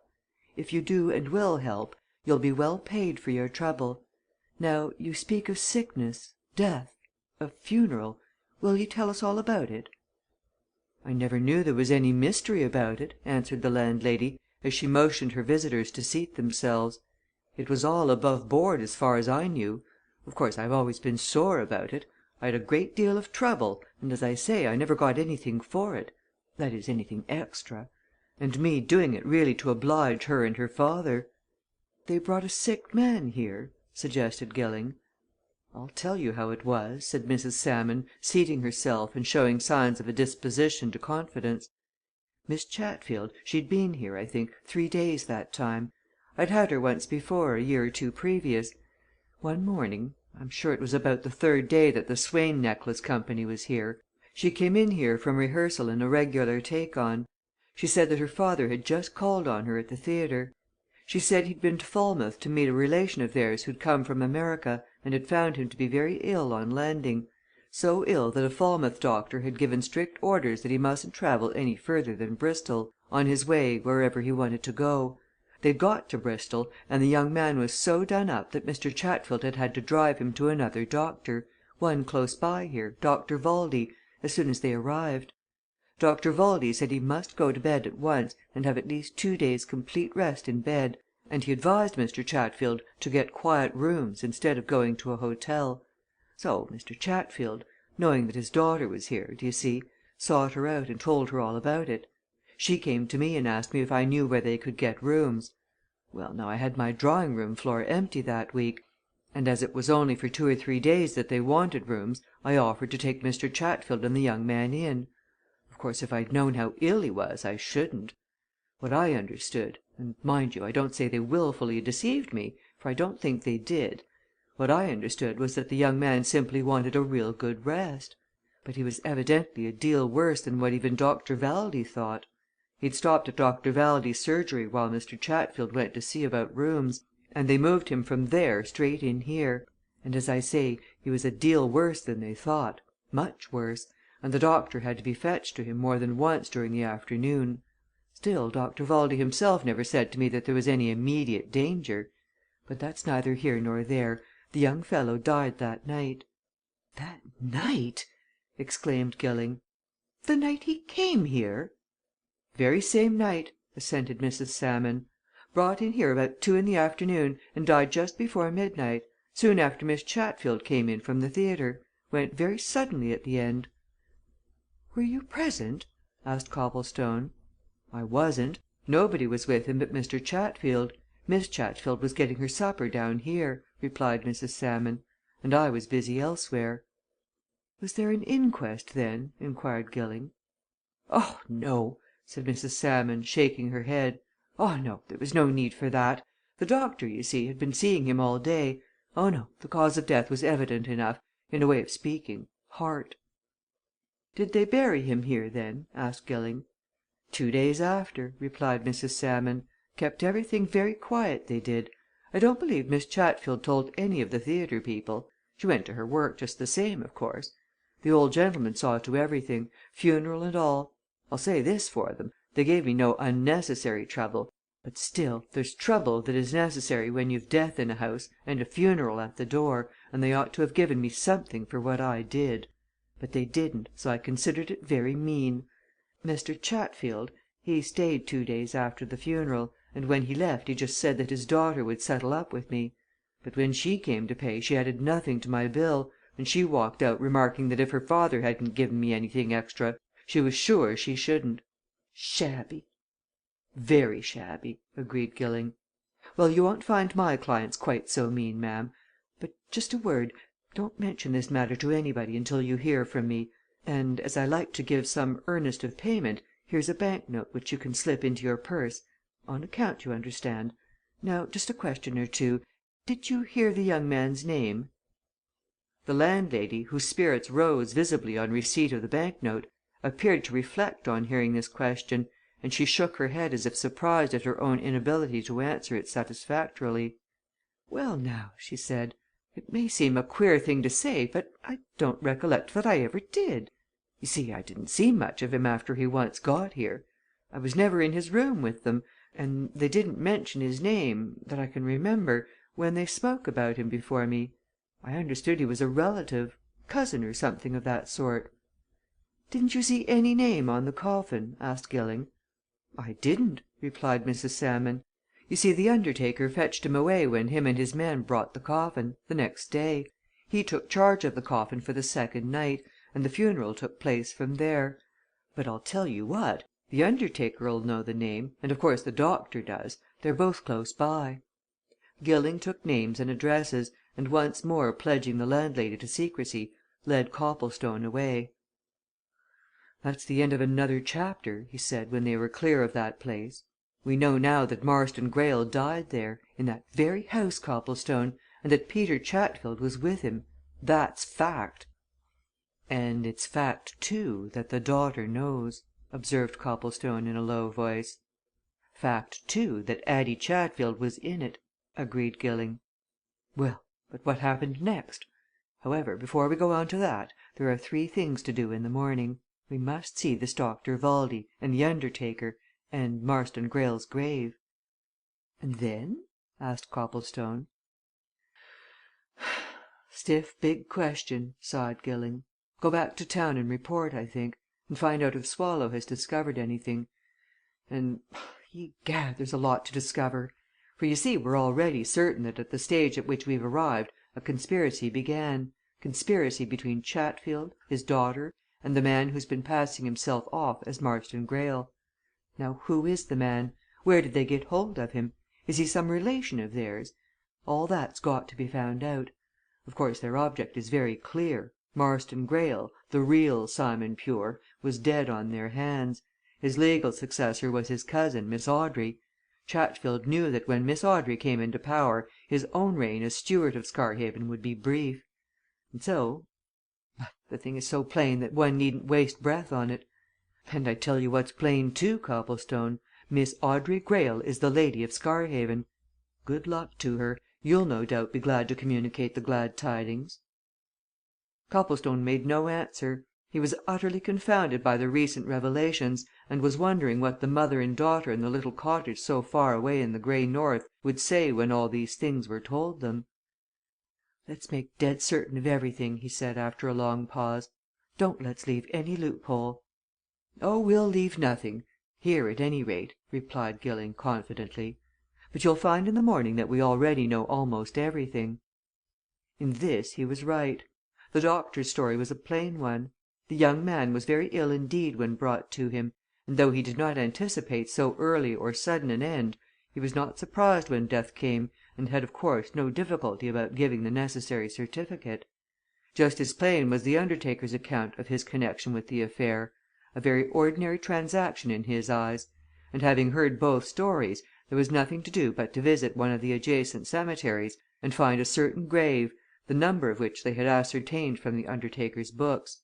It was easily found, and Copplestone and Gilling found themselves standing at a new tombstone, whereon the monumental mason had carved 4 lines: Mark Grey, born April 12th, 1884, died October 6th, 1912, aged 28 years.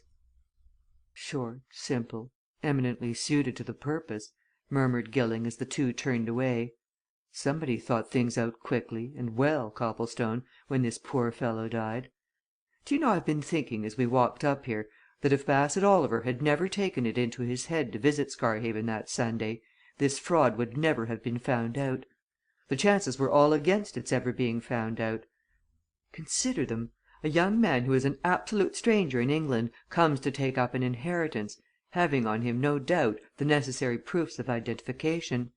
He's met by one person only, his agent. He dies next day.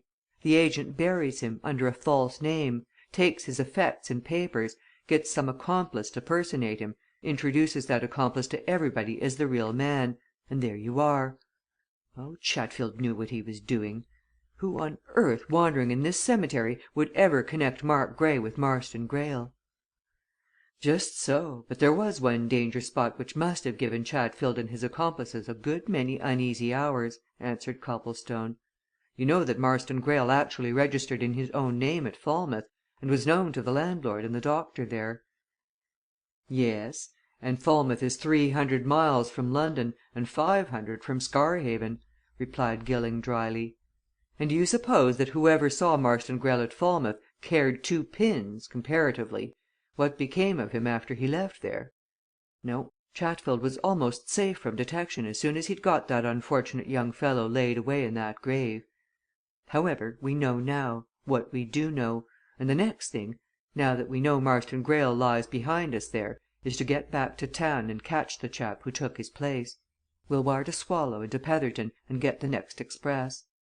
Sir Cresswell Oliver and Petherton were in confidence with Swallow at the solicitor's office when Gilling and Copplestone arrived there in the early afternoon. Gilling interrupted their conversation to tell the result of his investigations. Copplestone, watching the effect, saw that neither Sir Cresswell nor Petherton showed surprise. Petherton, indeed, smiled as if he had anticipated all that Gilling had to say. "I told you that I knew the Greyle family solicitors," he observed. "I find that they have only once seen the man whom we will call the Squire. Chatfield brought him there. He produced proofs of identification, papers which Chatfield no doubt took from the dead man. Of course, the solicitors never doubted for a moment that he was the real Marston Greyle never dreamed of fraud. Well, the next step we must concentrate on finding this man, and Swallow has nothing to tell yet. He has never seen anything more of him. You'd better turn all your attention to that, Gilling, you and Swallow. As for Chatfield and his daughter, I suppose we shall have to approach the police." Copplestone presently went home to his rooms in Jermyn Street, puzzled and wondering. And there, lying on top of a pile of letters, he found a telegram from Audrey Greyle. It had been dispatched from Scarhaven at an early hour of the previous day, and it contained but three words: "Can you come?" Chapter XIX.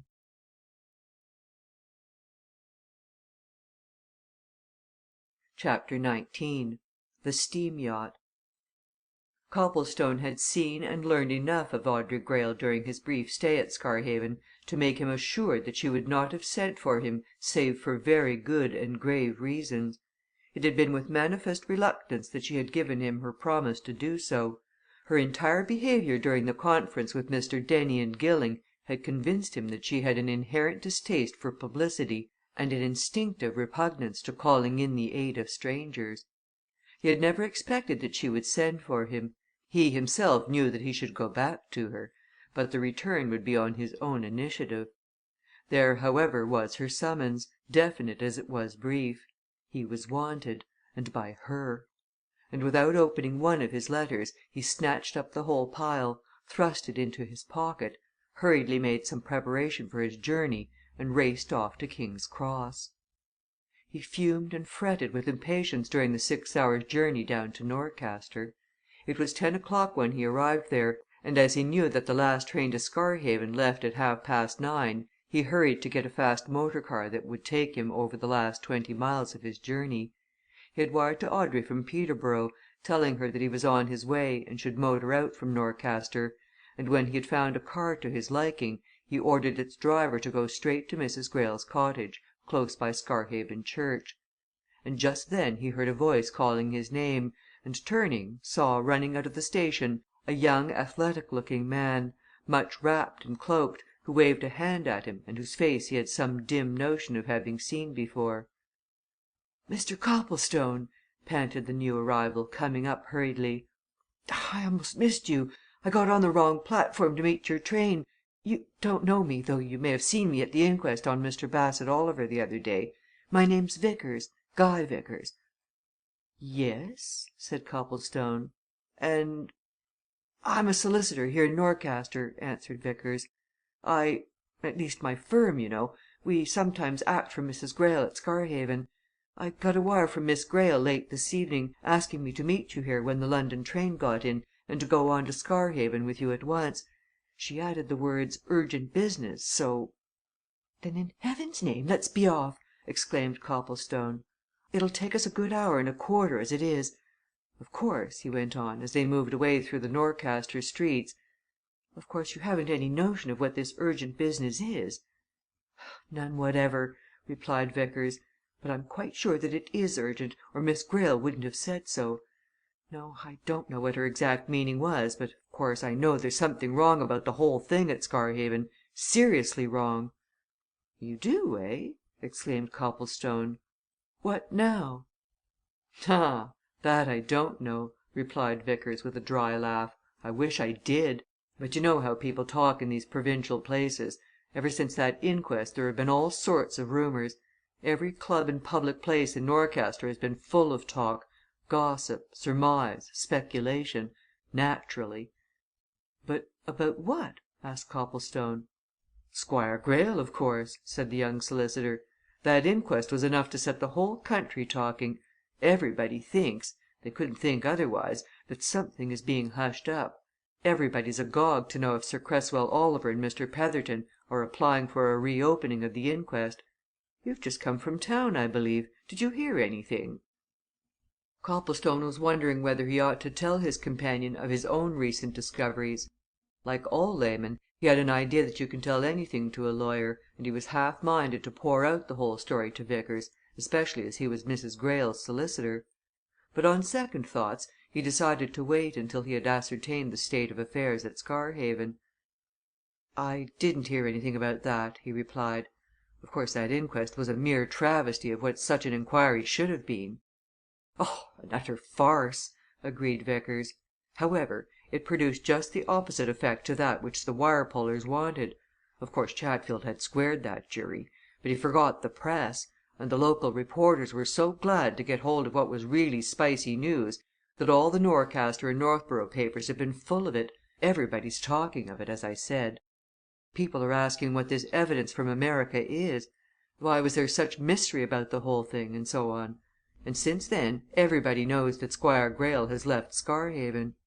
"Have you seen Mrs. or Miss Greyle since the inquest?" asked Copplestone, who was anxious to keep off subjects on which he might be supposed to possess information. "Have you been over there?" "No, not since that day," replied Vickers. "And I don't care how soon we do see them, for I'm a bit anxious about this telegram. Something must have happened." Copplestone looked out of the window on his side of the car. Already they were clear of the Norcaster streets and on the road which led to Scarhaven. That road ran all along the coast, often at the very edge of the high, precipitous cliffs, with no more between it and the rocks far beneath than a low wall. It was a road of dangerous curves and corners which needed careful negotiation even in broad daylight, and this was a black, moonless and starless night.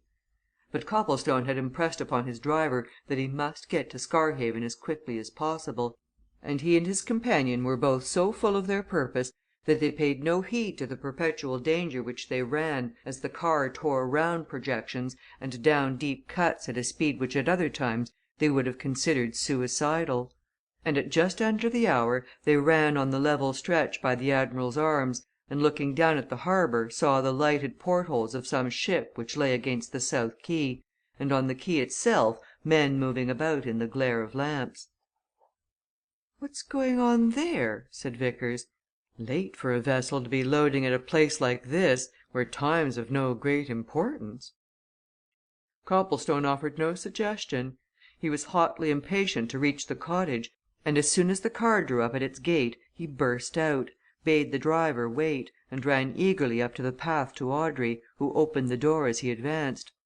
In another second he had both her hands in his own, and kept them there. "You're all right?" he demanded in tones which made clear to the girl how anxious he had been. "There's nothing wrong with you or your mother? personally, I mean. You see, I didn't get your wire until this afternoon, and then I raced off as quick " "I know," she said, responding a little to the pressure of his hands. "I understand. You may be sure I shouldn't have wired if I hadn't felt it absolutely necessary. Somebody was wanted, and you'd made me promise, and so yes," she continued, drawing back as Vickers came up, "we were all right personally, but there's something very wrong indeed somewhere. Will you both come in and see mother?" Mrs. Greyle, looking worn and ill, appeared just then in the hall, and called to them to come in. She preceded them into the parlour, and turned to the young men as soon as Audrey closed the door. "I'm more thankful to see you gentlemen than I've ever been in my life for anything!" she said. "Something is happening here which needs the attention of men. We women can't do anything. Let me tell you what it is. Yesterday morning, very early, the Squire's steam yacht, the Pike, was brought into the inner harbour and moored against the quay just opposite the park gates. We, of course, could see it, and as we knew he had gone away, we wondered why it was brought in there. After it had been moored, we saw that preparations of some sort were being made. Then men estate labourers began coming down from the house, carrying packing cases, which were taken on board. And while this was going on, Mrs. Peller, the housekeeper, came hurrying here, in a state of great consternation. She said that a number of men, sailors and estate men, were packing up and removing all the most valuable things in the house, the finest pictures, the old silver, the famous collection of china which Stephen John Greyle made, and spent thousands upon thousands of pounds in making, the rarest and most valuable books out of the library, all sorts of things of real and great value. Everything was being taken down to the Pike, and the estate carpenter, who was in charge of all this, said it was by the Squire's orders, and produced to Mrs. Peller his written authority. Of course, Mrs. Peller could do nothing against that, but she came hurrying to tell us, because she, like everybody else, is much exercised by these recent events, and so Audrey and I pocketed our pride and went to see Peter Chatfield. But Peter Chatfield, like his master, had gone. He had left home the previous evening, and his house was locked up. Copplestone and Vickers exchanged glances, and the young solicitor signed Mrs. Greyle to proceed. "Then," she added, "to add to that, as we came away from Chatfield's house we met Mr. Elkin, the bank manager from Norcaster. He had come over in a motor car to see me privately. He wanted to tell me, in relation to all these things, that within the last few days the Squire and Peter Chatfield had withdrawn from the bank the very large balances of two separate accounts. One was the Squire's own account, in his name. The other was an estate account, on which Chatfield could draw. In both cases, the balances withdrawn were of very large amount. Of course, as Mr. Elkin pointed out, it was all in order, and no objection could be raised. But it was unusual, for a large balance had always existed on both these accounts. And Mr. Elkin added, so many strange rumours are going about Norcaster and the district that he felt seriously uneasy, and thought it his duty to see me at once. And now, what is to be done? The house is being stripped of the best part of its valuables, and in my opinion, when that yacht sails, it will be for some foreign port. What other object can there be in taking these things away? Of course, as nothing is entailed, and there are no heirlooms, everything is absolutely the Squire's property, so Copplestone, who had been realizing the serious significance of these statements, saw that it was time to speak, if energetic methods were to be taken at once. "I'd better tell you the truth," he said, interrupting Mrs. Greyle. "I might have told you, Vickers, as we came along, but I decided to wait until we got here and found out how things were. Mrs. Greyle, the man you speak of as the Squire is no more the owner of Scarhaven than I am. He is not Marston Greyle at all. The real Marston Greyle who came over from America died the day after he landed, in lodgings at Bristol, to which Peter Chatfield and his daughter had taken him, and he is buried in a Bristol cemetery under the name of Mark Grey. Gilling and I found that out during these last few days. It's an absolute fact. So the man who has been posing here as the rightful owner is an impostor." A dead silence followed this declaration. The mother and daughter, after one long look at Copplestone, turned and looked at each other. But Vickers, quick to realize the situation, started from his seat, with evident intention of doing something. "That's the truth!" he exclaimed, turning to Copplestone. No possible flaw in it?" "None," replied Copplestone. "It's sheer fact." "Then in that case," said Vickers, "Miss Greyle is the owner of Scarhaven of everything in the house, of every stick, stone, and pebble about the place. And we must act at once. Miss Greyle, you will have to assert yourself. You must do what I tell you to do. You must get ready at once this minute and come down with me and Mrs. Greyle to that yacht and stop all these proceedings. In our presence you must lay claim to everything that's been taken from the house yes, and to the yacht itself. Come let's hurry." Audrey hesitated and looked at Mrs. Greyle. "Very well," she said quietly. "But not my mother." "No need," said Vickers. "You will have us with you." Audrey hurried from the room, and Mrs. Greyle turned anxiously to Vickers. "What shall you do?" she asked. "Warn all concerned," answered Vickers, with a snap of the jaw which showed Copplestone that he was a man of determination. "Warn them, if necessary, that the man they have known as Marston Greyle is an impostor, and that everything they are handling belongs to Miss Greyle. The Scarhaven people know me, of course there ought not to be any great difficulty with them, and as regards the yacht people " "You know," interrupted Mrs. Greyle, "that this man the impostor has made himself very popular with the people here. You saw how they cheered him after the inquest. You don't think there is danger in Audrey going down there?" "Wouldn't it be enough if you and I went?" suggested Copplestone. "It's very late to drag Miss Greyle out."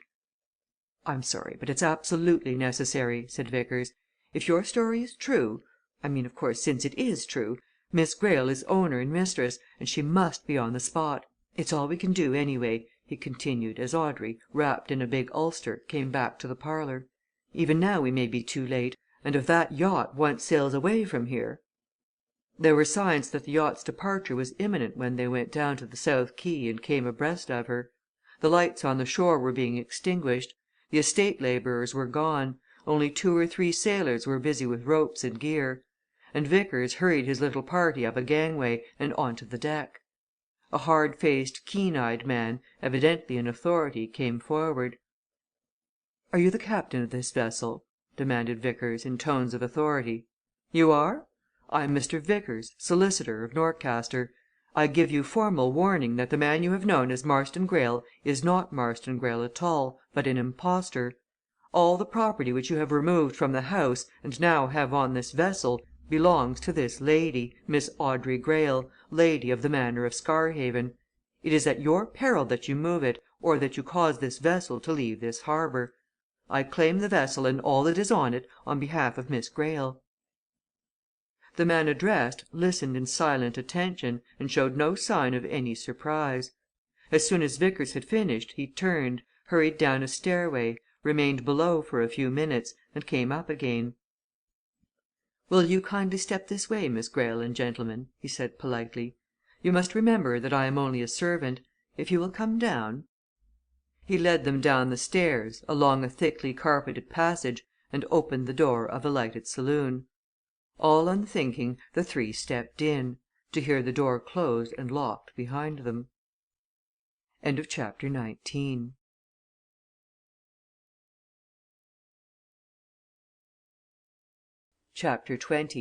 The Courteous Captain. Vickers sprang back at that door as the sharp click of the turning key caught his ear, and Copplestone, preceding him and following Audrey, who had advanced fearlessly into the cabin, pulled himself up with a sudden, sickening sense of treachery. The two young men looked at each other, and a dead silence fell on them and the girl. Then Vickers laid his hand on the door and shook it. "Locked in!" he muttered, with a queer glance at his companions. "What does that mean?" "Nothing good!" growled Copplestone, who was secretly cursing his own folly in allowing Audrey to leave the quay. "We're trapped that's what it means. Why we're trapped isn't a question that matters very much under the circumstances. The serious thing is that we certainly are trapped." Vickers turned to Audrey. "My fault!" he said contritely. "All my fault! But I meant it for the best. It was the thing to do. And who on earth could have foreseen this? Look here we've got to think pretty quick, Copplestone. That captain, now has he done this on his own hook, or Is there somebody on board who's at the top of things?" "I don't see any good in thinking quick, or asking one's self questions," replied Copplestone. "We're locked in here. We've got Miss Greyle into this mess, and her mother will be anxious and alarmed. I wish we'd let this confounded yacht go where it liked before ever we'd " "Don't!" broke in Audrey. "That's no good. Mr. Vickers certainly did what he felt to be best and who could foresee this? And I'm not afraid. And as for my mother, if we don't return very soon, why, she knows where we are, and there are police in Scarhaven, and " "How long are we going to be where we are?" asked Copplestone grimly. "The thing's moving." There was no doubt of that very pertinent fact. Somewhere beneath them, machinery began to work; above them there was hurry and scurry as ropes and stays were thrown off. But so beautifully built was that yacht, and so almost sound proof the luxurious cabin in which they were prisoners, that little of the noise of departure came to them. However, there was no mistaking the increasing throb of the engines, nor the fact that the vessel was moving, and Vickers suddenly sprang on a lounge seat and moved away a silken screen which curtained a port hole window. "There's no doubt of that!" he exclaimed. "We're going through the outer harbour. We've passed the light at the end of the quay. What do these people mean by carrying us out to sea? Copplestone, with all submission to you, whether it's relevant or not, I wish we knew more of that captain chap." "I know him," remarked Audrey. "I've been on this yacht before. His name is Andrius. He's an American or American Norwegian, or something like that." "And the crew?" asked Vickers. "Are they Scarhaven men?" "No," replied Audrey. "There isn't a Scarhaven man amongst them. My cousin I mean, you know whom I mean bought this yacht just as it stood, from an American millionaire, early this spring, and he took over the captain, crew, and everything." "So we're in the hands of strangers!" exclaimed Vickers, while Copplestone dug his hands into his pockets and began to stamp about. "I wish I'd known all that before we came on board." "But what harm can they do us?" said Audrey, incredulous of danger. "You don't suppose they'll want to murder us, surely? My own belief is that we should never have been locked up here if you hadn't let them know how much we know, Mr. Vickers." "Let them I don't understand," said Vickers, turning a puzzled glance on her. "Why," replied Audrey with a laugh which convinced both men of her fearlessness, "you let the captain see that we know a great deal, and he thereupon ran downstairs, presumably to tell somebody of what you said, and here's the result." "You think, then," suggested Vickers, "you think that " "I think the somebody, whoever he is, wants to know exactly how much we do know," answered Audrey with another laugh. "And so we're being carried off to be cross examined at somebody's leisure. Let's hope they won't use thumbscrews and that sort of thing. And anyway," she continued, looking from one to the other, "hadn't we better make the best of it? We're going out to sea that's certain. Here's the bar." A sudden lifting of the thickly carpeted door, a dip to the left, another to the right, a plunge forward, a drop back, then a settling down to a steady, persistent roll, showed her companions that Audrey was right. The yacht was crossing the bar which lay at the mouth of Scarhaven Bay. Outside that lay the North Sea, and Copplestone suddenly wondered which course the vessel was going to take north, east, or south. But before he could put his thoughts into words the door was suddenly unlocked, and Captain Andrius, suave, polite, deprecating, walked into the cabin. "A thousand pardons and two words of explanation!" he exclaimed, as he executed a deep bow to his lady prisoner. "First, Miss Greyle, I have sent a message to your mother that you are quite safe and will join her in due course. Second, this is merely a temporary detention. You shall all be landed all in good time." Vickers, as a legal man, assumed his most professional air. "Do you know what you are rendering yourself liable to, sir, by detaining us at all?" he demanded. "An action " Captain Andrius bowed again assumed his deprecating smile. He waved the two men to seats, and himself took a chair, with his back to the door by which he entered. "My dear sir," he said courteously, "you forget that I am but a servant. I am under orders. However, I give my word that no harm shall come to you, that you shall be treated with every polite attention, and that you shall be landed." "When and where?" asked Vickers. "Tomorrow, certainly," replied Andrius. "As to where, I cannot exactly say, but where you will be in touch with shall we say civilization?" He showed a set of fine white teeth in such a curious fashion as he spoke the last word that Copplestone and Vickers instinctively glanced at each other, with a mutual instinct of distrust. "Won't do," said Vickers. "I insist that you put about and go into Scarhaven again." Andrius spread out his open palms and shook his head. "Impossible," he answered. "We are already en voyage. Time presses. Be placable. Tomorrow you shall be released." Vickers was about to answer this appeal with an angry refusal to be either placable or tractable, but he suddenly stopped the words which rose to his tongue. There was something in all this some mystery, some queer game, and it might be worth while to find it out. "Where are you taking this yacht?" he demanded brusquely. "Come, now." "I am under orders," said Andrius, with another smile. "Whose orders?" persisted Vickers. "Look here it's no use trying to burke facts. Who's on board this vessel? You know what I mean. Is the man who calls himself Squire of Scarhaven here?" Andrius shook his head quietly and gave his questioner a shrewd glance. "Mr. Vickers," he said meaningly, "I know you. You are a lawyer though a young one. Lawyers are guarded in their speech. Now, we are alone, we four. No one can hear anything we say. Tell me is that right what you said to me on deck, that the man who has called himself Marston Greyle is not so at all?" "Absolutely right," replied Vickers. "An impostor?" demanded Andrius. "He is." "And never had any right to anything?" "No right whatever." "Then," said Andrius, with a polite inclination of his head and shoulders to Audrey, "the truth is that everything of the Scarhaven property belongs to this lady." "Everything!" exclaimed Vickers. "Land, houses, furniture, valuables everything. All the property which you have on this yacht pictures, china, silver, books, objects of art, as I am instructed, removed from the house are Miss Greyle's sole property. Once more I warn you of what you are doing, and I demand that you immediately return to Scarhaven. This very yacht belongs to Miss Greyle." Andrius nodded, looked fixedly at the young solicitor for a moment, and then rose. "I am obliged to you," he said. "That, of course, is your claim. But the other one, eh? It seems to me there might be something to be said for that, you know. So all I can do is to renew my assurance of polite attention, offer you our best accommodation which is luxurious and promise to land you somewhere tomorrow. Miss Greyle, we have 2 women servants on board.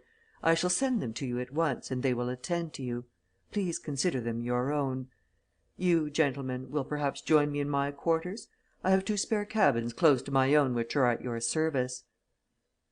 Copplestone and Vickers looked at each other and at Audrey, undecided and vaguely suspicious. But Audrey was evidently neither alarmed nor uneasy. She nodded a ready assent to the captain's proposal. "Thank you, Captain Andrius," she said coolly. "I know the 2 women. You may send one of them. Do what he suggests," she murmured, turning to Copplestone, who had moved close to her. "I'm not one scrap afraid of anything and it's only until tomorrow. He'll land us I'm sure of it." There was nothing for it, then, but to follow Andrius to his own comfortable quarters.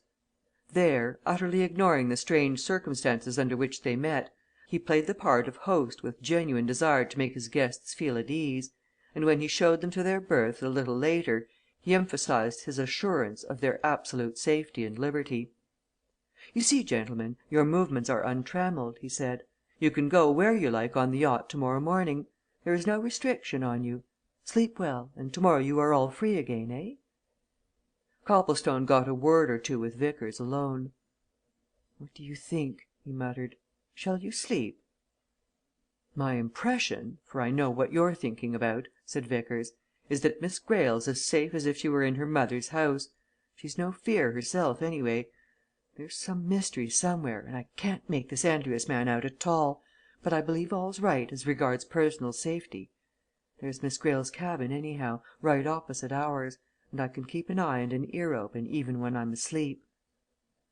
But in spite of these assurances Copplestone slept little. He was up, dressed and on deck by sunrise, staring around him in a fresh autumn morning to get some notion of the yacht's whereabouts, and he had just managed to make out a mere filmy line of land far to the westward when Audrey appeared at his elbow. There was no one of any importance near them, and Copplestone impulsively seized her hands. "I've scarcely slept," he blurted out, gazing intently at her. "Couldn't blaming myself for letting you get into this confounded mess. You're all right?" Audrey responded a little to the pressure of his hands before she disengaged her own. "It wasn't your fault," she said. "It's nobody's fault. Don't blame Mr. Vickers. He couldn't foresee this. Yes, I'm all right, and I slept like a top. What's the use of worrying? Do you know," she went on, lowering her voice and drawing nearer to him, "I believe something's going to come of all this something that'll clear matters up once and for all." "Why?" asked Copplestone, wonderingly. "What makes you think that?" "Don't know instinct intuitiveness, perhaps," she answered. "Besides, I'm dead certain we're not the only people I don't mean crew and captain aboard the Pike. I believe there's somebody else. There's some mystery, anyway. Keep that to yourself," she said, as Andrius and Vickers appeared from below. "Don't show any sign. Wait to see how things turn out." She turned away from him to greet the other two as unconcernedly as if there was nothing unusual in the situation, and Copplestone marvelled at her coolness. He himself, not so well equipped with patience, was feverishly anxious to know how things would turn out, and when.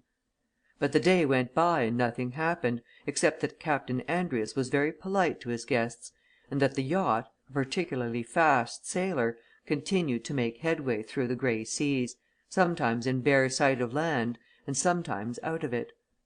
To one or two inquiries as to the fulfilment of his promise Andrius made no more answer than a reassuring nod. Once when Vickers pressed him he replied curtly that the day was not yet over. Vickers drew Copplestone aside on hearing that.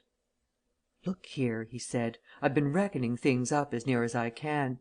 I make out that we've been running due north, or north east ever since we left Scarhaven last night. I reckon, too, that this vessel makes quite 22 or 3 knots an hour.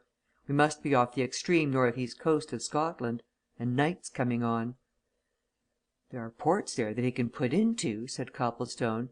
"The thing is, will he keep his promise? Remember, he must know very well that if we once land anywhere within reach of a telegraph office, we can wire particulars about him to every port in the world if we like, and he's got to go somewhere eventually, you know." Vickers shook his head as if this were a problem he would give up. It was beyond him, he said, to even guess at what Andrius was after, or what was going to happen. And nothing did happen until, as the three prisoners sat at dinner with their polite gaoler, the Pike came to a sudden stop and hung gently on a quiet sea. Andrius looked up and smiled. "A pleasant night for your landing," he remarked. "Don't hurry, but there will be a boat ready for you as soon as dinner is over." "And where are we?" asked Vickers. "That, my dear sir, you will see when you land," replied Andrius. "You will, at any rate, be quite comfortable for the night, and in the morning, I think, you will be able to journey wherever you wish to go." There was something in the smile which accompanied the last words which made Copplestone uneasy. But the prospect of regaining their liberty was too good he kept his own counsel. And half an hour later he, Audrey and Vickers stood on deck, looking down on a boat alongside, in which were 2 or 3 of the crew and a man holding a lantern. In front was the dark sea, and ahead a darker mass which they took to be land. "You won't tell us what this place is?" said Vickers as he was about to follow the others into the boat. "It's on the mainland, of course?" "The morning light, my good sir, will show you everything," replied Andrius. "Be content that I have kept my promise you have come off luckily," he added with a significant look. Vickers felt a strange sense of alarm as the boat left the yacht. He noticed 2 or 3 suspicious circumstances. As soon as they got away, he saw that all the yacht's lights had been or were being darkened or entirely obscured. At a dozen boat lengths they could see her no more. Then a boat, swiftly pulled, passed them in the darkness, evidently coming from the shore to which they were being taken. It, too, carried no light. Nor were there any lights on the shore itself. All there was in utter darkness. They were on the shingle within a quarter of an hour. Within a minute or two the yachtsman had helped all three on to the beach, had carried up certain boxes and packages which had been placed in the boat, had set down the lighted lantern, jumped into the boat again and vanished in the darkness. And in the silence, broken only by the drip of water from the retreating oars and by the scarcely noticed ripple of the waves, Audrey voiced exactly what her two companions felt. "Andrius has kept his word and cheated us. We're stranded." From somewhere out of the darkness came a groan, deep and heartfelt, as if in entire agreement with Audrey's declaration. That it proceeded from a human being was evident enough, and Vickers hastily snatched up the lantern and strode in the direction from which it came. And there, seated on the shingle, his whole attitude one of utter dejection and misery, the three castaways found a sharer of their sorrows. Peter Chatfield.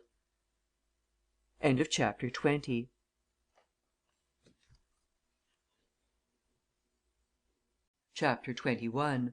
Marooned. To each of these three young people this was the most surprising moment which life had yet afforded. It was an astonishing thing to find a fellow mortal there at all, but to find that mortal was the Scarhaven estate agent was literally short of marvellous. What was also astounding was to see Chatfield's only too evident distress. Swathed in a heavy, old fashioned ulster, with a plaid shawl round his shoulders and a deerstalker hat tied over head and ears with a bandana handkerchief, he sat on the beach nursing his knees, slightly rocking his fleshy figure to and fro and moaning softly with the regularity of a minute bell.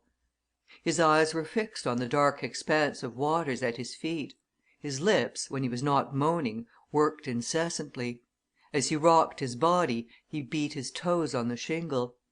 Clearly, Chatfield was in a bad way, mentally.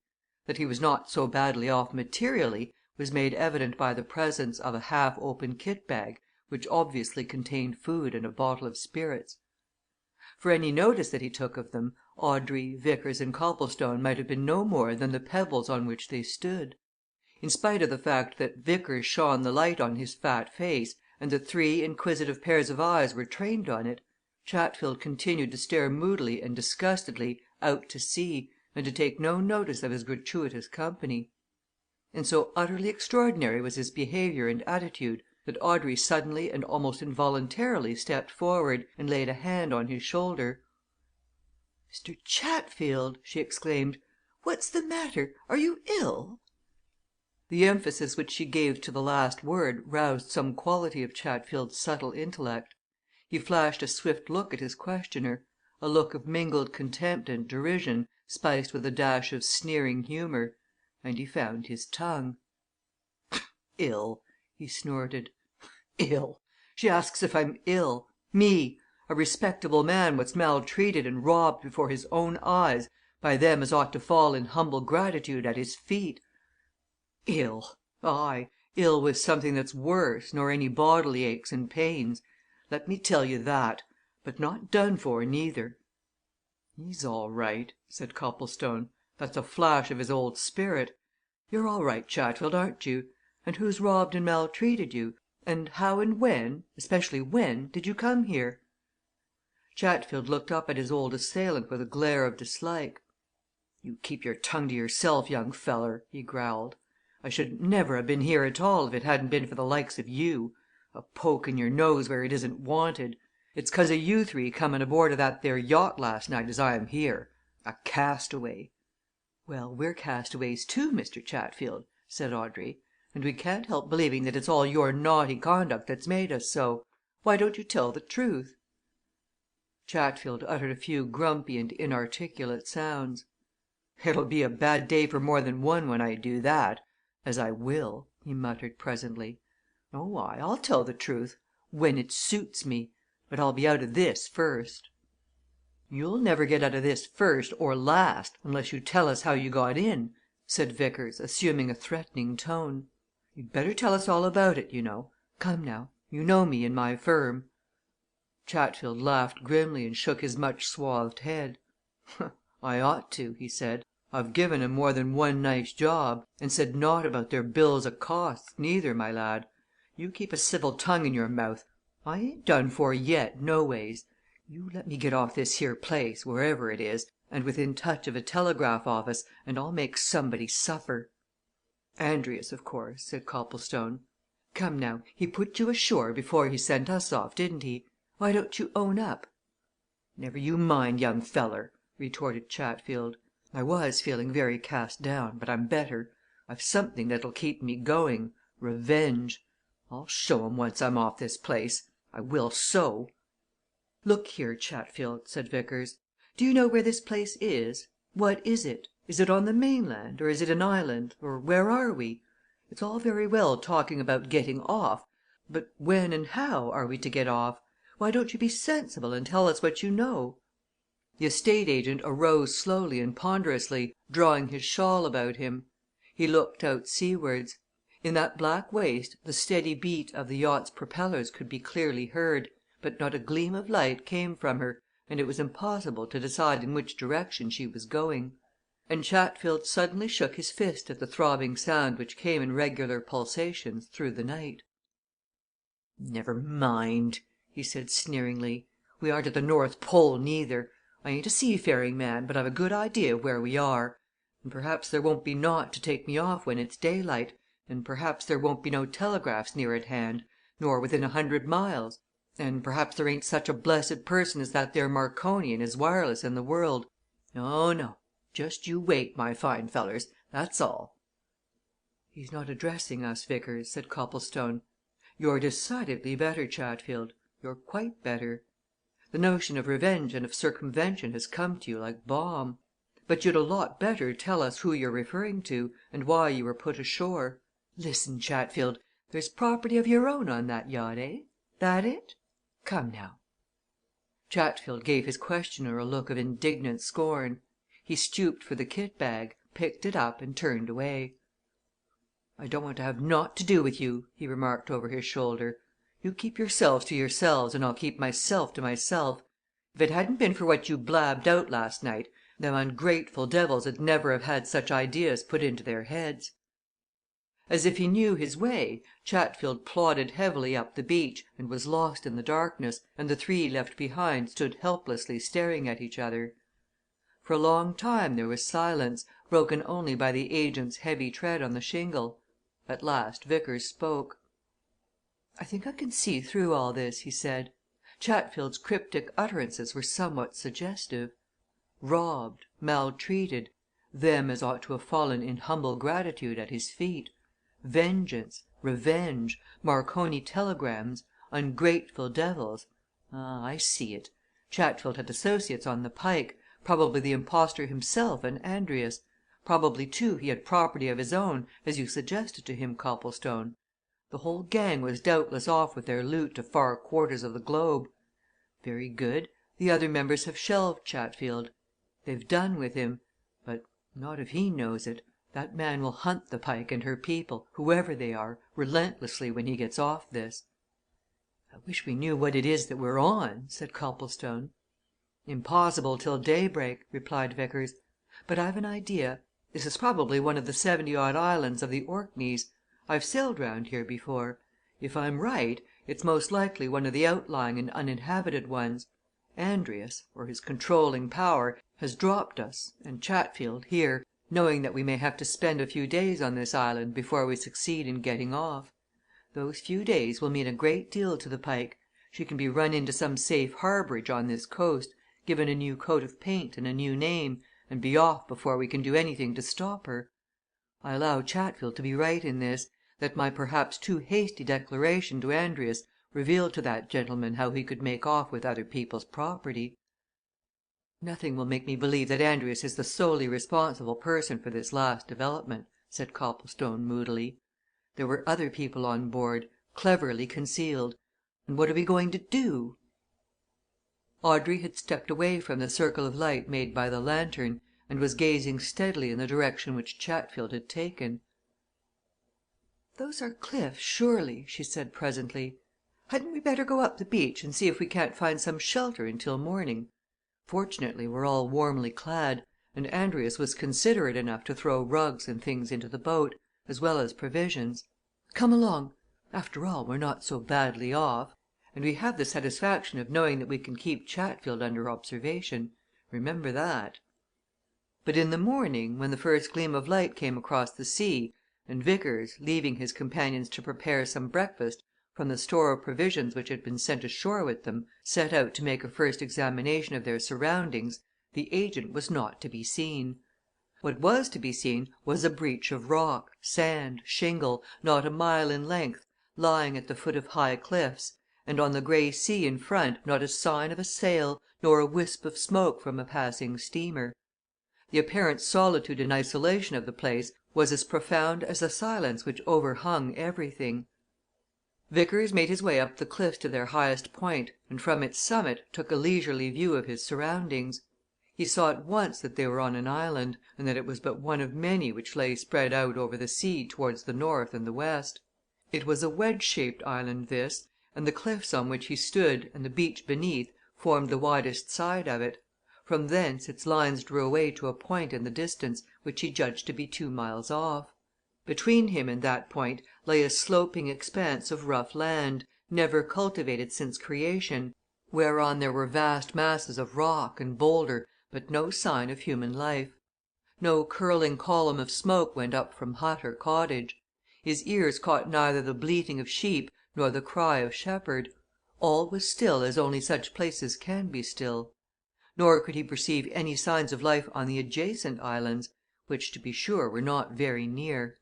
From the sea mists which wrapped one of them he saw projecting the cap of a mountainous hill. That hill he recognized as being on one of the principal islands of the group, and he then knew that he and his companions had been set down on one of the outlying islands which, from its position, was not in the immediate way of passing vessels nor likely to be visited by fishermen. He was turning away from the top of the cliffs after a long and careful inspection, when he caught sight of a man's figure crossing the rocky slope between him and this far off point. That, he said to himself, was Chatfield. Did Chatfield know of any place at that point visited by fishing craft from the other islands? Had Chatfield ever been in the Orkneys before? Was there any method in his wanderings? Or was he, too, merely examining his surroundings, considering which was the likeliest part of the island from which to attract attention? In the midst of these speculations, a sudden resolution came to him. One or other of the three must keep an eye on Chatfield. Night or day, Chatfield must be watched. And having already seen that Copplestone and Audrey had an unmistakable liking for each other's society and would certainly not object to being left together, he determined to watch Chatfield himself. Hurrying down the cliffs, he hastily explained the situation to his companions, took some food in his hands, and set out to follow the agent wherever he went. Chapter 22.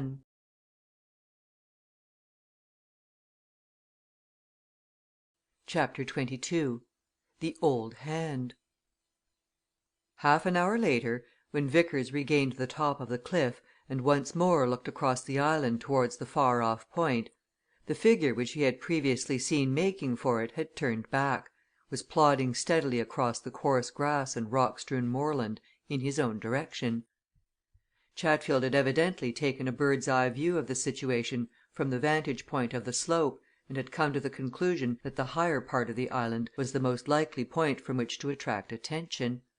He came steadily forward, a big, lumbering figure in the light mist, and Vickers, as he went on to meet him, eyed him with a lively curiosity, wondering what secrets lay carefully locked up in the man's heart, and what happened on the pike that made its captain or its owner bundle Chatfield out of it like a box of bad goods for which there was no more use. And as he speculated, they met, and Vickers saw at once that the old fellow's mood had changed during the night.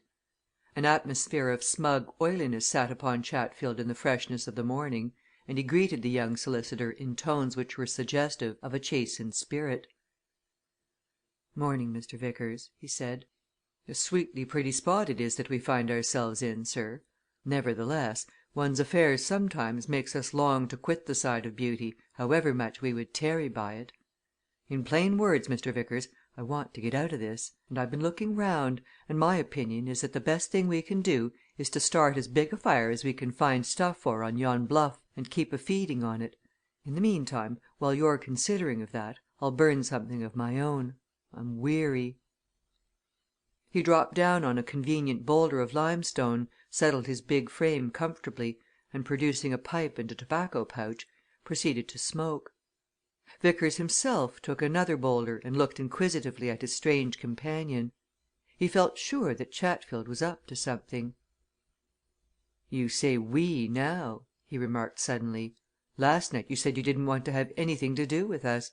We were to keep to ourselves, and " "Well, well, Mr. Vickers," broke in Chatfield, "one says things at one time that one wouldn't say at another, you know. Facts is facts, sir, and Providence has made us companions in distress. I've naught against you, nor against the girl. As for t'other man, he's of an interfering nature, but I forgive him, he's young. I don't bear no ill will things being as they are. I've had time to reflect since last night, and I don't see no reason why Miss Greyle and me shouldn't come to terms through you." Vickers lighted his own pipe and took some time over it. "What are you after, Chatfield?" he asked at length. "Something, of course. You say you want to come to terms with Miss Greyle. That, of course, is because you know very well that Miss Greyle is the legal owner of Scarhaven, and that " Chatfield waved his pipe. "I don't!" he answered with what seemed genuine eagerness. "I don't know naught of the sort. I tell you, Mr. Vickers, I do not know that the man what we've known as the Squire of Scarhaven for a year gone by is not the rightful Squire. I do not! Fact, sir. But" he lowered his voice, and his sly eyes became slyer and craftier "but I won't deny that during this last week or two I may have had my suspicions aroused that there was something wrong. I don't deny that, Mr. Vickers." Vickers heard this with amazement. Young as he was, he had had various dealings with Peter Chatfield, and he had an idea that he knew something of him, subtle old fellow though he was, and he believed that Chatfield was now speaking the truth. But in that case, what of Copplestone's revelation about the Falmouth and Bristol affair, and the dead man? He thought rapidly, and then determined to take a strong line. "Chatfield," he said, "you're trying to bluff me. It won't do. Things are known I know 'em. I'll be candid with you the time's come for that. I'll tell you what I know it'll all have to come out. You know very well that the real Marston Greyle's dead you were with him when he died. What's more, you buried him at Bristol under the name of Mark Grey. Hang it all, man, what's the use of lying about it? You know that's all true." He was watching Chatfield's big face keenly, and he was astonished to see that his dramatic impeachment produced no more effect than a slightly superior smile. Instead of being floored, Chatfield was distinctly unimpressed. "Aye!" he said reflectively. "Aye I expected to hear that. That's Copplestone's work, of course. I knew he was some sort of detective as soon as I got speech with him. His work and that there Sir Cresswell Oliver's as is making a mountain out of a molehill about his brother, who of course broke his neck quite accidental, poor man, and of that London lawyer, Petherton. Aye, but all the same, Mr. Vickers, it won't alter matters nohow." "Good heavens, man, what do you mean?" exclaimed Vickers, who was becoming more and more mystified. "Do you mean to tell me come, Chatfield, I'm not a fool! Why, Copplestone has found it all out! There's no need to keep it secret now. You were with Marston Greyle when he died. You registered his death as Marston Greyle, and " Chatfield laughed softly, and gave his companion a swift glance out of one corner of his right eye. "And put another name on a bit of a tombstone 6 months afterwards, what?" he said quietly. "Mr. Vickers, when you're as old as I am, you'll know that this here world is as full o' puzzles as yon sea's full o' fish." Vickers could only stare at his companion in speechless silence after that. He felt that there was some mystery about which Chatfield evidently knew a great deal while he knew nothing. The old fellow's coolness, his ready acceptance of the Bristol facts, his almost contemptuous brushing aside of them, reduced Vickers to a feeling of helplessness. And Chatfield saw it, and laughed, and drawing a pocket flask out of his garments, helped himself to a tot of spirits, after which he good naturedly offered like refreshment to Vickers, but Vickers shook his head. "No, thanks," he said. He continued to stare at Chatfield much as he might have stared at the Sphinx if she had been present. And in the end he could only think of one word. "Well?" he asked lamely. "Well?" "As to what, now?" inquired Chatfield with a sly smile. "About what you said," replied Vickers. "Miss Greyle, you know. I'm about thoroughly tied up with all this. You evidently know a lot. Of course you won't tell you're devilishly deep, Chatfield. But between you and me, what do you mean when you say that you don't see why you and Miss Greyle shouldn't come to terms?" "Didn't I say that during this last week or two I'd had my suspicions about the Squire?" asked Chatfield. "I did. I have had them suspicions got 'em stronger than ever since last night.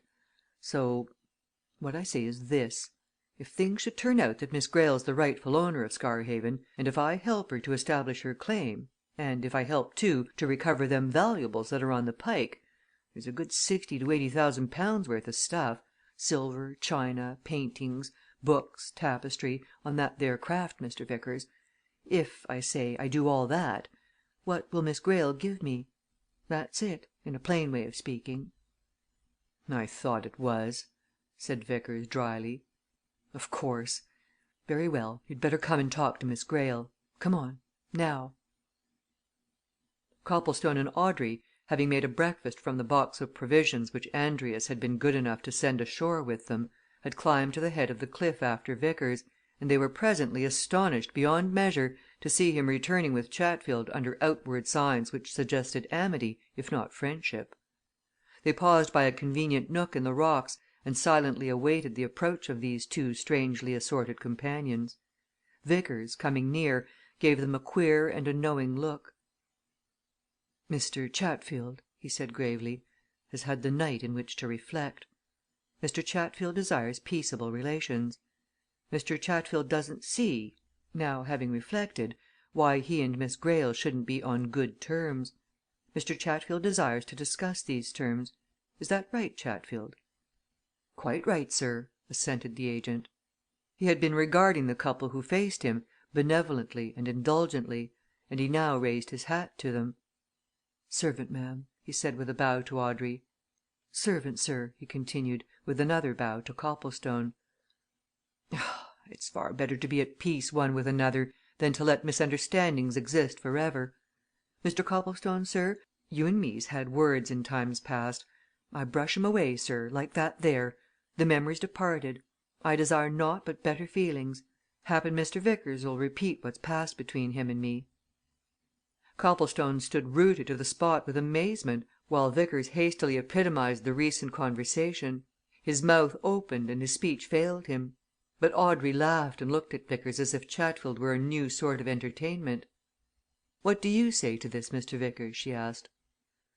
"Well, if you want to know," replied Vickers, "I believe Chatfield when he says that he does not know that the Squire is not the Squire. May seem strange, but I do. As a solicitor, I do." "Great Scott!" exclaimed Copplestone, finding his tongue.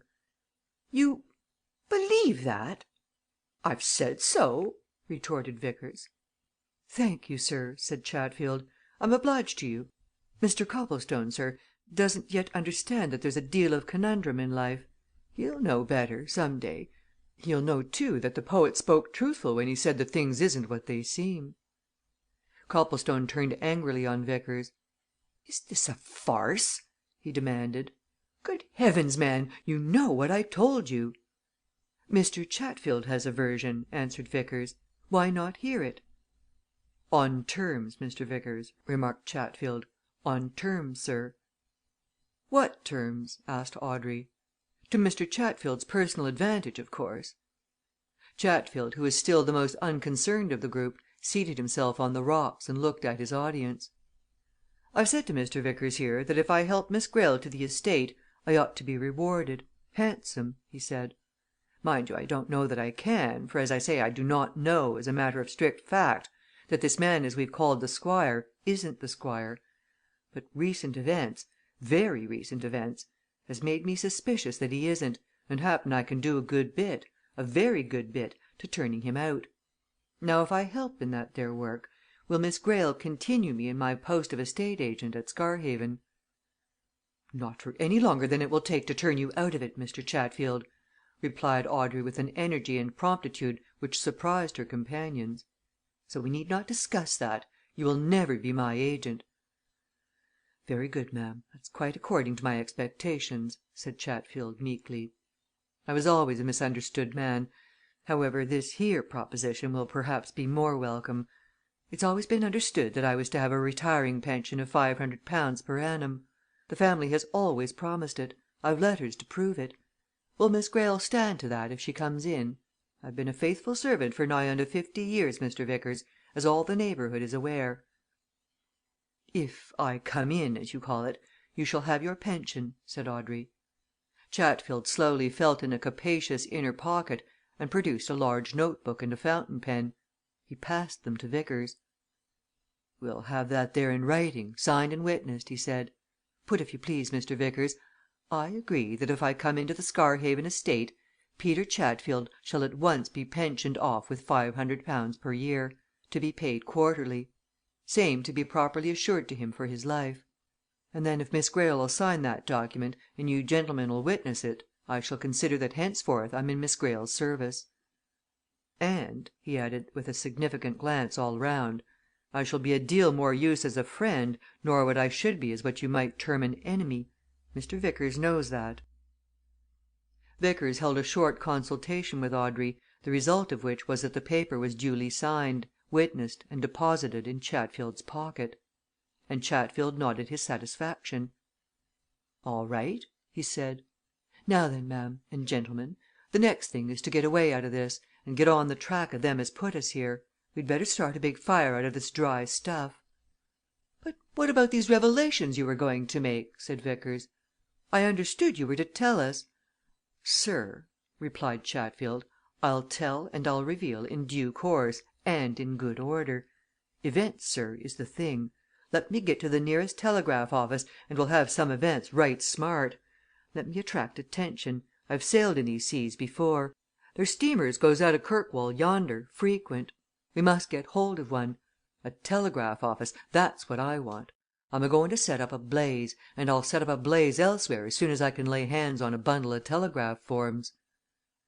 He leisurely took off his shawl and overcoat, laid them on a shelf of rock, and moved away to collect the dry stuff which lay to hand. The three young people exchanged glances. "What's this new mystery?" asked Audrey.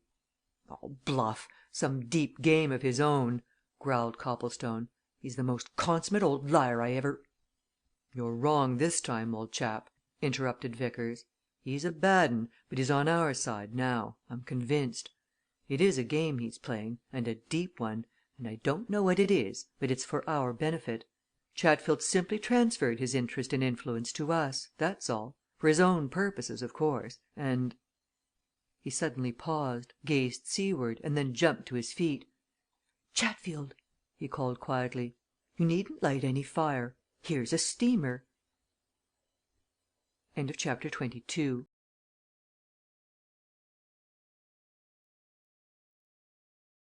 Chapter 23 The Yacht Comes Back Chatfield, his arms filled with masses of dried bracken and coarse grass, turned sharply on hearing Vickers' call and stared hard and long in the direction which the young solicitor pointed out. His small, crafty eyes became dilated to their full extent; suddenly they contracted again with a look of cunning satisfaction, and throwing away his burdens he drew out a big, many coloured handkerchief and mopped his high forehead as if the perspiration which burst out were the result of intense mental relief. "Didn't I know we should be rescued from this here imprisonment!" he cried with unctuous joy. "Thought they'd pinned me here for the best part of a week, no doubt, while they could get theirselves quietly away far away. But it's my experience that them as has served the Lord's never deserted, Mr. Vickers, and if you live as long as " "Don't be blasphemous, Chatfield!" said Vickers curtly. "None of that! What we'd better think about is the chance of that steamer sighting us. We'll light that fire, anyway." "She's coming straight on for the island," remarked Copplestone, who had been narrowly watching the approaching vessel. So straight that you'd think she was actually making for it." "She'll be some craft bound for Kirkwall," said Vickers, pointing northward to the main group of islands.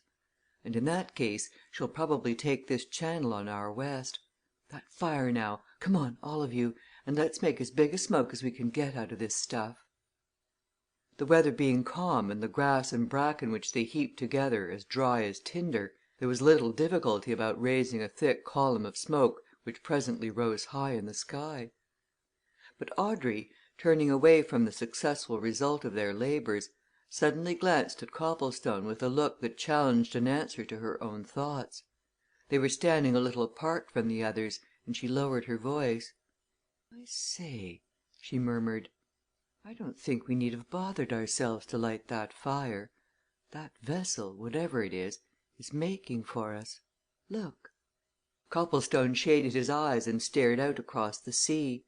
The steamer was by that time no more than 2 or 3 miles away, but she was coming towards them in a dead straight line, and as she was accordingly bow on, and as her top deck and lamps were obscured by clouds of black smoke pouring furiously from her funnels, they could make little out of her appearance. Copplestone's first notion was that she was a naval patrol boat or a torpedo destroyer. Whatever she was, it seemed certain that she was heading direct for the island, at that very point on which the fugitives had been landed the previous night. And it was very evident that she was in a great hurry to make her objective.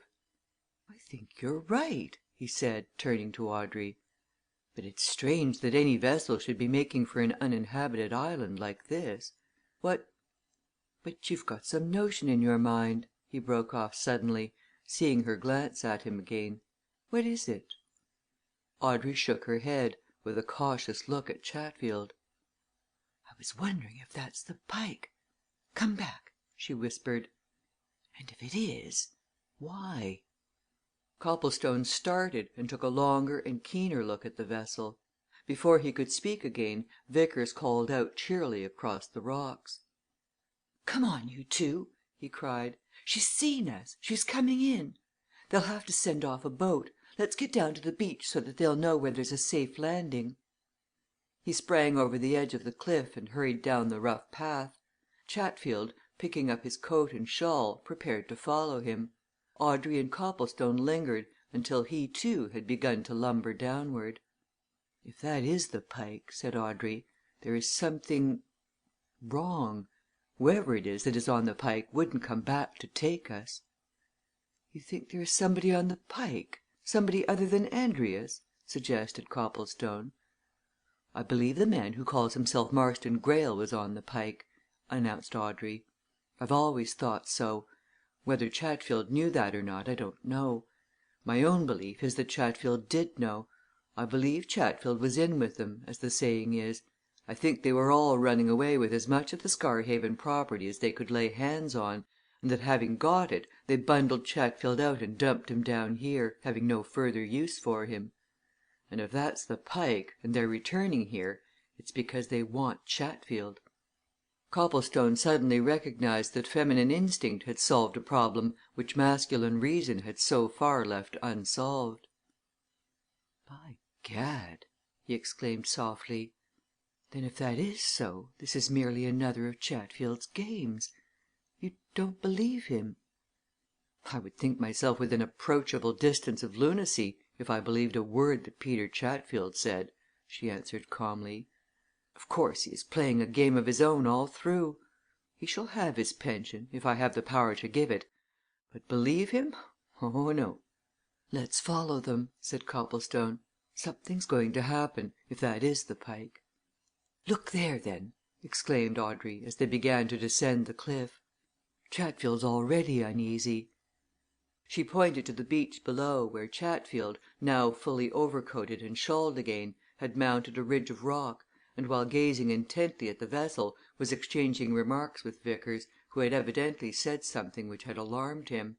They caught Chatfield's excited ejaculations as they hurried over the sand. "Oh, don't say that, Mr. Vickers!" he was saying imploringly. "For God's sake, Mr. Vickers, don't suggest them there sort of thoughts! You make me feel right down poorly, Mr. Vickers, to say such. It's worse than a bad dream, Mr. Vickers." "No, sir, no surely you're mistaken." "Bet you a fiver to a halfpenny it's the Pike," retorted Vickers. "I know her lines. Besides, she's heading straight here. Copplestone!" he cried, turning to the advancing couple. "Do you know, I believe that's the Pike?" Copplestone gave Audrey's elbow a gentle squeeze. "Look at old Chatfield!" he whispered. "By gad, look at him!" "Yes!" he called loudly. "We know it's the Pike we saw that from the top of the cliffs. She's coming straight in." "Oh, yes, it's the Pike!" exclaimed Audrey. "Aren't you delighted, Mr. Chatfield?" The agent suddenly turned his big fat face towards the three young people, with such an expression of craven fear on it that the sardonic jest which Copplestone was about to voice died away on his lips. Chatfield's creased cheeks and heavy jowl had become white as chalk. Great beads of sweat rolled down them. His mouth opened and shut silently, and suddenly, as he raised his hands and wrung them, his knees began to quiver. It was evident that the man was badly, terribly afraid. And as they watched him in amazed wonder, his eyes began to search the shore and the cliffs as if he were some hunted animal seeking any hole or cranny in which to hide. A sudden swelling of the light wind brought the steady throb of the oncoming engines to his ears, and he turned on Vickers with a look that made the onlookers start. "For goodness' sake, Mr. Vickers!" he said in a queer, strained voice. "For heaven's sake, let's get ourselves away! Mr. Vickers it ain't safe for none of us. We'd best to run, sir. Let's get to the other side of the island there's caves there places let's hide till something comes from the other islands, or till these folks goes away. I tell you, it's dangerous for us to stop here." "We're not afraid, Chatfield," replied Vickers. "What ails you? Why, man, you couldn't be more afraid if you'd murdered somebody. What do you suppose these people want? You, of course. And you can't escape. If they want you, they'll search the island till they get you. You've been deceiving us, Chatfield there's something you've kept back. Now, what is it? What have they come back for?" "Yes, Mr. Chatfield, what has the Pike come back for?" repeated Audrey, coming nearer. "Come, now, hadn't you better tell?" "It is the Pike," remarked Copplestone. "Look there! And they're going to send in a boat. Better be quick, Chatfield." The agent turned an ashen face towards the yacht. She had swung round and come to a halt, and the rattle of a boat being let down came menacingly to the frightened man's ears. He tittered a deep groan, and his eyes again sought the cliffs. "It's not a bit of good, Chatfield," said Vickers. "You can't get away. Good heavens, man, what are you so frightened for?" Chatfield moaned and drew haltingly nearer to the other three, as if he found some comfort in their mere presence. "It's the money!" he whispered. "The money as was in the Norcaster Bank 2 lots of it. The Squire gave me authority to get out his lot what was standing in his name, you know, and the other, the estate lot, that was standing in mine some £50,000 in all, Mr. Vickers. I had it all in gold, packed in sealed chests, and those on board there thought I took them chests aboard the Pike with me. I did take chests, d'ye see, but they'd lead in 'em. The real stuff is hidden buried never mind where. And I know what they've come back for. They've opened the chests I took on board, and they've found there's naught but lead. And they want me me! They'll torture me to make me tell where the real chests, the money is torture me! Oh, for God's sake, keep 'em away from me! Help me to hide help me to get away! And I'll tell Miss Greyle then where the money's hidden. Oh, Lord, they're coming! Mr. Vickers! Mr. Vickers!" He cast himself bodily at Vickers as if to clutch him, but Vickers stepped agilely aside, and Chatfield fell on the sand, where he lay groaning while the others looked from him to each other.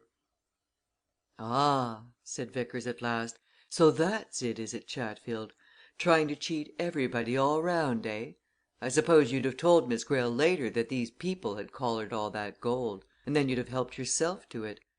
And now I know what you were doing on that yacht when we boarded it you were one of the gang, and you meant to hook it with them." I didn't!" screamed Chatfield. beating the sand with his hands and feet. "I meant to slip away from 'em at a Scotch port as we was to call at, and then " "Then you'd have gone back to the hidden chests and helped yourself," sneered Vickers. "Chatfield, you're a wicked old scoundrel, and an unmitigated liar. Give me that paper that Miss Greyle signed this instant!" "No!" interjected Audrey. "Let him keep it. He'll have trouble enough presently. It's very evident they mean to have him." Chatfield heard the last few words and looked round at the edge of the surf. The boat had grounded on the shingle, and half a dozen men had leapt from it and were coming rapidly up the beach. "Armed, by George!" exclaimed Copplestone. "No chance for you, Chatfield." The agent suddenly sprang to his feet with a howl of terror. He gave one more glance at the men, and then he ran, clumsily, but with a speed made desperate by terror. He made straight for the rocks, and at that two of the men, at a word from their leader, raised their rifles and fired. And with a shriek that set all the echoes ringing, the sea birds screaming, and made Audrey clap her hands to her ears, Chatfield threw up his arms and dropped heavily on the sands. "That's sheer murder!" exclaimed Vickers as the yachtsman came running up. "You'll answer for that, you know unless you mean to murder all of us." The leader, a smiling faced fellow, touched his cap respectfully, and grinned from ear to ear. "Lord bless you, sir, we shot 20 feet over his head," he said. "He's too precious to shoot they want him badly on board there.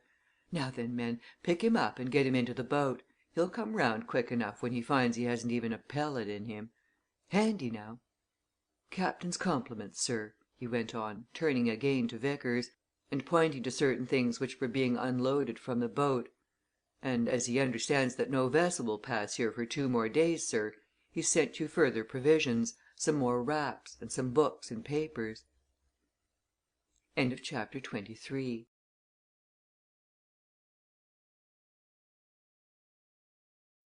24. The Torpedo-Boat Destroyer. Before Vickers and his companions had recovered from the surprise which this extraordinary cool message had given them, the men had bundled Chatfield across the beach and into the boat and were pulling quickly back to the Pike. Audrey broke the silence with a ringing laugh. "Captain Andrius is certainly the perfection of polite pirates!" she exclaimed. "More food, more wraps, and books and papers! Was any marooned mariner ever one half so well treated?" "What's the fellow mean about no vessel passing here for 2 more days?" growled Copplestone, who was glaring angrily at the yacht. "What's he so meticulously correct for?" "I should say that he's referring to some weekly or bi weekly steamer which runs between Kirkwall and the mainland," replied Vickers. "Well, it's good to know that, anyhow. But wait until the Pike's vamoosed again, and we'll make up such a column of smoke that it'll be seen for many a mile. In fact, I'll go and gather a lot of dried stuff now you two can drag those boxes and things up the beach and see what our gaolers have been good enough to send us." He went away up the cliffs, and Audrey and Copplestone, once more left alone, looked at each other and laughed. "That's right," said Copplestone. "What I like about you is that you take things that way." "Is it any use taking them any other way?" she asked. "Besides, I've never been at all frightened, nor particularly concerned. I've always felt that we were only put here so that we should be out of the way while our captors got safely away with their booty, and as regards my mother, I know her well enough to feel sure that she quickly sized things up, and that she'll have taken measures of her own. Don't be surprised if we're rescued through her means, or if she has set somebody to work to catch the predatory Pike." "Good!" said Copplestone. "But as regards the Pike, I wonder if you observed something during the few minutes she was here?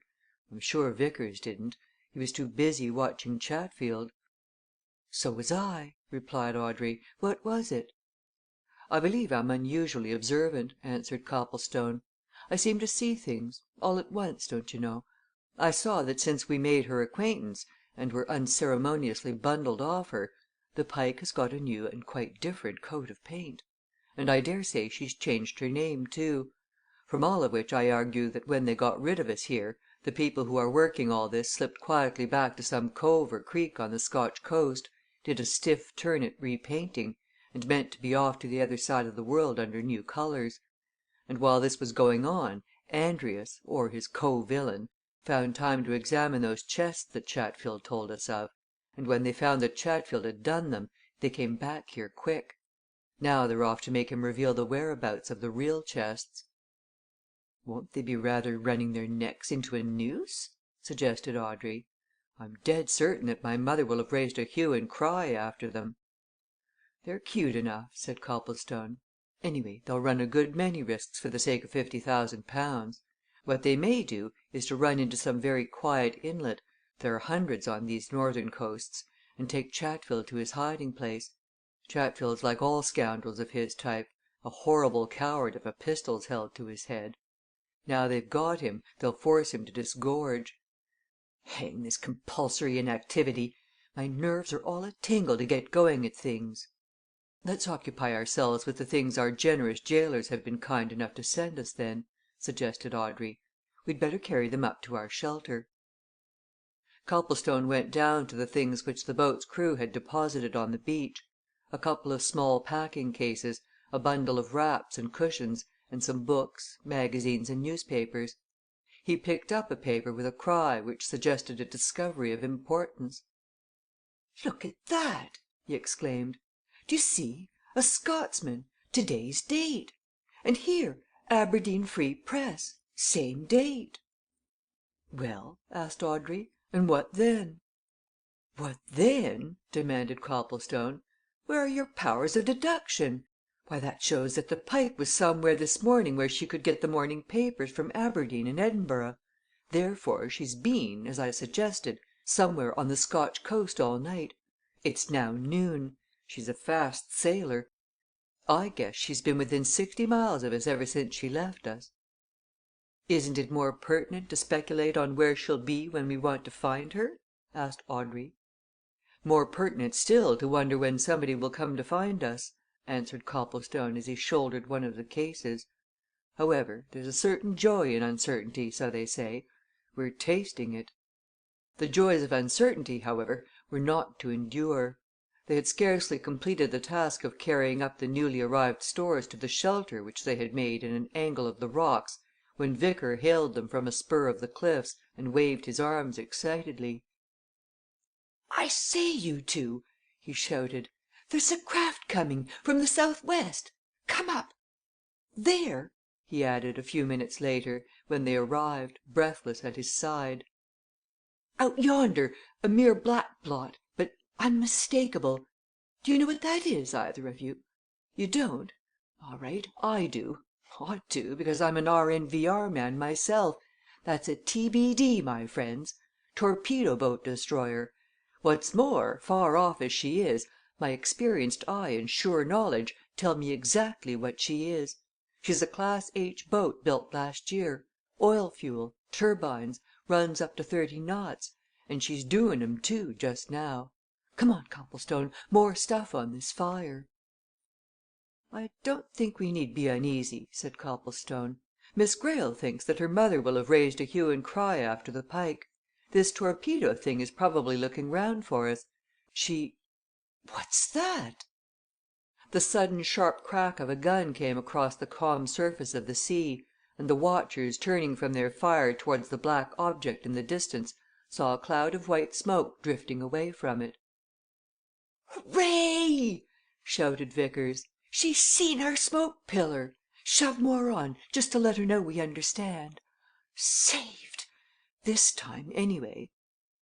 Half an hour later a spick and span and eminently youthful looking naval lieutenant raised his cap to the three folk who stood eagerly awaiting his approach at the edge of the surf. "Miss Greyle? Mr. Vickers? Mr. Copplestone?" he asked as he sprang from his boat and came up. "Right we're searching for you. Had wireless messages this morning. Where's the pirate, or whatever he is?" "Somewhere away to the southward," answered Vickers, pointing into the haze. "He was here 2 hours ago, but he's about as fast as they make 'em. And he's good reason to show a clean pair of heels. However, we've ample grounds for believing him to have gone due south again. Where are you from?" "Got the message off Dunnet Head, and will run you to Thurso," replied the rescuer, motioning them to enter the boat. "Come on our commander's got some word or other for you. What's all this been?" he went on, gazing at Audrey with youthful assurance as they moved away from the shore. "You don't mean to say you've actually been kidnapped?" "Kidnapped and marooned," replied Vickers. "And I hope you'll catch our kidnapper. He's got a tremendous amount of property on him which belongs to this lady, and he'll make tracks for the other side of the Atlantic as soon as he gets hold of some more which he's gone to collect." The lieutenant regarded Audrey with still more interest. "Oh, all right," he said confidently. "He'll not get away. I guess they've wirelessed all over the place. Our message was from the Admiralty." "That's Sir Cresswell's doing," said Copplestone, turning to Audrey. "Your mother must have wired to him. I wonder what the message is?" he asked, facing the lieutenant. "Do you know?" "Something about if you're found to tell you to get south as fast as possible," he answered. "And we've worked that out for you. You can get on by train from Thurso to Inverness, and from Inverness, of course, you'll get the Southern Express. We'll put you off at Thurso by 2 o'clock, just time to give you such lunch as our table affords. Bit rough, you know. So you've really been all night on that island?" he went on with unaffected curiosity. "What a lark!" "You'd have had an opportunity of studying character if you'd been with us," replied Vickers. "We lost a fine specimen of humanity 2 hours ago." "Tell about it aboard," said the lieutenant. "We'll be thankful. We've been round this end of everywhere coast for a month, and we're tired. It's quite a godsend to have a little adventure." Copplestone had been right in surmising that Sir Cresswell Oliver had bestirred himself to find him and his companions. They were presently shown his message. They were to get to Norcaster as quickly as possible, and to wire their whereabouts as soon as they were found. If, as seemed likely, they were picked up on the north coast of Scotland, they were to ask at Inverness railway station for telegrams. And to Inverness, after being landed at Thurso, they betook themselves, while the Torpedo-Boat destroyer set off to nose round for the Pike, in case she came that way back from wherever she had gone to. Copplestone came out of the station master's office at Inverness with a couple of telegrams, and read their contents over to his companions in the dining room to which they had adjourned. "This is from Mrs. Greyle," he said. "All right and much relieved by a wire from Thurso. Bring Audrey home as quick as possible. That's good. And this Great Scott! This is from Gilling. Listen! Just heard from Petherton of your rescue. Come straight and sharp Norcaster. Meet me at the 'Angel.' Big things afoot. Spurge most anxious to see you. Important news. Gilling." "So things have been going on," he concluded, turning the second telegram over to Vickers. "I suppose we'll have to travel all night." "Night express in an hour," replied Vickers. "We shall make Norcaster about 5:30 tomorrow morning." "Then let us wire the time of our arrival to Gilling. I'm anxious to know what has brought him up there," said Copplestone. "And we'll wire to Mrs. Greyle, too," he added, turning to Audrey. "She'll know then that you're absolutely on the way." "I wonder what we're on the way to?" remarked Vickers with a grim smile. "It strikes me that our recent alarms and excursions will have been as nothing to what awaits us at Norcaster." What did await them on a cold, dismal morning at Norcaster was Gilling, stamping up and down a wind swept platform. And Gilling seized on Copplestone almost before he could alight from the train. "Come to the 'Angel' straight off," he said. "Mrs. Greyle's there awaiting her daughter. I've work for you and Vickers at once. That chap Spurge is somewhere about the 'Angel' too, been hanging round there since yesterday, heavy with news that he'll give to nobody but you." Chapter 25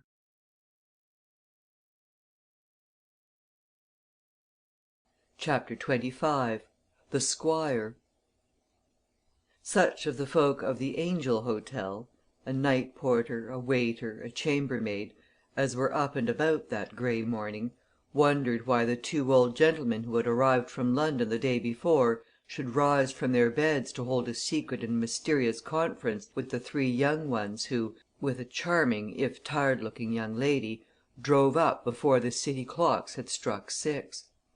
But Sir Cresswell Oliver and Mr. Petherton knew that there was no time to be lost, and as soon as Audrey had been restored to and carried off by her mother to Mrs. Greyle's room, they summoned Vickers and Copplestone to a private parlour and demanded their latest news. Sir Cresswell listened eagerly and in silence until Copplestone described the return of the Pike. At that he broke his silence. "That's precisely what I feared!" he exclaimed. "Of course, if she's been hurriedly repainted and renamed, she stands a fair chance of getting away. Our instructions to the patrol boats up there are to look for a certain vessel, the Pike. Naturally, they won't look for anything else. We must get the wireless to work at once." "But there's this," said Copplestone. "They certainly fetched old Chatfield to make him hand over the gold. They won't go away without that. And he said that he'd hidden the gold somewhere near Scarhaven. Therefore, they'll have to come down this coast to get it." "Not necessarily," replied Sir Cresswell, with a knowing shake of the head. "You may be sure they're alive to all the exigencies of the situation. They could do several things once they'd got Chatfield on board again. Some of them could land with him at some convenient port and make him take them to where he's hidden the money. They could recapture that and go off to some other port to which the yacht had meanwhile been brought round. If we only knew where Chatfield had planted that money!" "He said near Scarhaven, unmistakably," remarked Vickers. "Near Scarhaven!" repeated Sir Cresswell, laughing dismally.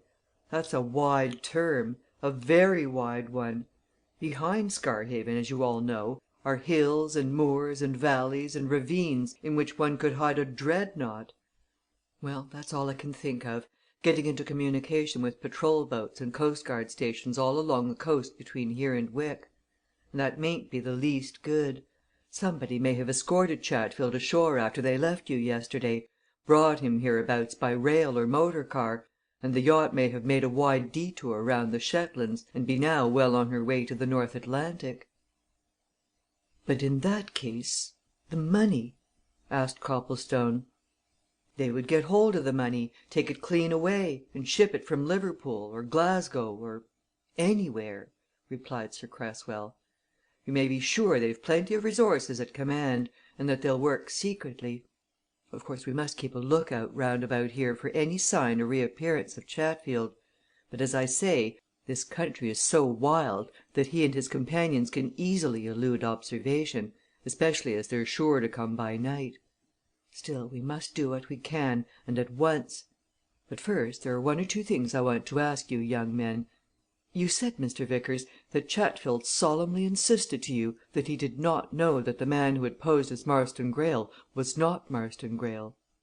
"He did," replied Vickers, "and though Chatfield is an unmitigated old scoundrel, I believe him." "You do!" exclaimed Gilling, who was listening eagerly. "Oh, come!"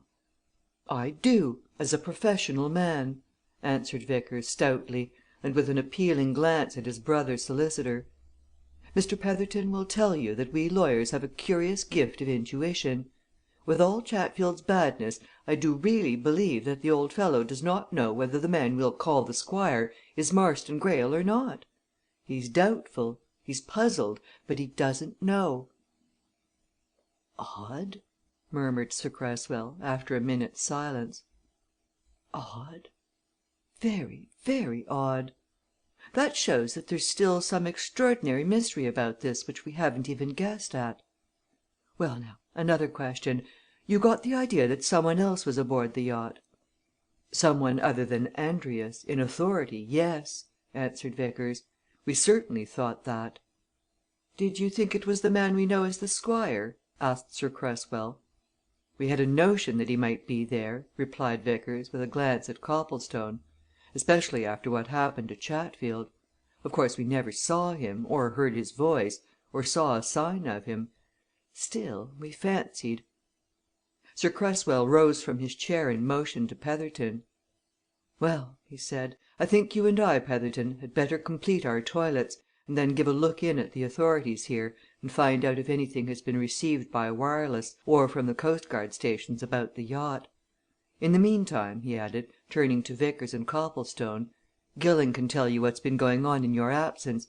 You'll learn from it that our impression is that the Squire, as we call him, was on the Pike with you." The two elder men went away, and Copplestone turned to Gilling. "What have you got?" he asked eagerly. "Live news?" "Might have been livelier and more satisfactory," answered Gilling, "if it hadn't been for the factor which none of us can help luck. We tracked the Squire." "You did?" exclaimed Copplestone. "Where?" "When I said we, I should have said Swallow," continued Gilling. "You remember that afternoon of our return from Bristol, Copplestone? It seems ages away now, though as a matter of time it's only 4 days ago. Well, that afternoon, Swallow, who had had 2 or 3 more keeping a sharp lookout for the Squire, got a telephone message from one of 'em saying that he'd tracked his man to the Fragonard Club.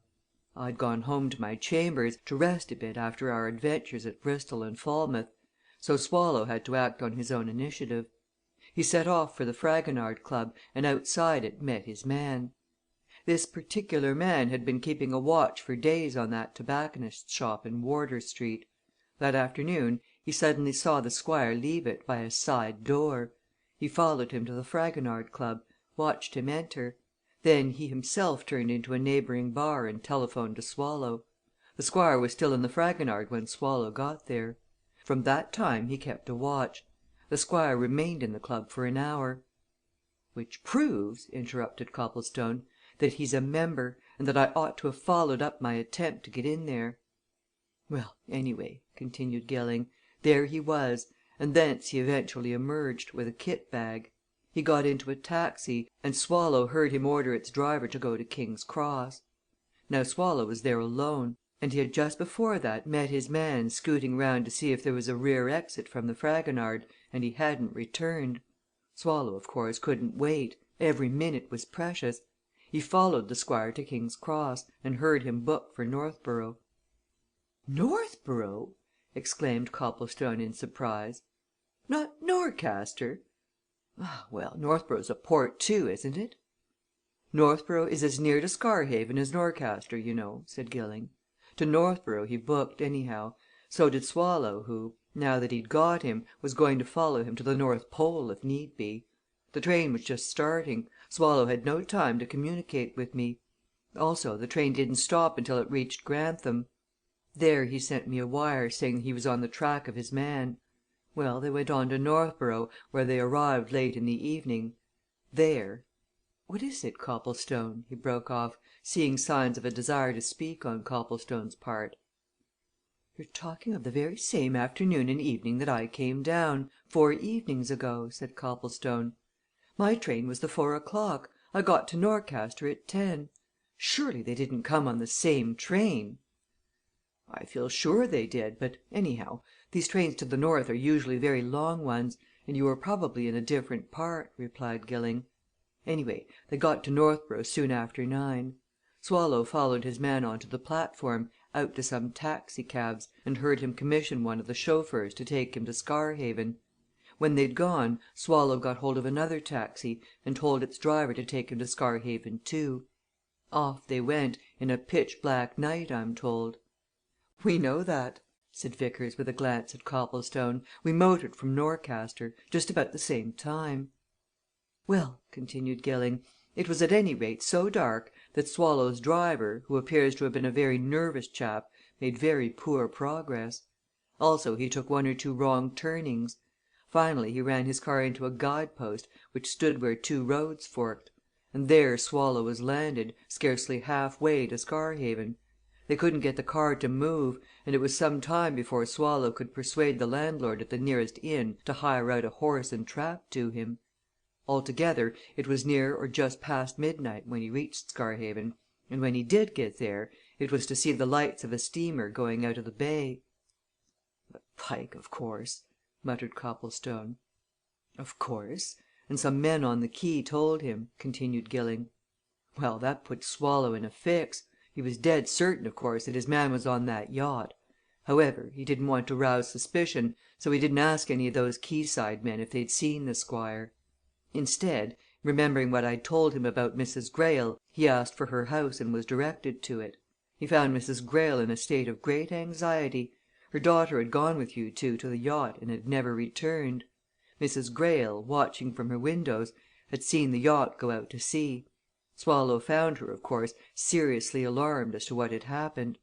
Of course, he told her what he had come down for, and they consulted. Next morning " "Stop a bit!" interrupted Vickers. "Didn't Mrs. Greyle get any message from the yacht about her daughter? Andrius said he'd sent one, anyway." "A lie!" replied Gilling. "She got no message. The only consolation she had was that you and Copplestone were with Miss Greyle. Well, first thing next morning Swallow and Mrs. Greyle set every possible means to work. They went to the police; they wired to places up the coast and down the coast to keep a lookout; and Swallow also wired full particulars to Sir Cresswell Oliver, with the result that Sir Cresswell went to the naval authorities and got them to set their craft up north to work. Having done all this, and finding that he could be of no more service at Scarhaven, Swallow returned to town to see me and to consult. Now, of course, we were in a position by then to approach that Fragonard Club." "Ah!" exclaimed Copplestone. "Just so!" "The man, whoever he is, had been there an hour on the day Swallow and his man tracked him," continued Gilling. "Therefore, something must be known of him. Swallow and I, armed with certain credentials, went there. And we could find out next to nothing. The hall porter there said he dimly remembered such a gentleman coming in and going upstairs, but he himself was new to his job, didn't know all the members there are hundreds of 'em and he took this man for a regular habitué. The waiter also had some sort of recollection of the man, and seeing him in conversation with another man whom he, the waiter, knew better, though he didn't know his name. Swallow is now moving everything to find that man to find anybody who knows our man and something will come of it in the end must do. In the meantime, I came down here with Sir Cresswell and Mr. Petherton to be on the spot. And from your information, things will happen here. That hidden gold is the thing they'll not leave that without an effort to get it. If we could only find where that is and watch it, then our present object would be achieved." "What is the present object?" asked Copplestone. "Why," replied Gilling, "we've got warrants out against both Chatfield and the Squire for the murder of Bassett Oliver. The police here have them in hand Petherton's seen to that. And if they can only be laid hands on what is it?" he asked, turning to a sleepy eyed waiter who, after a gentle tap at the door, put a shock head into the room. "Somebody want me?" "That there man, sir, you know," said the waiter. "Here again, sir stable yard, sir." Gilling jumped up and gave Copplestone a look. "That's Spurge!" he muttered. "He said he'd be back at daybreak. Wait here I'll fetch him." XXVI.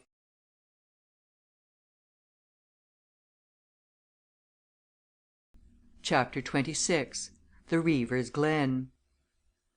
Zachary Spurge, presently ushered in by Gilling, who carefully closed the door behind himself and his companion, looked as if his recent lodging had been of an even rougher nature than that in which Copplestone had found him at their first meeting.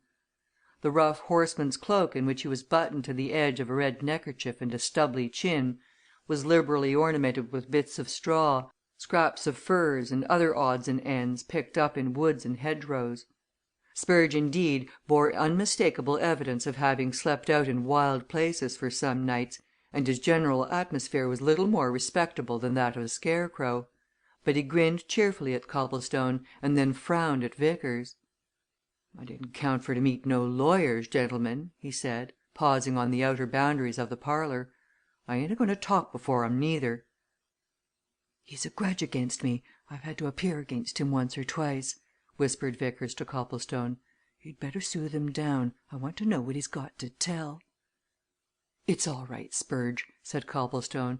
"Come Mr. Vickers is on our side this time he's one of us. You can say anything you like before him or Mr. Gilling either. We're all in it. Pull your chair up here, alongside of me, and tell us what you've been doing." "Well, of course, if you puts it that way, Mr. Copplestone," replied Spurge, coming to the table a little doubtfully, "though I hadn't meant to tell nobody but you what I've got to tell. However, I can see that things is in such a pretty pass that this here ain't no one man job it's a job as'll want a lot o' men, And I dare say lawyers and such like is as useful men in that way as you can lay hands on. No offence to you, Mr. Vickers, only you see I've had experience of your sort before. But if you are taking a hand in this here, well, all right.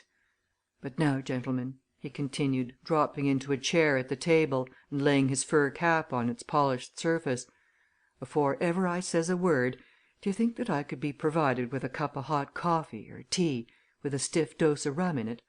I'm that cold and starved. Ah, if you'd been where I've been these last 12 hours or so, you'd be perished." The sleepy waiter was summoned to attend to Spurge's wants. Until they were satisfied, the poacher sat staring fixedly at his cap and occasionally shaking his head. But after a first hearty gulp of strongly fortified coffee, the colour came back into his face, and he sighed with relief and signalled to the three watchful young men to draw their chairs close to his. "Ah!" he said, setting down his cup. "And nobody never wanted aught more badly than I wanted that. And now then the door being shut on us quite safe, ain't it, gentlemen? No eavesdroppers? Well, this here it is. I don't know what you've been a doing of these last few days, nor what may have happened to each and all, but I've news serious news, as I reckons it to be, of Chatfield." Copplestone kicked Vickers under the table and gave him a look. "Chatfield again!" he murmured. "Well, go on, Spurge." "There's a lot to go on with, too, guv'nor," said Spurge, after taking another evidently welcome drink. "And I'll try to put it all in order, as it were, same as if I was in a witness box," he added, with a sly glance at Vickers. "You remember that day of the inquest on the actor gentleman, guv'nor? Well, of course, when I went to give evidence at Scarhaven at that there inquest, I never expected but what the police 'ud collar me at the end of it. However, I didn't mean that they should, if I could help it, so I watched things pretty close, intending to slip off when I saw a chance. Well, now, you'll bear in mind that there was a bit of a dust up when the thing was over, some on 'em cheering the Squire and some on 'em grousing about the verdict, and between one and the other, I popped out and off, and you yourself saw me making for the moors. Of course, me, knowing them moors back o' Scarhaven as I do, it was easy work to make myself scarce on 'em in 10 minutes. Not all the police north of the Tees could have found me a quarter of an hour after I'd hooked it out of that schoolroom. Well, but the thing then was where to go next. 'Twasn't no good going to Hobkin's Hole again. Now that them chaps knew I was in the neighbourhood, they'd soon ha' smoked me out o' there. Once I thought of making for Norcaster here, and going into hiding down by the docks I've 1 or 2 harbours o' refuge there. But I had reasons for wishing to stop in my own country, for a bit at any rate. And so, after reckoning things up, I made for a spot as Mr. Vickers there'll know by name of the Reaver's Glen." "Good place, too, for hiding," remarked Vickers with a nod. "Best place on this coast, seashore and inland," said Spurge. "And as you two London gentlemen doesn't know it, I'll tell you about it. If you was to go out o' Scarhaven harbour and turn north, you'd sail along our coast line up here to the mouth of Norcaster Bay, and you'd think there was never an inlet between 'em. But there is. About half way between Scarhaven and Norcaster there's a very narrow opening in the cliffs that you'd never notice unless you were close in shore, and inside that opening there's a cove that's big enough to take a 1,000-ton vessel aye, and half a dozen of 'em. It was a favourite place for smugglers in the old days, and they call it Darkman's Dean to this day, in memory of a famous old smuggler that used it a good deal.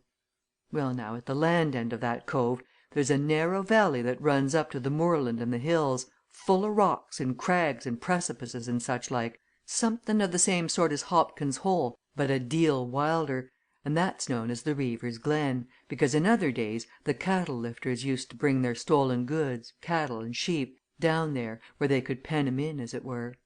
There's piles o' places in that glen where a man can hide. I picked out one right at the top, at the edge o' the moors, where there's the ruins of an old peel tower. I could get shelter in that old tower, and at the same time slip out of it, if need be, into one of 50 likely hiding places amongst the rocks. I got into touch with my cousin, Jim Spurge, the one eyed chap at the Admiral's Arms, Mr. Copplestone, that night, and I got in a supply of meat and drink, and there I was.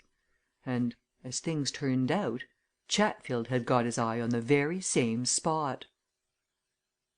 Spurge paused for a minute, and picking out a match from a stand which stood on the table, began to trace imaginary lines on the mahogany. "This is how things is there," he said, inviting his companion's attention. "Here, like, is where this peel tower stands. That's a thick wood as comes close up to its walls. That there is a road as crosses the moors and the wood about, maybe 100 yards or so behind the tower on the land side. Now there, one afternoon as I was in that there tower, a reading of a newspaper that Jim had brought me the night before, I hears wheels on that moorland road, and I looked out through a convenient loophole, and who should I see but Peter Chatfield and that old pony trap of his. He was coming along from the direction of Scarhaven, and when he got abreast of the tower he pulled up, got out, left his pony to crop the grass, and came strolling over in my direction. O' course, I wasn't afraid of him. There's so many ways in and out of that old peel as there is out of a rabbit warren. Besides, I felt certain he was there on some job of his own.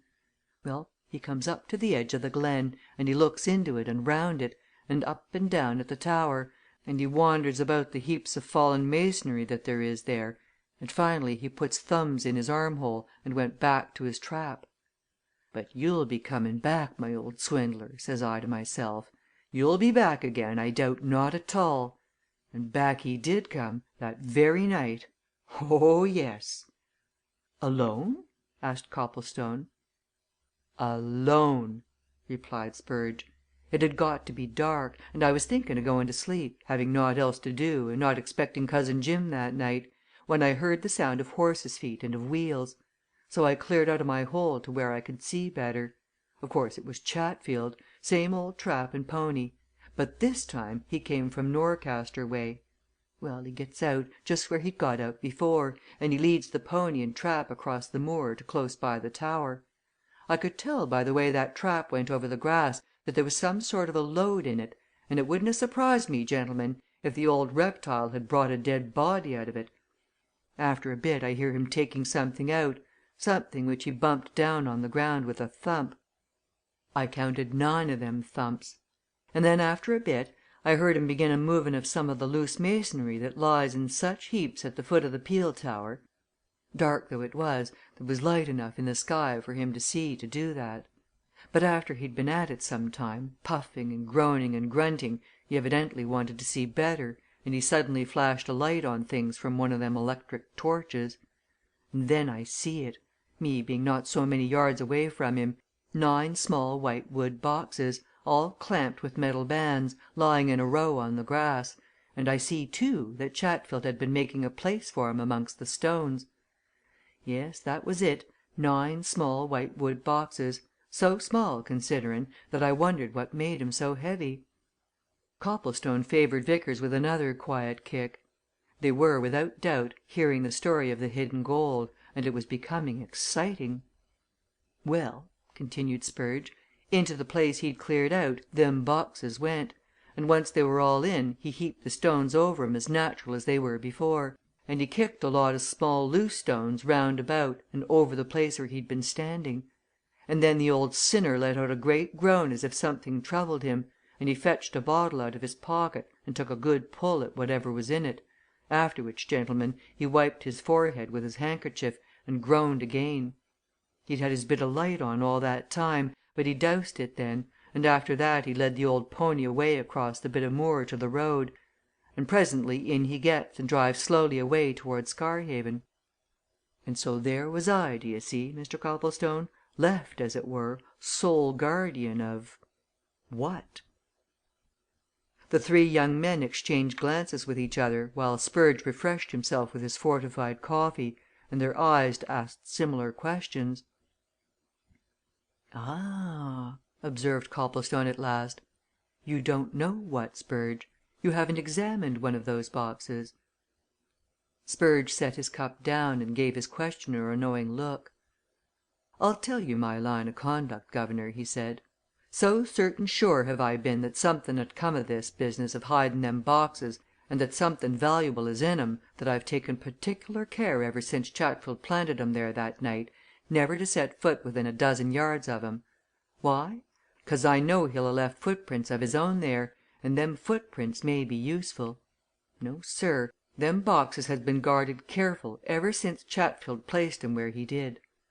For Chatfield's never been back."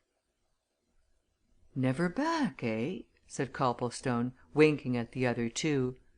"Never been back, self nor spirit, substance nor shadow, since that night," replied Spurge. "Unless, indeed, he's been back since 4 o'clock this morning, when I left there. However, if he's been 'twixt then and now, my cousin Jim Spurge, he was there Jim's been helping me to watch. When I first came in here to see if I could hear anything about you, Jim having told me that some London gentleman was up here again, I left him in charge. And there he is now. Now you know all I can tell you, gentlemen, and as I understand there's some mystery about Chatfield and that he's disappeared, happen you'll know how to put two and two together. And if I'm of any use " "Spurge," said Gilling, "how far is it to this Reaver's Glen or rather to that peel tower?" "Matter of 8 or 9 miles, guv'nor, over the moors," replied Spurge. "How did you come in, then?" asked Gilling. "Cousin Jim Spurge's bike down in the stable yard, now," answered Spurge. "Did it comfortable and under the hour." "I think we ought to go out there, some of us," said Gilling. "We ought " At that moment the door opened, and Sir Cresswell Oliver came in, holding a bit of flimsy paper in his hand. He glanced at Spurge and then beckoned the three young men to join him. "I've had a wireless message from the North Sea, and it puzzles me," he said. "One of our ships up there has had news of what is surely the Pike from a fishing vessel. She was seen late yesterday afternoon going due east. Due east, mind you! If that was she, and I'm sure of it, our quarry's escaping us." Chapter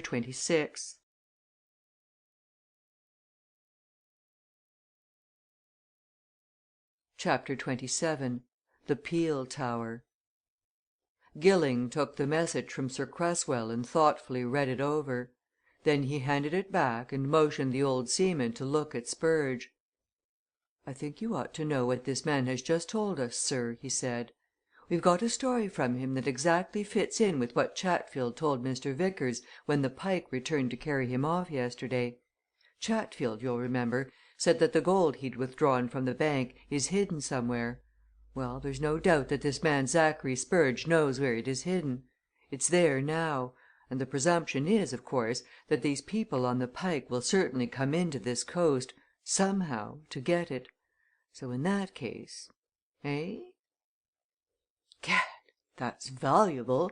said Sir Cresswell, glancing again at Spurge, and with awakened interest. "Let me hear this story." Copplestone epitomized Spurge's account, while the poacher listened admiringly, checking off the main points and adding a word or two where he considered the epitome lacking. "Very smart of you, my man," remarked Sir Cresswell, nodding benevolently at Spurge when the story was over. "You're in a fair way to find yourself well rewarded. Now, gentlemen," he continued, sitting down at the table, and engaging the attention of the others, "I think we had better have a council of war. Petherton has just gone to speak to the police authorities about those warrants which have been taken out against Chatfield and the impostor, but we can go on in his absence.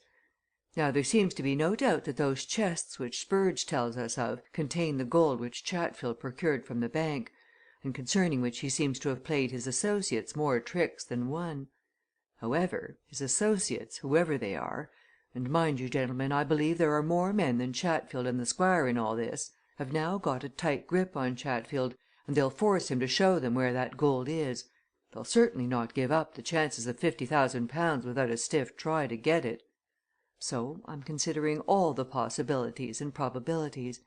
We may conclude that sooner or later sooner, most likely somebody will visit this old peel tower that Spurge talks of.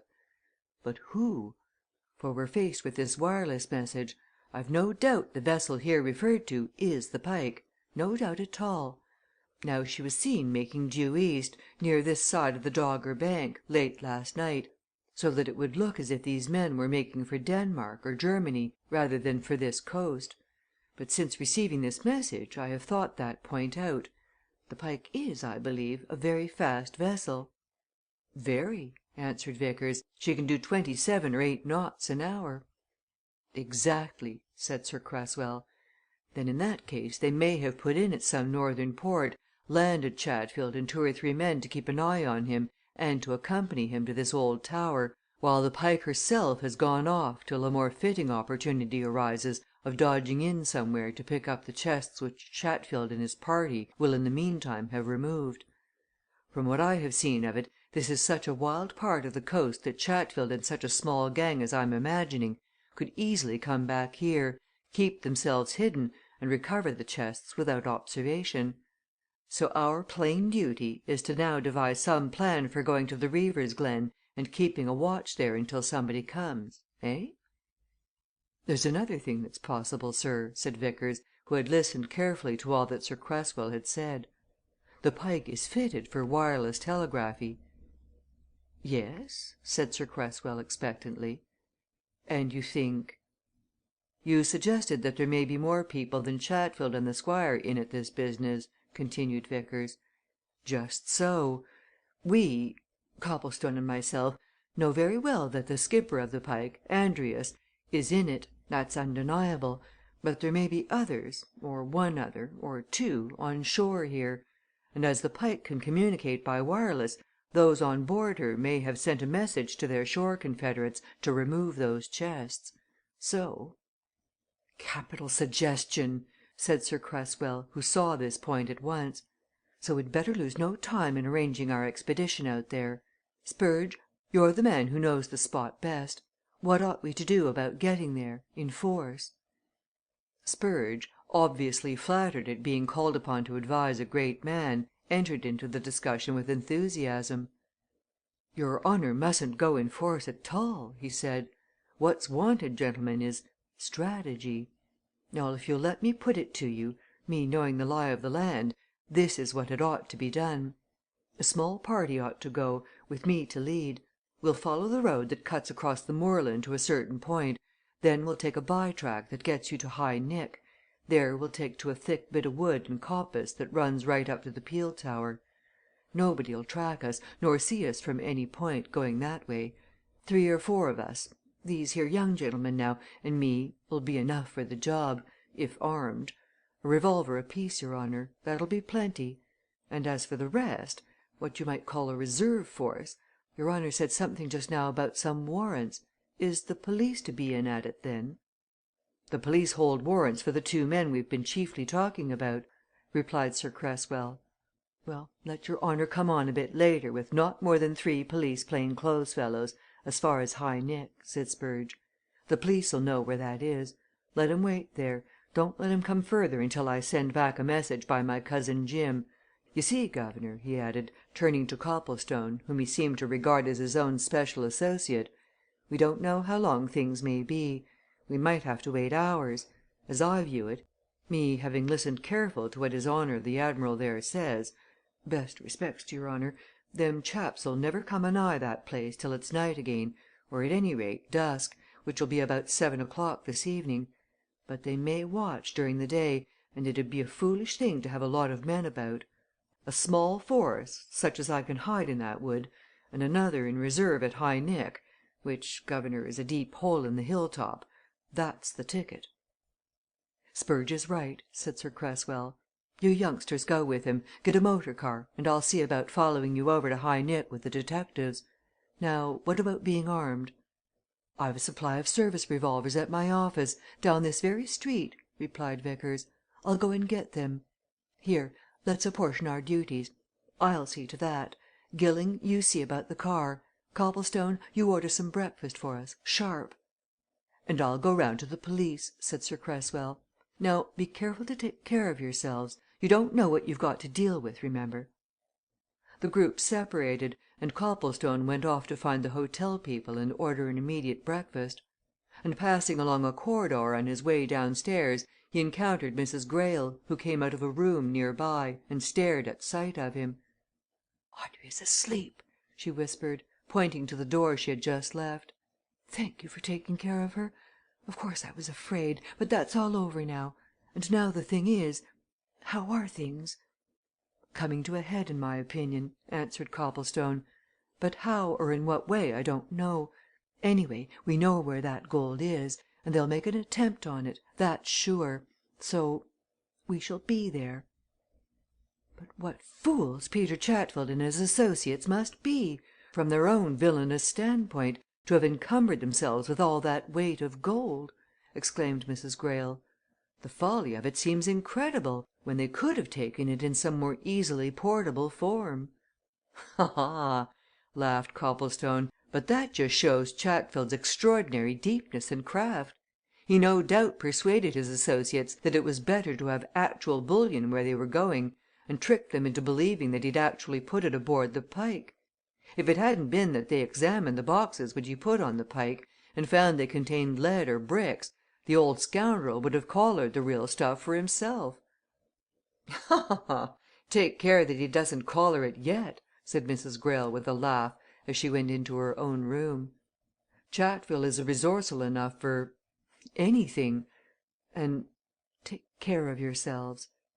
That was the second admonition to be careful, and Copplestone thought of both, as an hour later, he, Gilling, Vickers and Spurge sped along the desolate, wind swept moorland on their way to the Reaver's Glen. It was a typically northern country autumnal morning, cold, raw, rainy. The tops of the neighbouring hills were capped with dark clouds. Sea birds called dismally across the heather. The sea, seen in glimpses through vistas of fir and pine, looked angry and threatening. "A fit morning for a do of this sort!" exclaimed Gilling suddenly. "Is it pretty bare and bleak at this tower of yours, Spurge?" "You'll be warm enough, guv'nor, where I shall put you," answered Spurge. "One as has knocked about these woods and moors as much as I've had to, knows as many places to hide his nose in as a fox does. I'll put you by that tower where you'll be snug enough, and warm enough, too, and where nobody'll see you, neither. And here's High Nick, and out we get." Leaving the car in a deep cutting of the hills, and instructing the driver to await the return of one or other of them at a wayside farmstead a mile back, the three adventurers followed Spurge into the wood which led to the top of the Reaver's Glen. The poacher guided them onward by narrow and winding tracks through the undergrowth for a good half mile. Then he led them through thickets in which there was no paths at all. Finally, after a gradual and cautious advance behind a high hedge of dense evergreen, he halted them at a corner of the wood and motioned them to look out through a loosely laced network of branches. "Here we are!" he whispered. "Tower Reaver's Glen sea in the distance. Lone spot, ain't it, gentlemen?" Copplestone and Gilling, who had never seen this part of the coast before, looked out on the scene with lively interest. It was certainly a prospect of romance and of wild, almost savage beauty on which they gazed. Immediately in front of them, at a distance of 20 to 30 yards, stood the old peel tower, a solid square mass of grey stone, intact as to its base and its middle storeys, ruinous and crumbling from thence to what was left of its battlements and the turret tower at one angle. The fallen stone lay in irregular heaps on the ground at its foot. All around it were clumps of furze and bramble. From the level plateau on which it stood, the glen fell away in horseshoe formation, gradually narrowing and descending until it terminated in a thick covert of fir and pine that ran down to the land end of the cove of which Spurge had told them. And beyond that stretched the wide expanse of sea, with here and there a red sailed fishing boat tossing restlessly on the white capped waves, and over that and the land was a chill silence, broken only by the occasional cry of the sea birds and the bleating of the mountain sheep. "A lone spot, indeed!" said Gilling in a whisper. "Spurge, where is that stuff hidden?" "Other side of the tower, in an angle of the old courtyard," replied Spurge. "Can't see the spot from here." "And where's that road you told us about?" asked Copplestone. "The moor road?" "Top of the bank yonder, beyond the tower," said Spurge. "Runs round yonder corner of this wood and goes right round it to High Nick, where we've cut across from. Hush now, all of you gentlemen I'm going to signal Jim." Screwing up his mobile face into a strange contortion, Spurge emitted from his puckered lips a queer cry a cry as of some trapped animal, so shrill and realistic that his hearers started. "What on earth's that represent?" asked Gilling. "It's blood curdling." "Hare, with a stoat's teeth in its neck," answered Spurge. Hush! I'll call him again." No answer came to the first nor to the second summons. After a third, equally unproductive, Spurge looked at his companions with a scared face. "That's a queer thing, guv'nors," he muttered. "Can't believe as how our Jim 'ud ever desert a post. He promised me faithfully as how he'd stick here like grim death until I came back. I hope he ain't had a fit, nor aught o' that sort. He ain't a strong chap at the best o' times, and " "You'd better take a careful look round, Spurge," said Vickers. "Here, shall I come with you?" But Spurge waved a hand to them to stay where they were. He himself crept along the back of the hedge until he came to a point opposite the nearest angle of the tower. And suddenly he gave a great cry human enough this time and the three young men, rushing forward, found him standing by the body of a roughly clad man in whom Copplestone recognized the one eyed odd job man of the "Admiral Arms." CHAPTer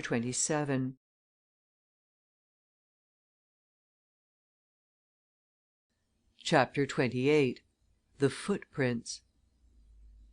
The man was lying face downwards in the grass and weeds which clustered thickly at the foot of the hedgerow, and on the line of rough, weather beaten neck which showed between his fur cap and his turned up collar there was a patch of dried blood. Very still and apparently lifeless he looked, but Vickers suddenly bent down, laid strong hands on him and turned him over. "He's not dead!" he exclaimed. "Only unconscious from a crack on his skull. Gilling, where's that brandy you brought?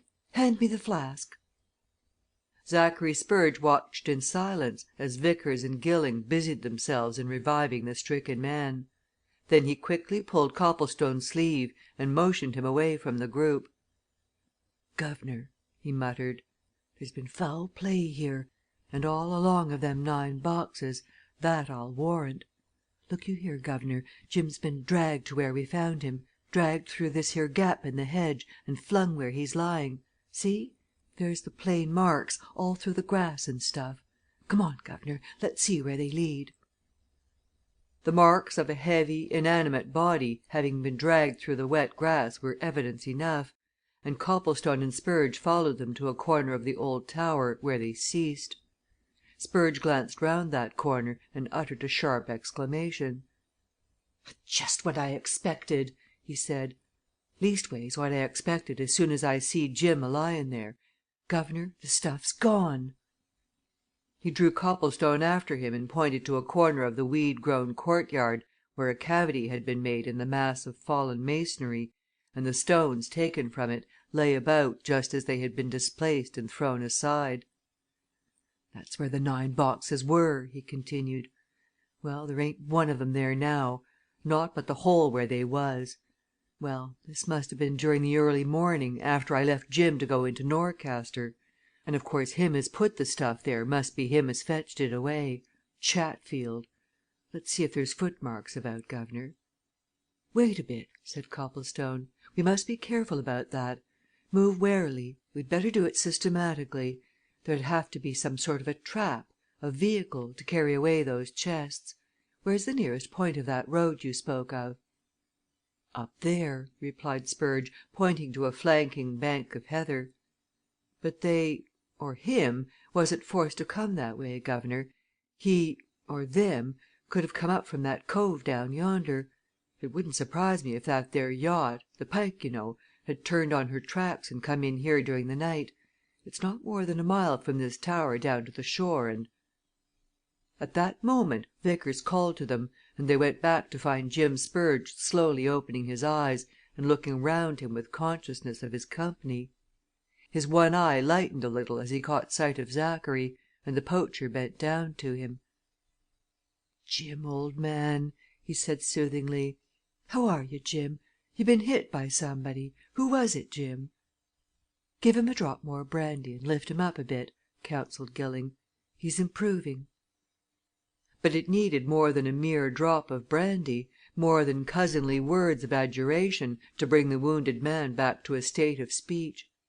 And when at last he managed to make a feeble response, it was only to mutter some incoherent and disjointed sentences about being struck down from behind, after which he again relapsed into semi-unconsciousness.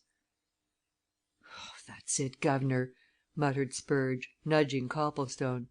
"That's the ticket struck down from behind that's what happened to 'em. Unawares, so to speak, I can reckon of it up. Easy. They comes in the darkness, after I'd left him here. He hears of 'em, as he says, a moving about.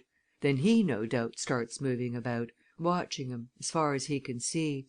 Then one of 'em gives him this crack on the skull life preserver, if you ask me and down he goes. And then they drag him in here and leaves him. Don't care whether he's a goner or not not they. Well, and what does it prove? That there's been more than one of 'em, guv'nor, and in my opinion, where they've come from is down there." He pointed down the glen in the direction of the sea, and the three young men who were considerably exercised by this sudden turn of events and the disappearance of the chests, looked after his outstretched hand and then at each other. "Well, we can't stand here doing nothing," said Gilling at last. "Look here, we'd better divide forces. This chap'll have to be removed and got to some hospital. Vickers, I guess you're the quickest footed of the lot will you run back to High Nick and tell that chauffeur to bring his car round here? If Sir Cresswell and the police are there, tell them what's happened. Spurge, you go down the glen there and see if you can see anything of any suspicious looking craft in that bay you told us of. Copplestone, we can't do any more for this man just now. Let's look round. This is a queer business," he went on, when they had all departed, and he and Copplestone were walking towards the tower. "The gold's gone, of course." "No sign of it here, anyway," answered Copplestone, leading him into the ruinous courtyard and pointing to the cavity in the fallen masonry. "That's where it was placed by Chatfield, according to Zachary Spurge." "And of course Chatfield's removed it during the night," remarked Gilling. "That message which Sir Cresswell read us must have been all wrong. The Pike's come south, and she's been somewhere about maybe been in that cove at the end of the glen, though she'll have cleared out of it hours ago," he concluded disappointedly. "We're too late." "That theory's not necessarily correct," replied Copplestone. "Sir Cresswell's message may have been quite right. For all we know, the folks on the Pike had confederates on shore. Go carefully, Gilling let's see if we can make out anything in the way of footprints." The ground in the courtyard was grassless, a flooring of grit and loose stone, on which no impression could be well made by human foot. But Copplestone, carefully prospecting around and going a little way up the bank which lay between the tower and the moorland road, suddenly saw something in the black, peat like earth which attracted his attention, and he called to his companion. "I say!" he exclaimed. "Look at this! There! That's unmistakable enough and fresh, too." Gilling bent down, looked, and stared at Copplestone with a question in his eyes. "By Gad!" he said. "A woman!" "And one who wears good and shapely footwear, too," remarked Copplestone. "That's what you'd call a slender and elegant foot. Here it is again going up the bank. Come on." There were more traces of this wearer of elegant footgear on the soft earth of the bank which ran between the moorland and the stone strewn courtyard, more again on the edges of the road itself. There, too, were plain signs that a motor car of some sort had recently been pulled up opposite the tower. Gilling pointed to the indentations made by the studded wheels, and to droppings of oil and petrol on the gravelly soil. "That's evident enough," he said. "Those chests have been fetched away during the night by motor, and a woman's been in at it. Confederates, of course. Now then, the next thing is, which way did that motor go with its contents?" They followed the tracks for a short distance along the road, until coming to a place where it widened at a gateway leading into the wood, they saw that the car had there been backed and turned. Gilling carefully examined the marks. "That car came from Norcaster, and it's gone back to Norcaster," he affirmed presently. "Look here they came up the hill at the side of the wood. Here they backed the car towards that gate, and then ran it backwards till they were abreast of the tower. Then, when they'd loaded up with those chests, they went straight off by the way they'd come. Look at the tracks plain enough." "Then we'd better get down towards Norcaster ourselves," said Copplestone. "Call Spurge back he'll find nothing in that cove. This job has been done from land, and we ought to be on the track of these people they've had several hours' start already." By this time Zachary Spurge had been recalled, Vickers had brought the car round from High Nick, and the injured man was carefully lifted into it and driven away. But at High Nick itself they met another car, hurrying up from Norcaster, and bringing Sir Cresswell Oliver and 3 other men who bore the unmistakable stamp of the police force. In one of them Copplestone recognized the inspector from Scarhaven. The 2 cars met and stopped alongside each other, and Sir Cresswell, with one sharp glance at the rough bandage which Vickers had fastened round Jim Spurge's head, rapped out a question. "Gone," replied Gilling, with equal brusqueness. "Came in a motor, during the night, soon after Zachary Spurge left Jim. They hit him pretty hard over his head and left him unconscious. Of course, they've carried off the boxes. Car appears to have gone to Norcaster. Hadn't you better turn?" Sir Cresswell pointed to the Scarhaven police inspector. "Here's news from Scarhaven," he said, bending forward to the other car. "The inspector's just brought it. The Squire whoever he was is dead. They found his body this morning, lying at the foot of a cliff near the Keep. Foul play? That's what you don't know, eh, Inspector?" "Can't say at all, sir," answered the inspector. "He might have been thrown down he might have fallen down. It's a bad place. Anyway, what the doctor said, just before I hurried in here to tell Mrs. Greyle, as the next relative that we know of, is that he'd been dead some days. The body, you see, was lying in a thicket at the foot of the cliff." "Some days!" exclaimed Copplestone, with a look at Gilling. "Days?" "4 or 5 days, at least, sir," replied the inspector. "So the doctor thinks. The place is a cliff between the high road from Northborough and the house itself. There's a short cut across the park to the house from that road. It looks as if " "Ah!" interrupted Gilling. "It's clear how that happened, then. He took that short cut when he came from Northborough that night. But if he's dead, who's engineering all this? There's the fact those chests of gold have been removed from that old tower since Zachary Spurge left his cousin in charge there early this morning. Everything looks as if they'd been carried to Norcaster. Therefore " "Turn this car round," commanded Sir Cresswell. "Of course, we must get back to Norcaster but what's to be done there?" The 2 cars went scurrying back to the old shipping town. When at last they had deposited the injured man at a neighbouring hospital and came to a stop near the Angel, Zachary Spurge pulled Copplestone's sleeve, and with a look of significance motioned him aside to a quiet place. XXIX.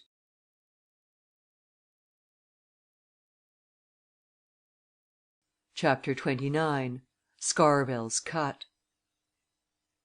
The quiet place was a narrow alley, which, opening out of the market square in which the car had come to a halt, suddenly twisted away into a labyrinth of ancient buildings that lay between the centre of the town and the river.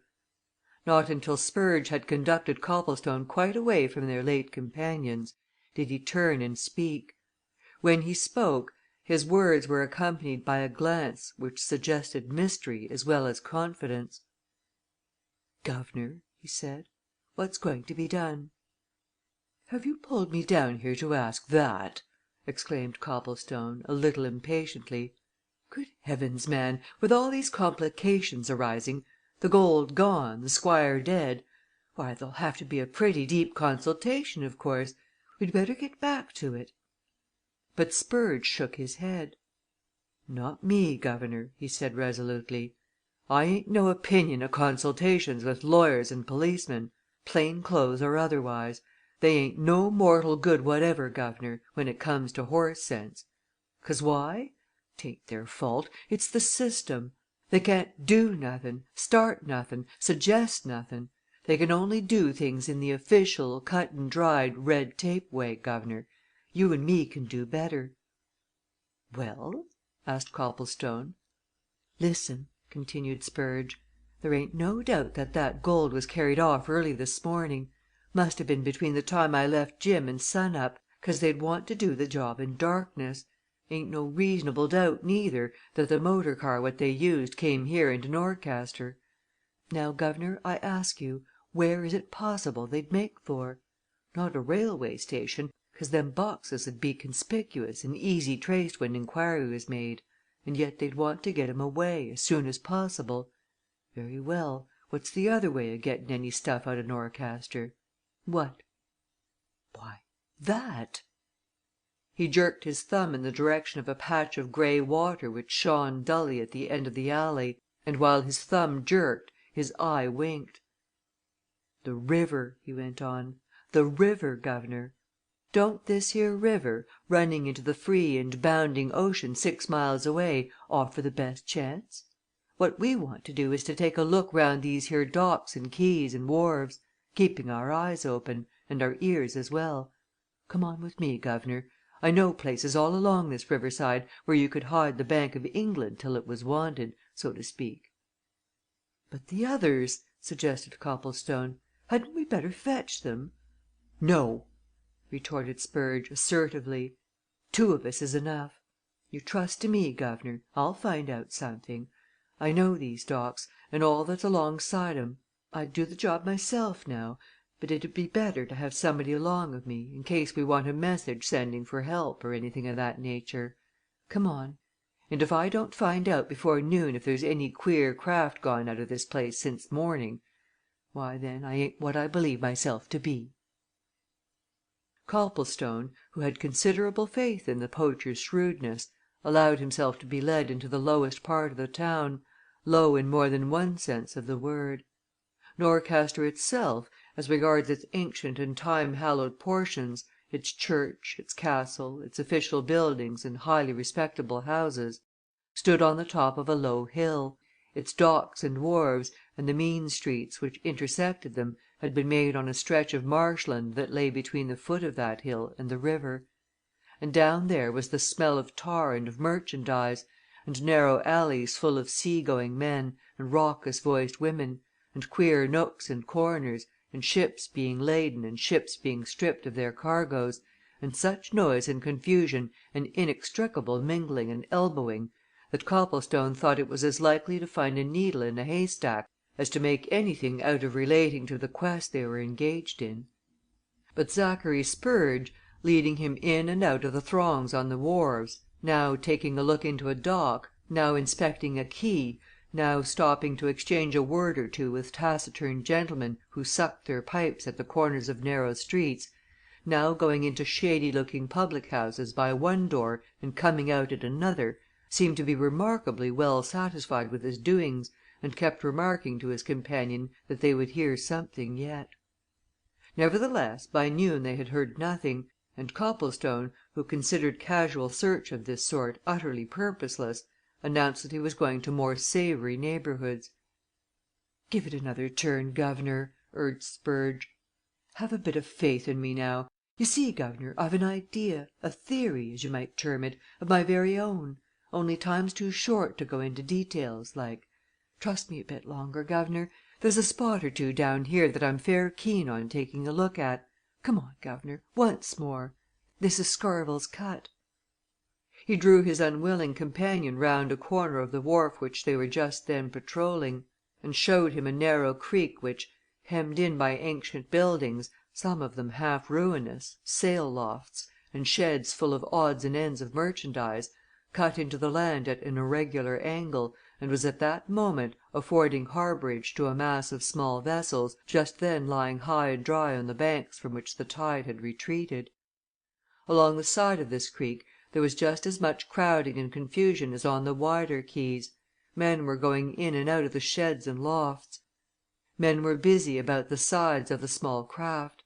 And again the feeling of uselessness came over Copplestone. "What's the good of all this, Spurge?" he exclaimed testily. "You'll never " Spurge suddenly laid a grip on his companion's elbow and twisted him aside into a narrow entry between the sheds. "That's the good!" he answered in an exulting voice. "Look there, guv'nor look at that North Sea tug that one, lying out there.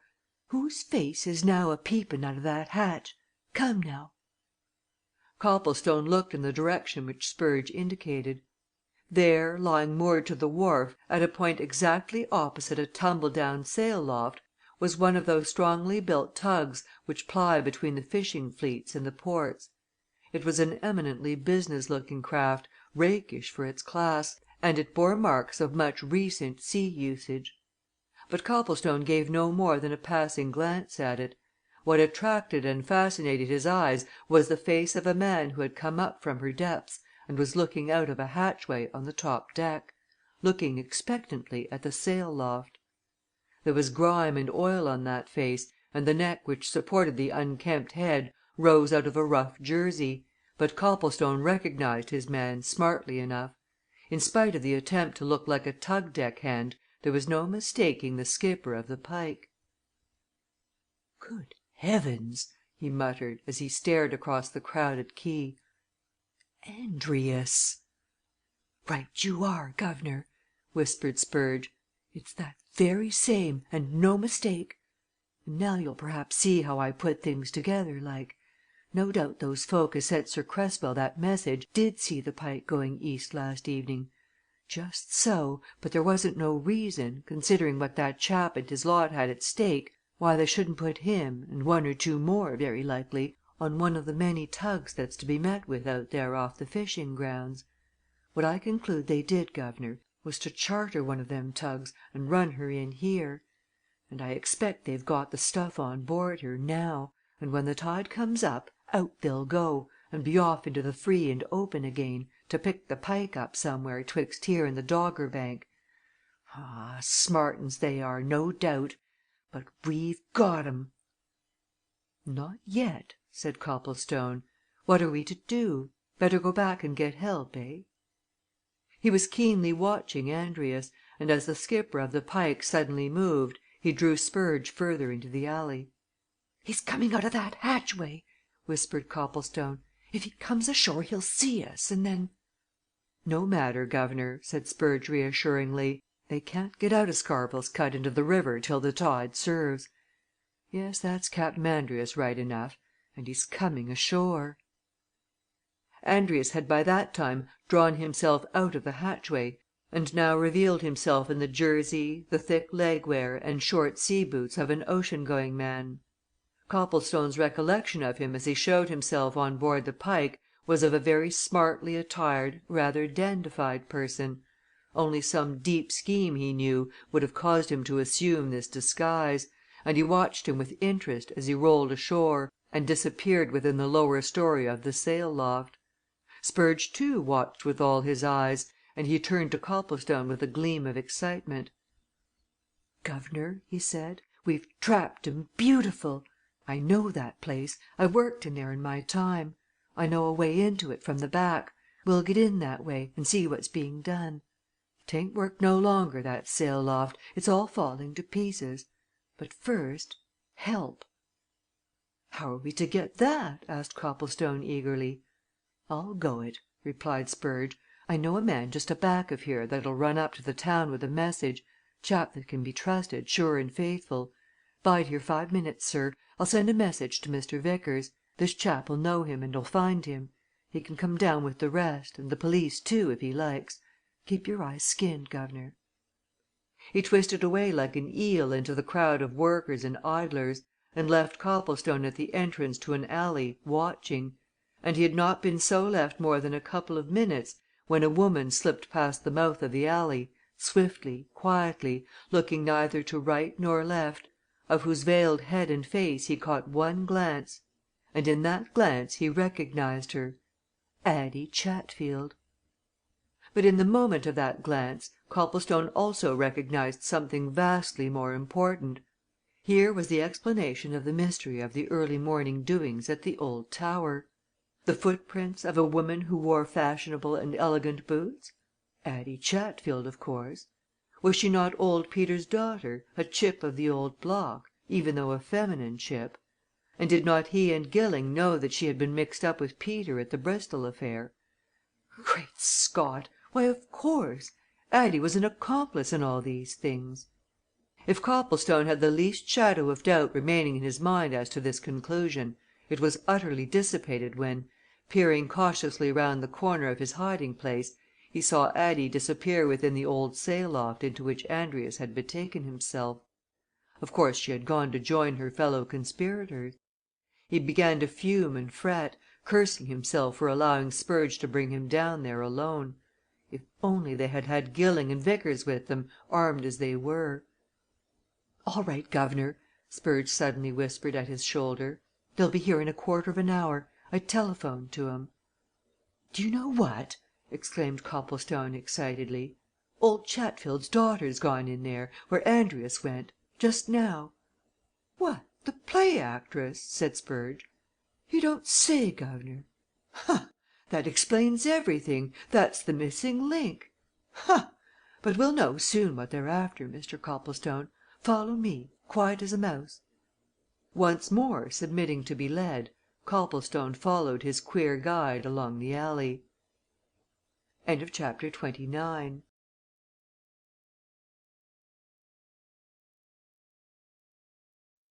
XXX.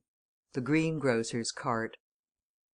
Spurge led Copplestone a little way up the narrow alley from the mouth of which they had observed the recent proceedings, suddenly turned off into a still narrower passage, and emerged at the rear of an ancient building of wood and stones which looked as if a stout shove or a strong wind would bring it down in dust and ruin.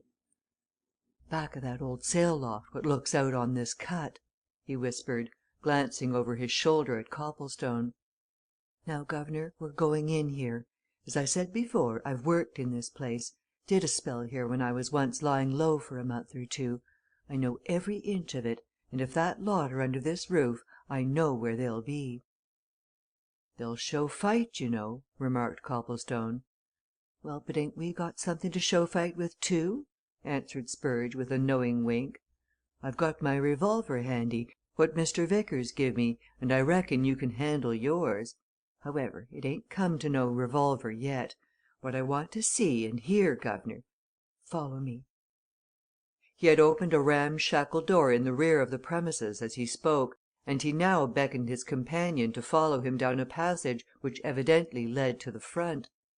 There was no more than a dim light within, but Copplestone could see that the whole place was falling to pieces.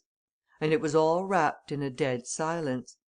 Away out on the quay was the rattle of chains, the creaking of a windlass, the voices of men and shrill laughter of women, but in there no sound existed. And Spurge suddenly stopped his stealthy creeping forward and looked at Copplestone suspiciously. "Queer, ain't it?" he whispered. "I don't hear a voice, nor yet the ghost of one. You'd think that if they was in here they'd be talking. But we'll soon see." Clambering up a pile of fallen timber which lay in the passage, and beckoning Copplestone to follow his example, Spurge looked through a broken slat in the wooden partition into an open shed which fronted the cut. The shed was empty. Folk were passing to and fro in front of it. The North Sea tug still lay at the wharf beyond. A man who was evidently its skipper sat on a tub on its deck, placidly smoking his short pipe. But of Addie Chatfield or of Andrius there was no sign, and the silence in that crumbling, rat haunted house was deeper than ever. "Guv'nor!" muttered Spurge. "How long is it since you see her?" "Almost as soon as you'd gone," answered Copplestone. "10 minutes ago," sighed Spurge. "Guv'nor, they've done us they're off! I see it she must ha' caught sight of me, nosing round, and she came here and gave the others the office, and they bucked out at the back. The back, guv'nor! And Lord bless you, at the back o' this shanty there's a perfect rabbit warren o' places more by token, they call it the Warren. If they've got in there, why, all the police in Norcaster'll never find 'em leastways, I mean, to speak truthful, not without a deal o' trouble." "What about upstairs?" asked Copplestone. "Upstairs, now?" said Spurge, with a doubtful glance at the ramshackle stairway. "Lord, mister, I don't believe nobody could get up them stairs. No, they've hooked it through the back here into the Warren, and once in there " He ended with an eloquent gesture, and dismounting from his perch, made his way along the passage to a door which opened into the shed. Thence he looked out on the quay, and along the crowded maze of Scarvell's Cut. "Here's some of 'em, anyway, guv'nor," he announced. "I see Mr. Vickers and t'other London gentleman, and the old Admiral, at all events. There they are getting out of a motor at the end. But go to meet him, Mr. Copplestone, while I keep my eye on this here tug and its skipper."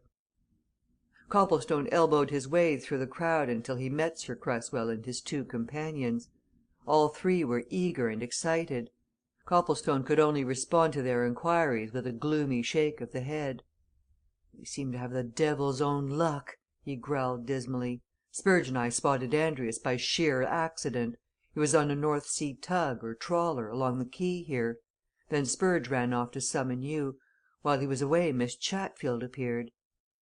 "Addie Chatfield!" exclaimed Vickers. "Exactly. And that, of course," continued Copplestone, glancing at Gilling, "that without doubt in my opinion, anyway explains those elegant footprints up at the tower. Addie Chatfield, I tell you! She passed me as I was hiding at the entrance to an alley down the cut here, and she went into an old sail loft, outside which the tug I spoke of is moored, and into which Andrius had strolled a minute or two previously. But neither she nor Andrius are there now they've gone. And Spurge says that at the back of this quay there's a perfect rabbit warren of courts and alleys, and if or rather as they've escaped into that, eh?" The detectives who had accompanied Sir Cresswell on the interrupted expedition to the old tower, and who had now followed him and his companions in a second car and arrived in time to hear Copplestone's story, looked at each other. "That's right enough, comparatively speaking," said one. "But if they're in the warren we shall get 'em out. The first thing to do, gentlemen, is to take a look at that tug." "Exactly!" exclaimed Sir Cresswell. "Just what I was thinking. Let us find out what its people have to say." The man who smoked his pipe in placid contentment on the deck of the tug looked up in astonishment as the posse of 8 crossed the plank which connected him with the quay. Nevertheless he preserved an undaunted front, kept his pipe in his tightly closed lips, and cocked a defiant eye at everybody. "Skipper of this craft?" asked the principal detective laconically. "Right? Where are you from, then, and when did you come in here?" The skipper removed his pipe and spat over the rail. He put the pipe back, folded his arms and glared. "And what the dickens may that be to do with you?" he inquired. "And who may you be to walk aboard my vessel without leave?" "None of that, now!" said the detective. "Come on, we're police officers. There's something wrong round here. We've got warrants for 2 men that we believe to have been on your tug. One of 'em was seen here not so many minutes ago. You'd far better tell us what you know. If you don't tell now, you'll have to tell later. And I expect you've been paid already. Come on out with it." The skipper, whose gnarled countenance had undergone several changes during this address, smote one red fist on top of the other. "Darned if I don't know as there was something on the crook in this here affair!" he said almost cheerily. "Well, well but I ain't got nothing to do with it. Warrants, you say? Ah, and what might be the particular nature of them warrants?"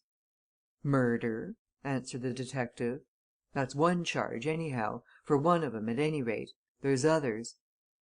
"Murder's enough," responded the skipper. "Well, of course, nobody can tell a man to be a murderer by merely looking at his mug. Not at all nobody. However, this here is how it is. Last night it were evening, to be correct dark. I was on the edge of the Fleet out there off the Dogger. A yacht comes up smart 'un, very fast sailer and hails me. Was I going into Norcaster or anywheres about? Being a Northborough tug, this, I wasn't. Would I go for a consideration, then and there? Whereupon I asked what consideration. Then we bargains. Eventual, we struck it at £30, cash down, which was paid prompt. I was to take 2 men straight and slick into Norcaster to this here very slip, Scarvell's Cut, to wait while they put a bit of a cargo on board, and then to run 'em back to the same spot where I took 'em up. Done! They come aboard, the yacht goes off east, I come careening west. That's all that part of it, anyway." "And the men?" suggested the detective. "What sort were they, and where are they?" "The men, now," said the skipper. "Ah! 2 of 'em, both done up in what you might call deep sea style, but hadn't never done no deep sea nor yet any other sort of sea work in their mortal days. Hands as white and soft as a lady's. One, an old chap with a dial like a full moon on him, Sly old chap, him. T'other a younger man, looked as if he'd something about him, dangerous chap to cross. Where are they? Darned if I know. What I know's certain is this. We gets in here about 8 o'clock this morning, and makes fast here, and ever since then them two's been, as it were, on the fret and the fidge, allers looking out, so to speak, for some un as ain't come yet. The old chap, he went across into that there sailmaker's loft an hour ago, and t'other, he followed of him recent. I ain't seen 'em since. Try there." "And I say " "Well?" asked the detective. "Shall I be wanted?" asked the skipper. "'Cause if I'm not, I'm off and away as soon as the tide serves. Ain't no good me waiting here for them chaps if you're going to take and hang 'em." "Got to catch 'em first," said the detective, with a glance at his two professional companions. "And while we're not doubting your word at all, we'll just take a look round your vessel. They might have slipped on board again, you see, while your back was turned." But there was no sign of Peter Chatfield, nor of his daughter, nor of the captain of the Pike on that tug, nor anywhere in the sailmaker's loft and its purlieus. And presently the detectives looked at one another, and their leader turned to Sir Cresswell. "If these people, as seems certain, have escaped into this quarter of the town," he said, "there'll have to be a regular hunt for them. I've known a man who was badly wanted stow himself away here for weeks. If Chatfield has accomplices down here in the Warren, he can hide himself and whoever's with him for a long time successfully. We'll have to get a lot of men to work." "But I say!" exclaimed Gilling. "You don't mean to tell me that three people, one a woman, could get away through these courts and alleys, packed as they are, without being seen? Come, now!" The detective smiled indulgently. "You don't know these folks," said one of them, inclining his head towards a squalid street at the end of which they had all gathered. "But they know us. It's a point of honour with them never to tell the truth to a policeman or detective. If they saw those three, they'd never admit it to us until it's made worth their while." "Get it made worth their while, then!" exclaimed Gilling, impatiently. "All in due course, sir," said the official voice. "Leave it to us." The amateur searchers after the iniquitous recognized the futility of their own endeavours in that moment and went away to discuss matters amongst themselves, while the detectives proceeded leisurely, after their fashion, into the Warren as if they were out for a quiet constitutional in its salubrious byways. And Sir Cresswell Oliver remarked on the difficulty of knowing exactly what to do once you had red tape on one side and unofficial craftiness on the other. "You think there's no doubt that gold was removed this morning by Chatfield's daughter?" he said to Copplestone, as they went back to the centre of the town together, Gilling and Vickers having turned aside elsewhere, and Spurge gone to the hospital to ask for news of his cousin. "You think she was the woman whose footprints you saw up there at the Reaver's Glen?" "Seeing that she's here in Norcaster and in touch with those two, what else can I think?" replied Copplestone. "It seems to me that they got in touch with her by wireless, and that she removed the gold in readiness for her father and Andrius coming in here by that North Sea tug. If we could only find out where she's put those boxes, or where she got the car from in which she brought it down from the tower." "Vickers has already started some inquiries about cars," said Sir Cresswell. "She must have hired a car somewhere in the town. Certainly, if we could hear of that gold, we should be in the way of getting on their track." But they heard nothing of gold or of fugitives, or of what the police and detectives were doing until the middle of the afternoon. And then Mr. Elkin, the manager of the bank from which Chatfield had withdrawn the estate and the private balance, came hurrying to the "Angel" and to Mrs. Greyle, his usually rubicund face pale with emotion, his hand waving a scrap of crumpled paper. Mrs. Greyle and Audrey were at that moment in consultation with Sir Cresswell Oliver and Copplestone. The bank manager burst in on them without ceremony. "I say!" he exclaimed excitedly. "Will you believe it? The gold's come back! It's all safe every penny! Bless me! I scarcely know whether I'm dreaming or not. But we've got it!" "What's all this?" demanded Sir Cresswell. "You've got that gold?" "Less than an hour ago," replied the bank manager. dropping into a chair and slapping his hand on his knees in his excitement. "A man who turned out to be a greengrocer came with his cart to the bank and said he'd been sent with 9 boxes for delivery to us. Asked who had sent him, he replied that early this morning a lady whom he didn't know had asked him to put the boxes in his shed until she called for them. She brought them in a motor car. This afternoon she called again at 2 o'clock, paid him for the storage and for what he was to do, and instructed him to put the boxes on his cart and bring them to us. Which," continued Mr. Elkin, gleefully rubbing his hands together, "he did. With this. And that, my dear ladies and good gentlemen, is the most extraordinary document which, in all my 40 years' experience of banking matters, I have ever seen." He laid a dirty, crumpled half sheet of cheap note paper on the table at which they were all sitting, and Copplestone, bending over it, read aloud what was there written. "Mr. Elkin, please place the contents of the 9 cases sent herewith to the credit of the Greyle estate. Peter Chatfield, Agent." Amidst a chorus of exclamations Sir Cresswell asked a sharp question. "Is that really Chatfield's signature?"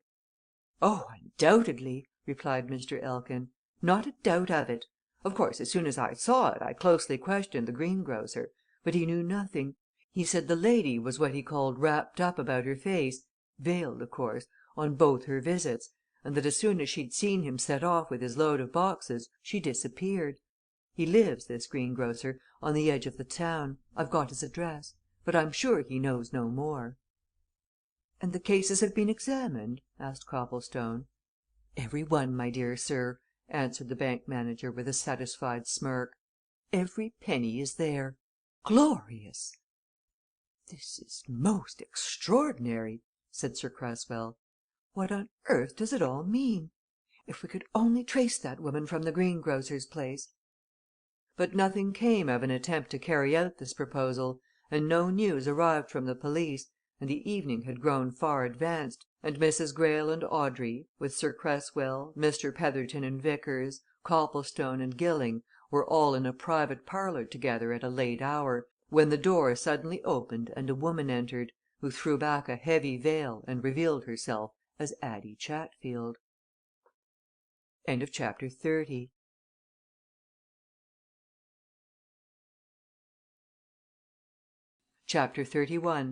Ambassadress Extraordinary. If Copplestone had never seen Addie Chatfield before, if he had not known that she was an actress of some acknowledged ability, her entrance into that suddenly silent room would have convinced him that here was a woman whom nature had undoubtedly gifted with the dramatic instinct.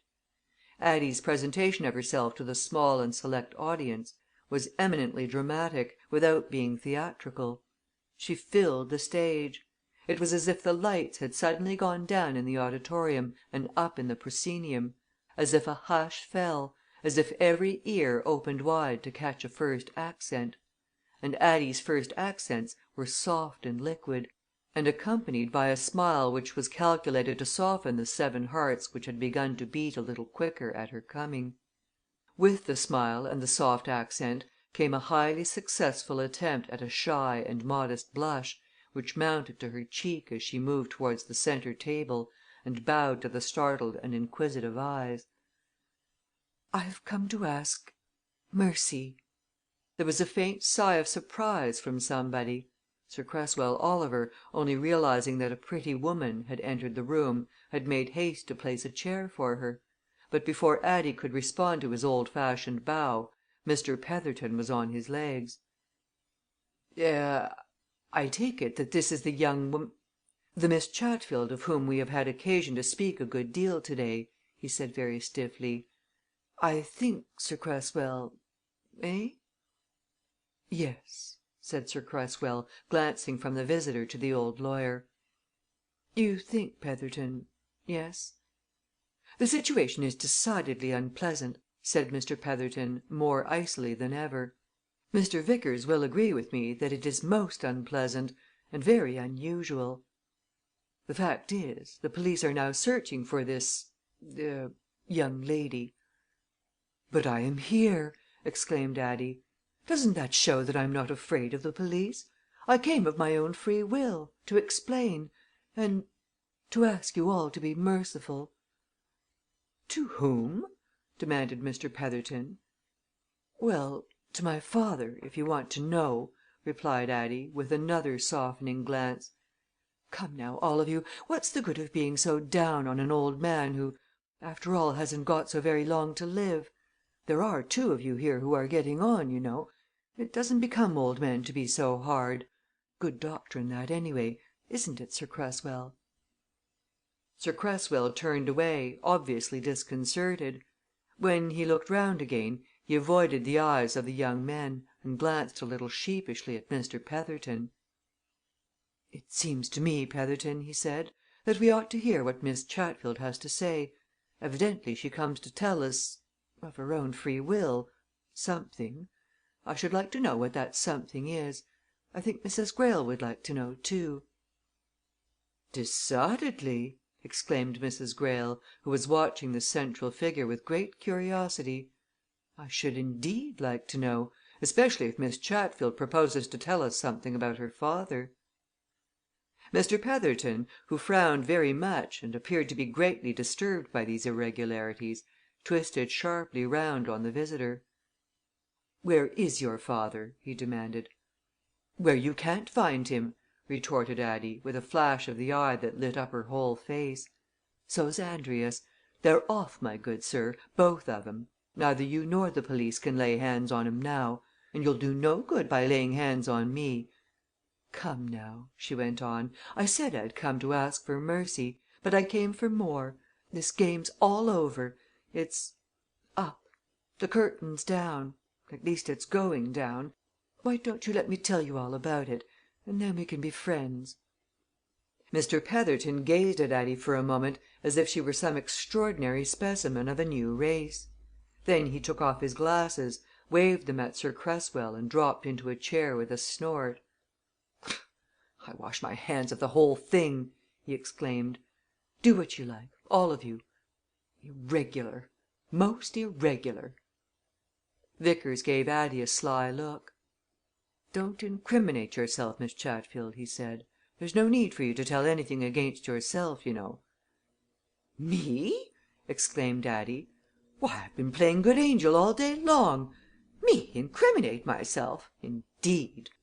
If Miss Greyle there only knew what I'd done for her Look here," she continued, suddenly turning to Sir Cresswell, "I've come to tell all about it, and first of all, every penny of that money that my father drew from the bank has been restored this afternoon." "We know that," said Sir Cresswell. "Well, that was me I engineered that," continued Addie.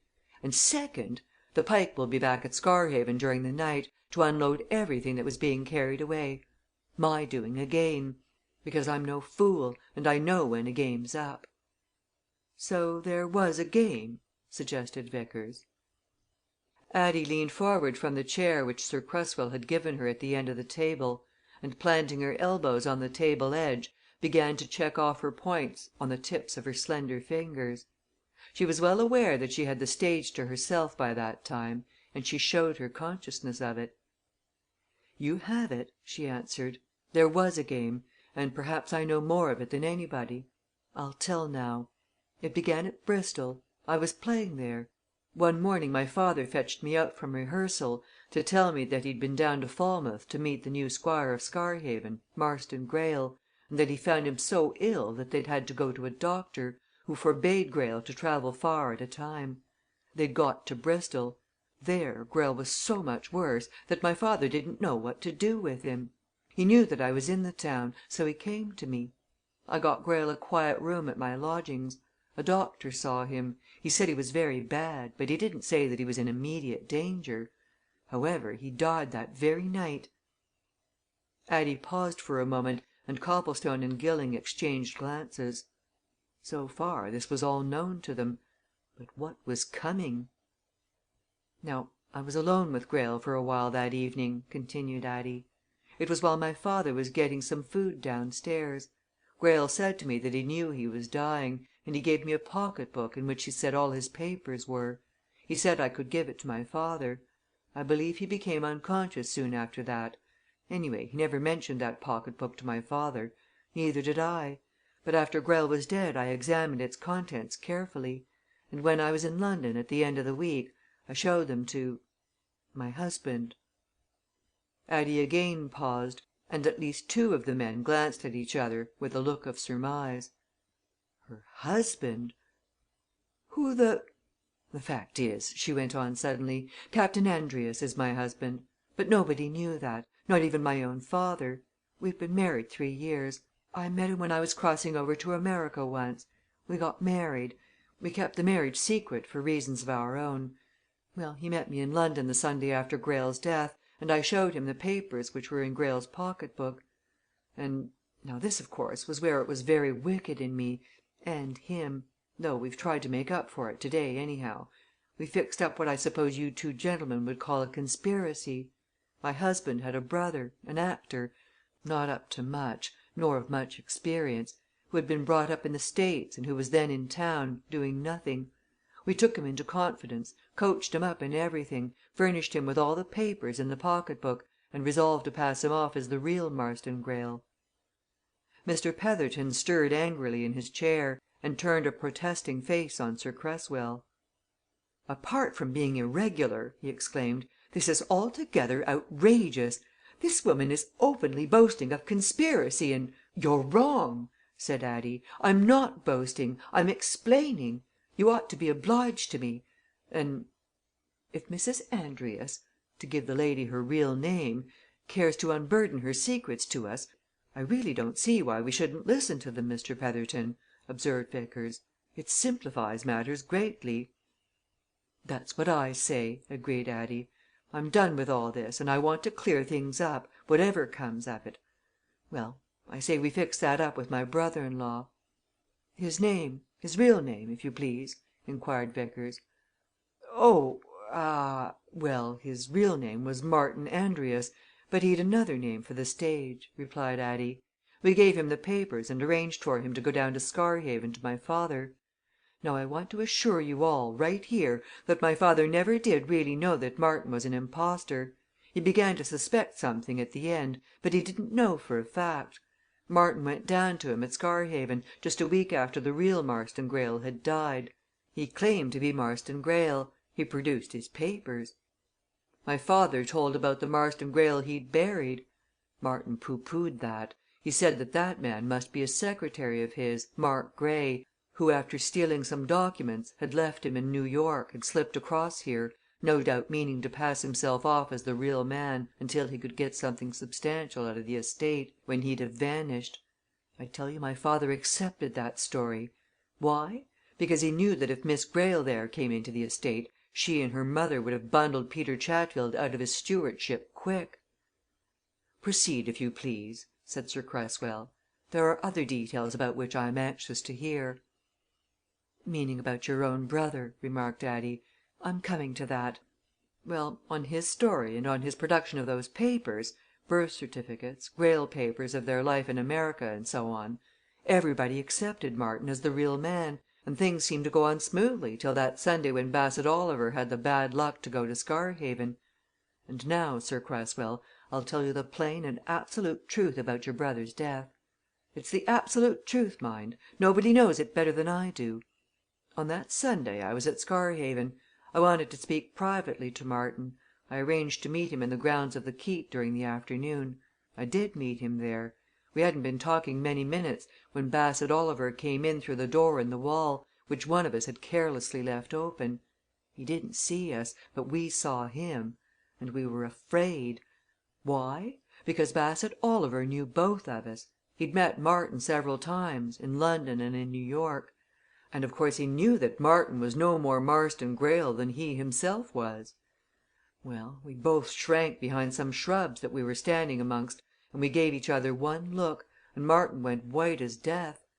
But Bassett Oliver went on across the lawn, never seeing us, and he entered the turret tower and went up.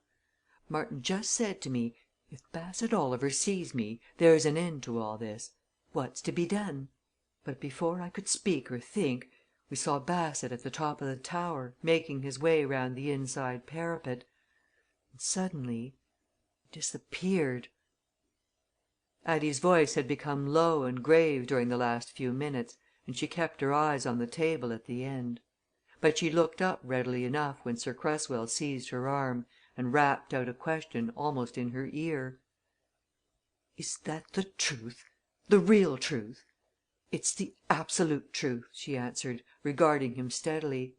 "I'm not altogether a good sort, nor a very bad sort, but I'm telling you the real truth in that.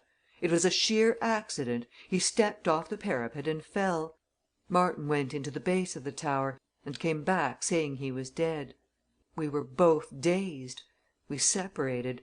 He went off to the house, I went to my father by a roundabout way. We decided to let things take their course. You all know a great deal of what happened. But later, my husband and Martin began to take certain things into their own hands. They put me on one side. To this minute I don't quite know how much my father got into their secrets or how little, but I do know that they determined to make what you might call a purse for themselves out of Scarhaven.